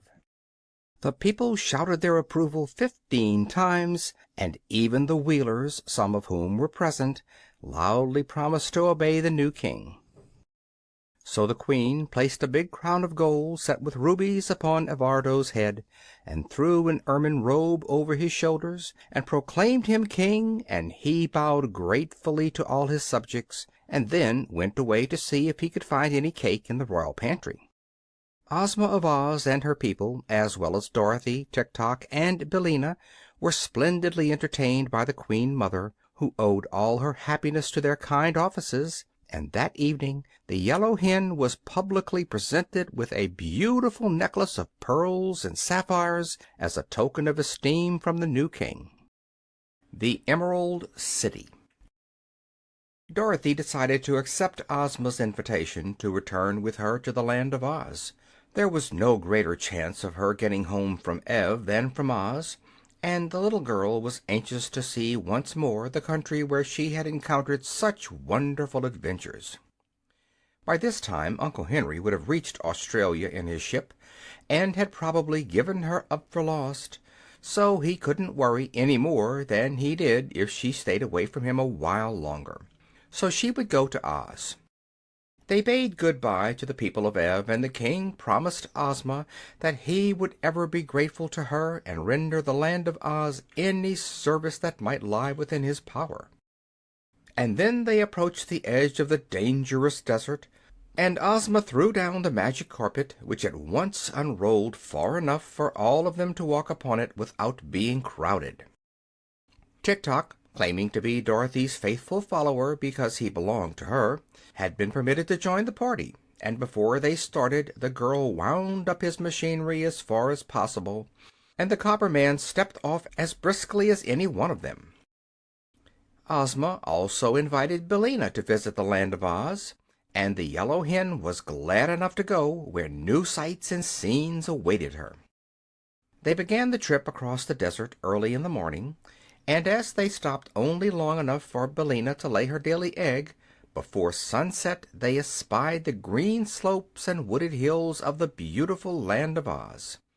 They entered it in the Munchkin territory, and the King of the Munchkins met them at the border and welcomed Ozma with great respect, being very pleased by her safe return. For Ozma of Oz ruled the King of the Munchkins, the King of the Winkies, the King of the Quadlings, and the King of the Gillikins, just as those kings ruled their own people. And this supreme ruler of the land of Oz lived in a great town of her own, called the Emerald City, which was in the exact center of the four kingdoms of the land of Oz. The Munchkin King entertained them at his palace that night, and in the morning they set out for the Emerald City, traveling over a road of yellow brick that led straight to the jewel-studded gates. Everywhere the people turned out to greet their beloved Ozma, and to hail joyfully the Scarecrow, the Tin Woodman, and the Cowardly Lion, who were popular favorites. Dorothy, too, remembered some of the people who had befriended her on the occasion of her first visit to Oz, and they were well pleased to see the little Kansas girl again, and showered her with compliments and good wishes. At one place, where they stopped to refresh themselves, Ozma accepted a bowl of milk from the hands of a pretty dairymaid. Then she looked at the girl more closely and exclaimed, "Why, it's Ginger, isn't it?"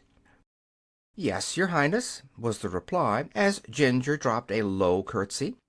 And Dorothy looked wonderingly at this lively-appearing person who had once assembled an army of women and driven the Scarecrow from the throne of the Emerald City, and even fought a battle with the powerful army of Glinda the Sorceress. "I've married a man who owns 9 cows," said Ginger to Ozma, "and now I am happy and contented and willing to lead a quiet life and mind my own business." "Where is your husband?" asked Ozma. "He's in the house, nursing a black eye," replied Ginger calmly. "The foolish man would insist upon milking the red cow when I wanted him to milk the white one, but he will know better next time, I am sure." Then the party moved on again, and after crossing a broad river on a ferry and passing many fine farmhouses that were dome-shaped and painted a pretty green color, they came in sight of a large building that was covered with flags and bunting. "I don't remember that building," said Dorothy. "What is it?" "That is the College of Art and Athletic Perfection," replied Ozma. "I had it built quite recently, and the Woggle Bug is its president. It keeps him busy, and the young men who attend the college are no worse off than they were before. You see, in this country are a number of youths who do not like to work, and the college is an excellent place for them." And now they came in sight of the Emerald City, and the people flocked out to greet their lovely ruler. There were several bands and many officers and officials of the realm, and a crowd of citizens in their holiday attire. Thus the beautiful Ozma was escorted by a brilliant procession to her royal city, and so great was the cheering that she was obliged to constantly bow to the right and left to acknowledge the greetings of her subjects. That evening there was a grand reception in the royal palace, attended by the most important persons of Oz, and Jack Pumpkinhead, who was a little overripe but still active, read an address congratulating Ozma of Oz upon the success of her generous mission to rescue the royal family of a neighboring kingdom. Then magnificent gold medals set with precious stones were presented to each of the 26 officers, and the Tin Woodman was given a new axe studded with diamonds, and the Scarecrow received a silver jar of complexion powder. Dorothy was presented with a pretty coronet and made a Princess of Oz, and Tik Tok received 2 bracelets set with 8 rows of very clear and sparkling emeralds. Afterward they sat down to a splendid feast, and Ozma put Dorothy at her right and Billina at her left, where the hen sat upon a golden roost and ate from a jeweled platter. Then were placed the Scarecrow, the Tin Woodman, and Tik Tok, with baskets of lovely flowers before them, because they did not require food. The 26 officers were at the lower end of the table, and the Lion and the Tiger also had seats, and were served on golden platters that held a half a bushel at one time. The wealthiest and most important citizens of the Emerald City were proud to wait upon these famous adventurers, and they were assisted by a sprightly little maid named Jellia Jam, whom the Scarecrow pinched upon her rosy cheeks and seemed to know very well. During the feast Ozma grew thoughtful, and suddenly she asked, "Where is the private?" "Oh, he is sweeping out the barracks," replied one of the generals, who was busy eating a leg of a turkey. "But I have ordered him a dish of bread and molasses to eat when his work is done." "Let him be sent for," said the girl Ruler. While they waited for this command to be obeyed, she inquired, "Have we any other privates in the armies?" "Oh, yes," replied the Tin Woodman. "I believe there are 3 altogether." The private now entered, saluting his officers and the royal Ozma very respectfully. "What is your name, my man?" asked the girl. "Omby Amby," answered the private. "Then, Omby Amby," said she, "I promote you to be Captain General of all the armies of my kingdom, and especially to be commander of my bodyguard at the royal palace." "It is very expensive to hold so many offices," said the private, hesitating. "I have no money with which to buy uniforms." "You shall be supplied from the royal treasury," said Ozma. Then the private was given a seat at the table, where the other officers welcomed him cordially, and the feasting and merriment were resumed. Suddenly Jellia Jam exclaimed, "There is nothing more to eat. The hungry tiger has consumed everything." "But that is not the worst of it," declared the tiger mournfully. "Somewhere, or somehow, I've actually lost my appetite." Dorothy's Magic Belt. Dorothy passed several very happy weeks in the Land of Oz as the guest of the royal Ozma, who delighted to please and interest the little Kansas girl. Many new acquaintances were formed and many old ones renewed, and wherever she went Dorothy found herself among friends. One day, however, as she sat in Ozma's private room, she noticed hanging upon the wall a picture which constantly changed in appearance, at one time showing a meadow and at another time a forest, a lake, or a village. "How curious!" she exclaimed, after watching the shifting scenes for a few moments. "Yes," said Ozma, "that is really a wonderful invention in magic. If I wish to see any part of the world or any person living, I need only express the wish and it is shown in the picture." "May I use it?" asked Dorothy eagerly. "Of course, my dear." "Then I'd like to see the old Kansas farm and Aunt Em," said the girl. Instantly the well-remembered farmhouse appeared in the picture, and Aunt Em could be seen quite plainly. She was engaged in washing dishes by the kitchen window, and seemed quite well and contented. The hired men and the teams were in the harvest fields behind the house, and the corn and wheat seemed to the child to be in prime condition. On the side porch Dorothy's pet dog Toto was lying fast asleep in the sun, and to her surprise old Speckles was running around with a brood of 12 new chickens trailing after her. "Everything seems all right at home," said Dorothy with a sigh of relief. "Now I wonder what Uncle Henry is doing." The scene in the picture at once shifted to Australia, where, in a pleasant room in Sydney, Uncle Henry was seated in an easy chair, solemnly smoking his briar pipe. He looked sad and lonely, and his hair was now quite white and his hands and face thin and wasted. "Oh!" cried Dorothy in an anxious voice, "I'm sure Uncle Henry isn't getting any better, and it's because he is worried about me. Ozma, dear, I must go to him at once." "How can you?" asked Ozma. "I don't know," replied Dorothy, "but let us go to Glinda the Good. I'm sure she will help me and advise me how to get to Uncle Henry." Ozma readily agreed to this plan, and caused the Sawhorse to be harnessed to a pretty green and pink phaeton, and the 2 girls rode away to visit the famous sorceress. Glinda received them graciously, and listened to Dorothy's story with attention. "I have the magic belt, you know," said the little girl. "If I buckled it around my waist and commanded it to take me to Uncle Henry, wouldn't it do so?" "I think so," replied Glinda with a smile. "And then," continued Dorothy, "if I ever wanted to come back here again the belt would bring me." "In that you are wrong," said the sorceress. The belt has magical powers only while it is in some fairy country, such as the land of Oz or the land of Ev. Indeed, my little friend, were you to wear it and wish yourself in Australia with your uncle, the wish would doubtless be fulfilled, because it was made in fairyland.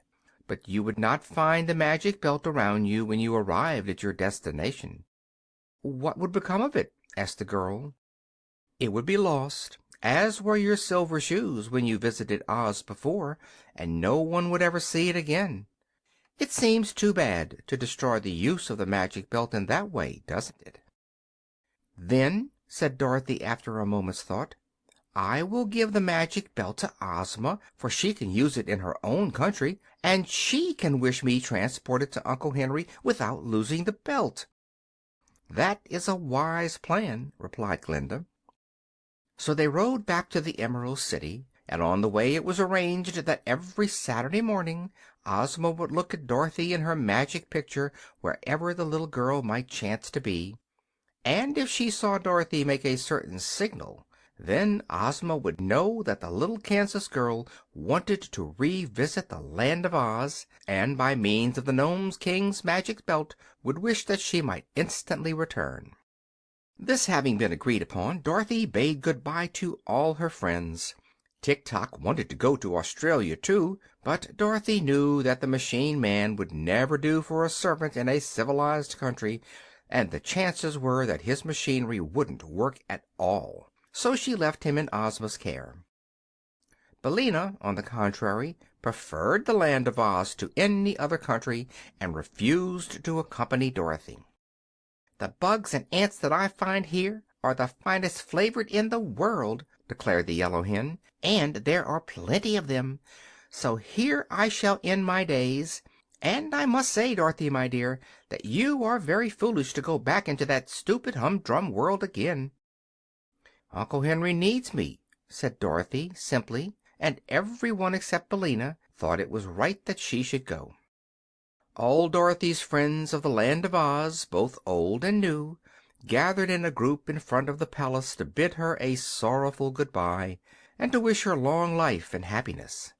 After much handshaking, Dorothy kissed Ozma once more, and then handed her the Nome King's magic belt, saying, "Now, dear Princess, when I wave my handkerchief, please wish me with Uncle Henry.